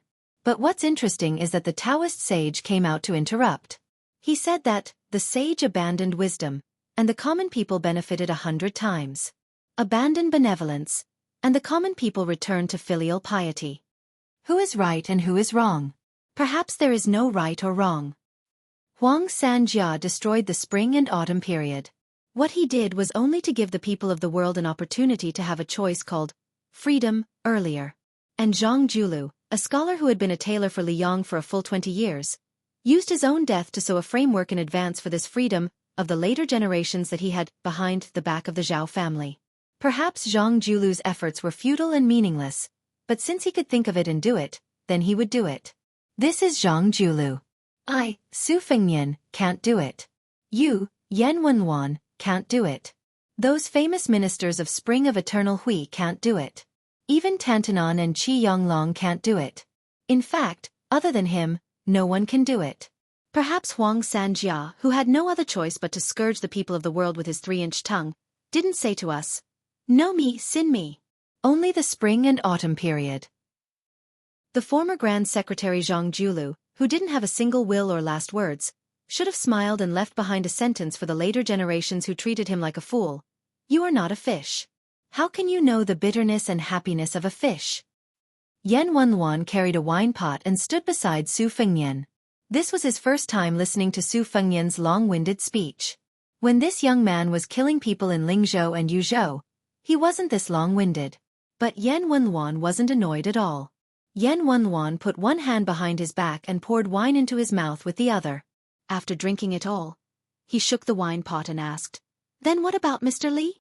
When Yan Wenwan turned his head, he saw the young man smile and point his finger to the north. Su Fengnian's face had a charm that a crude martial artist like Yan Wenwan was destined not to have. Chapter 1406. Don't people say that my master is vicious and merciless, and that he likes to exterminate people? Hong Jia went north because he exterminated the potential scholars in the Central Plains, and then he went to Beiliang.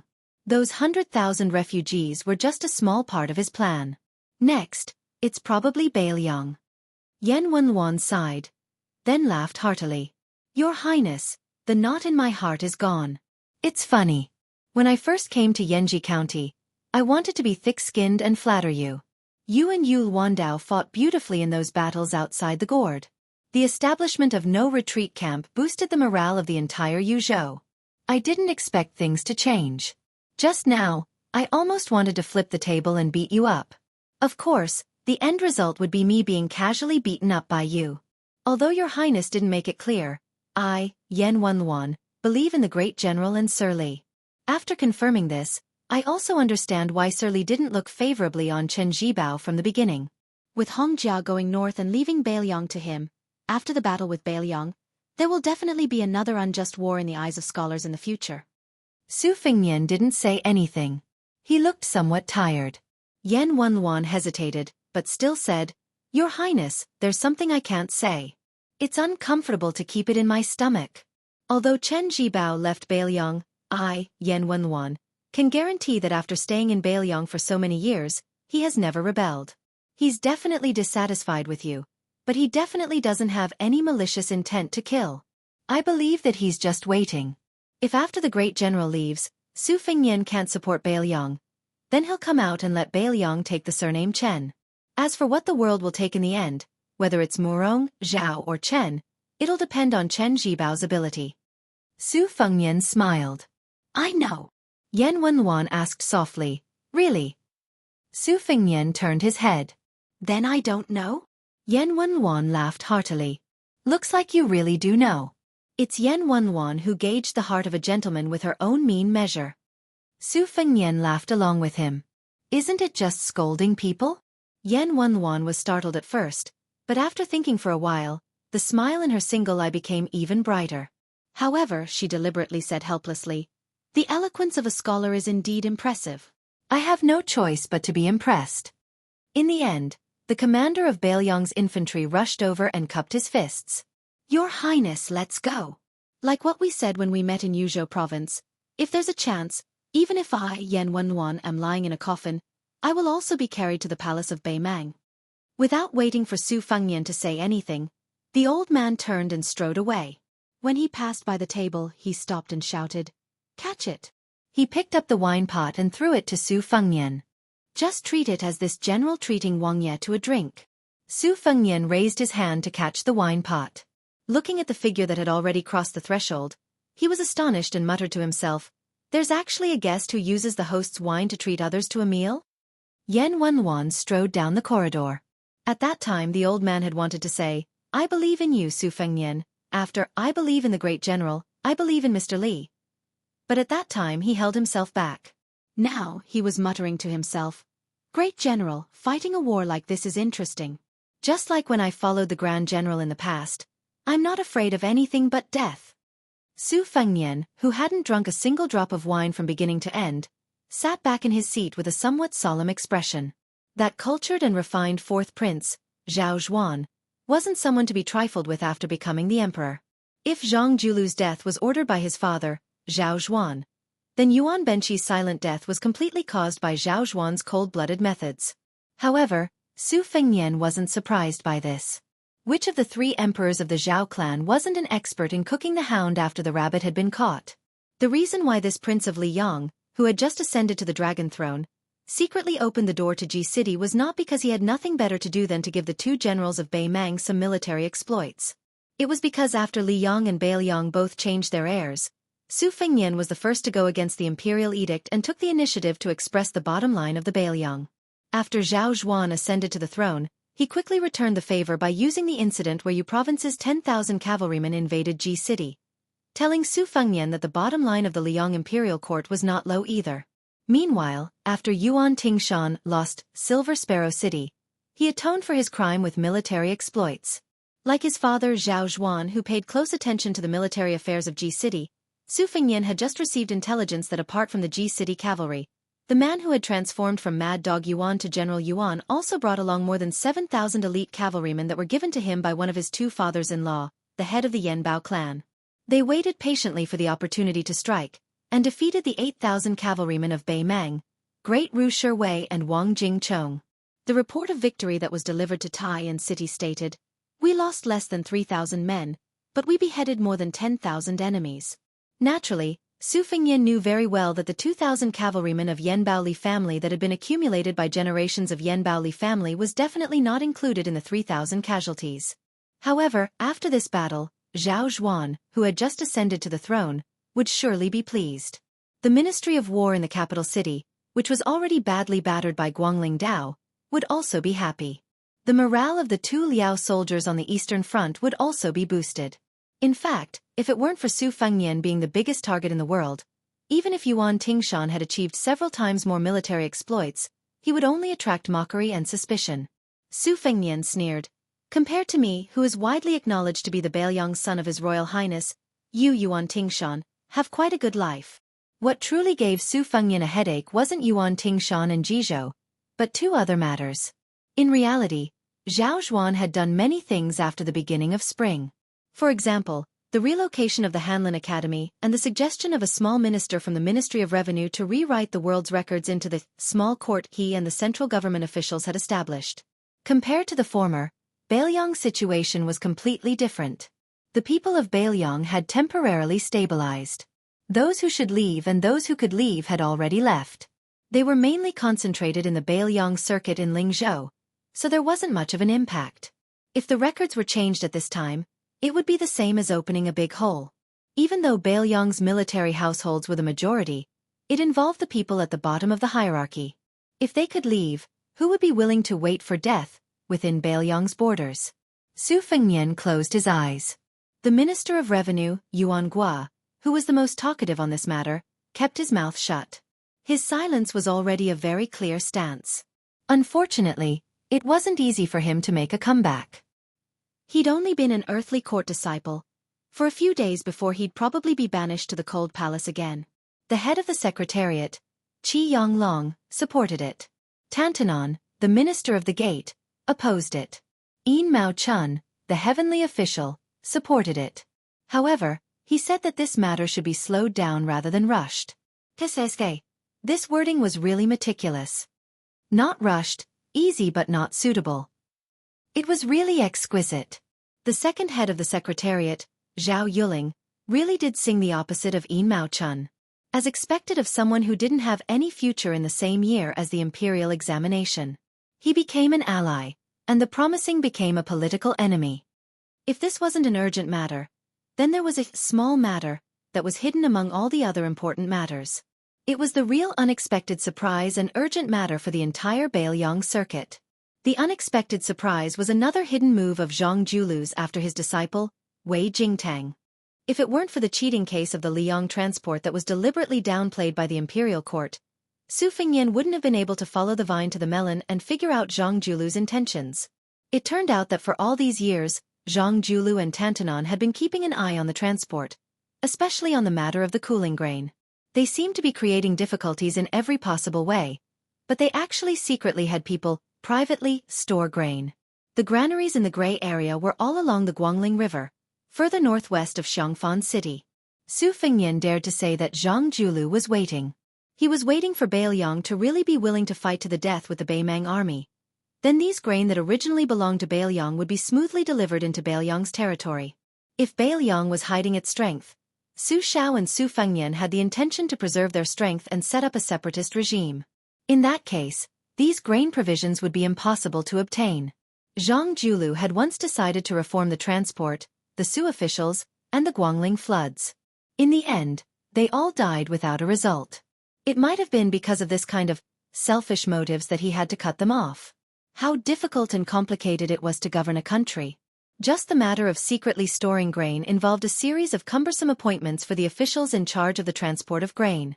It also involved the relatives of the emperor who lay on the lifeline of the country and the merit of the founding of the country. In the game of interest with these vermin and rats, Zhang Julu not only had to ensure that the blood of the country flowed without hindrance, but he also had to ensure that after Beiliang really did fight to the death with Beimang, the court or his current Grand Secretary Zhang Julu could also show some sincerity. More importantly, he had to maintain a balance between the emperor and the nobles. Now, Zhao Zhuan had personally turned this unexpected surprise into an urgent matter. The transport officials that Zhang Julu had arranged for were all wiped out. Their official ranks were not high, and the nobles did not care about these unimportant officials who were not their lackeys. Perhaps without these people, they would gain even more in the future. Furthermore, the emperor's iron fist and determination to deal with corruption received praise from the court. After this turmoil, who would dare to go against the imperial court? In the future, it would only be more difficult for Beiliang to obtain grain. Su Fengyan bent his fingers and knocked on the table again and again. Chapter 1407. With less than 2 million households in Beiliang, there were less than 10 million people, but they had to feed an entire 300,000 border soldiers. If it wasn't for the support of Lingzhou, known as the northwestern Little Guangling Beiliang, which had been stretched for more than 20 years, would have snapped a long time ago, let alone shoot arrows. How was Li Gongda able to become the head of the civil officials, Beiliang's administrator? Was it because he only knew how to sing praises to Su Shao and only knew how to curry favor with him? Of course not. There was no other reason.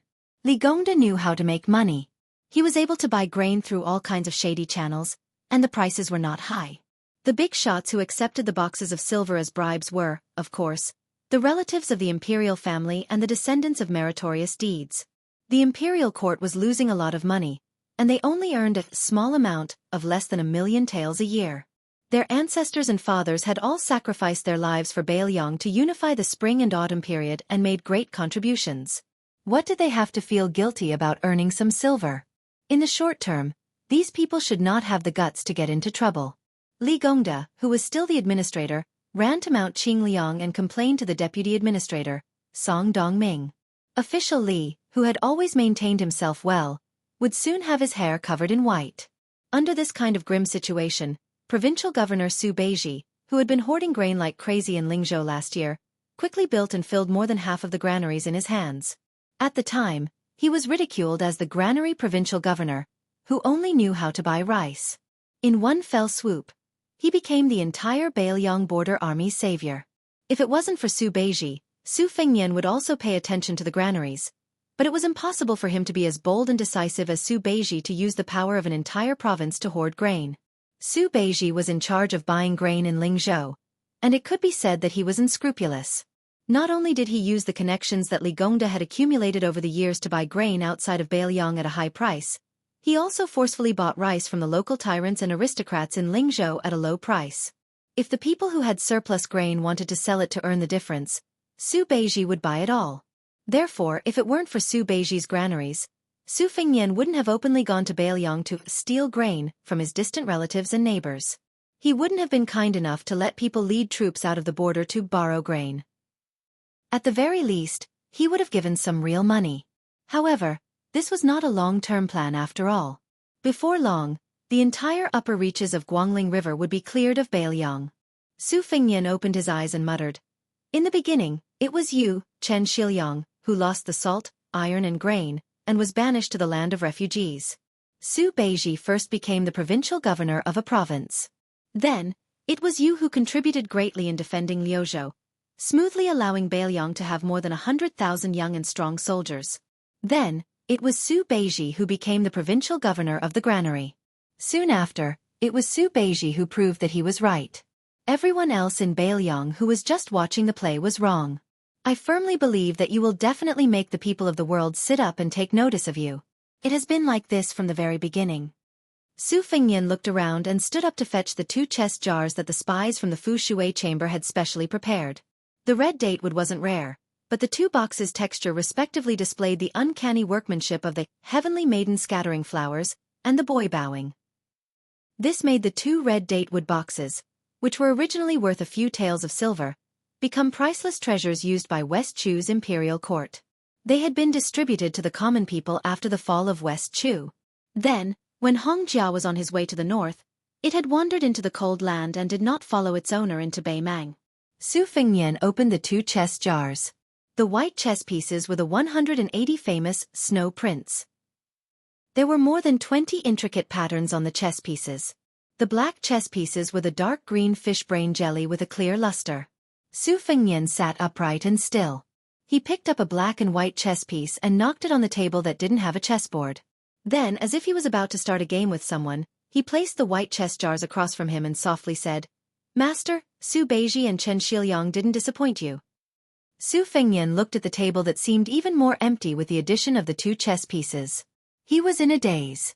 Finally, he raised his head and looked at the empty table across from him. He didn't say anything. The sky outside the window was blue and white, and the room was no longer dark.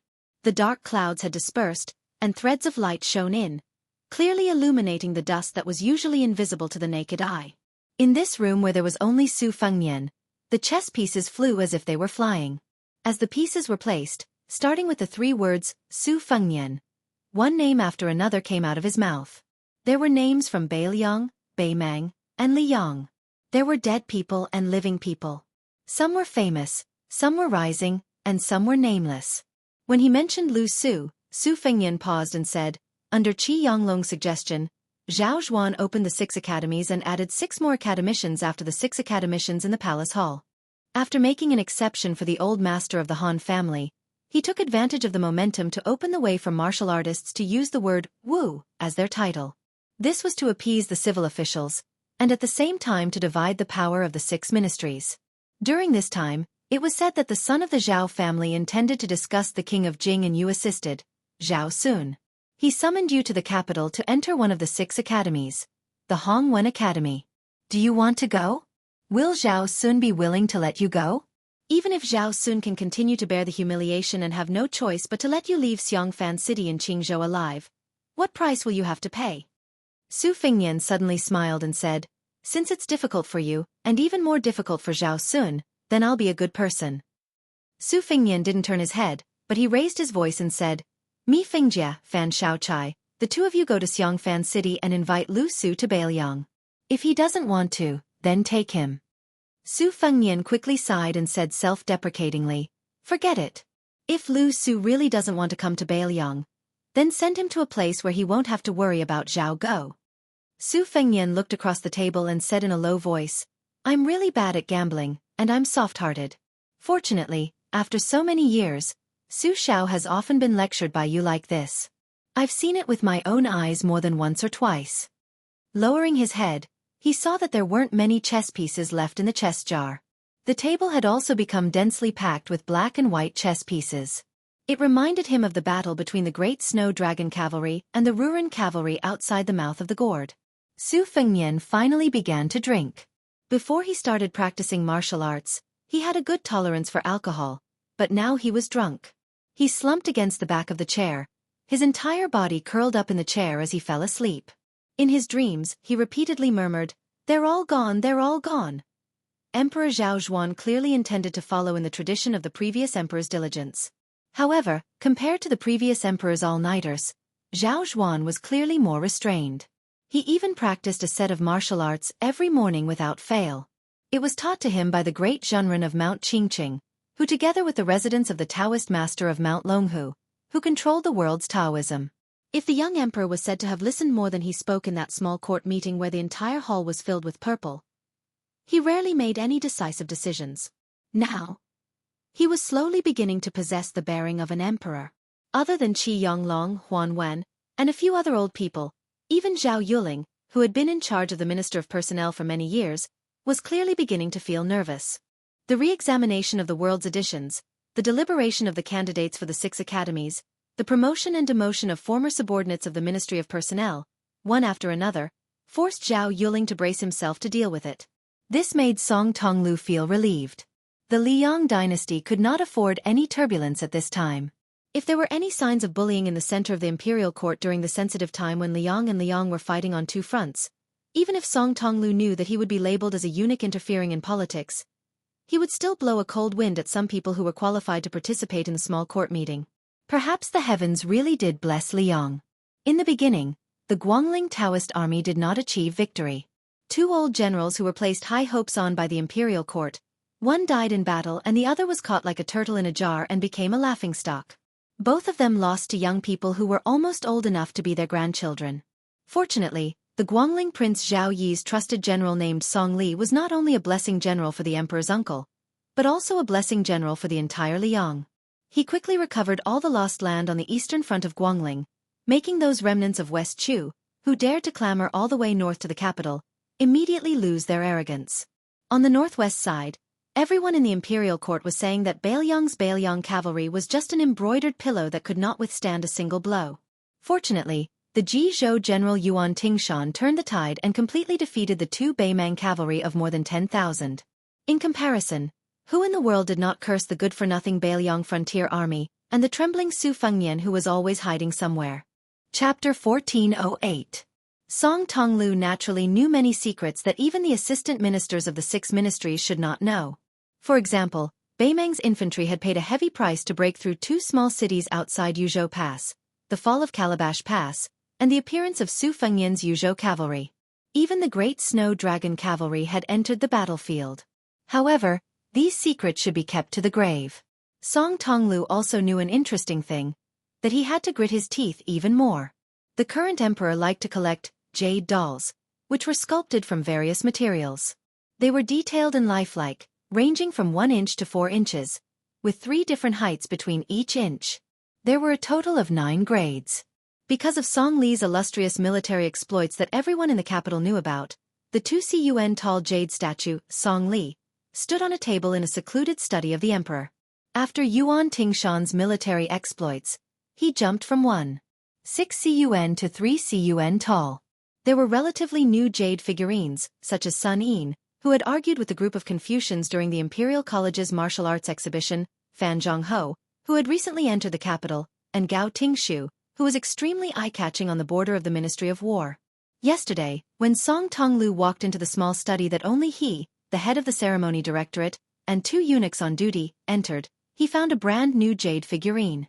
Even though there was no one in the room at the time, Song Tonglu, who was the head of the eunuchs, only dared to sneak a glance. He found that it was an extremely young stranger. Moreover, it was very different from the other jade figurines. This person had his eyes closed in concentration, like a blind man. Before Song Tonglu left the room, he had guessed the identity of this person. It was a blind chess player who, at his lowest, had no choice but to gamble in the shabby alleys of Jianghu to make a living. It was a person who had no record in the Ministry of Appointments, Lu Su. There was no court meeting today. The Emperor, Zhao Zhuan, could practice his set of martial arts when the sky was slightly bright. Recently, the Empress had occasionally caught a cold and was not feeling well. The Emperor had specially sent her to her maternal home to recuperate and relax. During this time, the Emperor had not visited any woman. The common people often said that the Emperor was not anxious, but the eunuchs were anxious. However, most of them did not know the true meaning. In fact, it was referring to a time like this. For a small family, there was a saying that there were 3 ways to be unfilial, and having no descendants was the worst. For a vast and enormous dynasty, the ruler of a country without an heir was tantamount to an invisible disaster.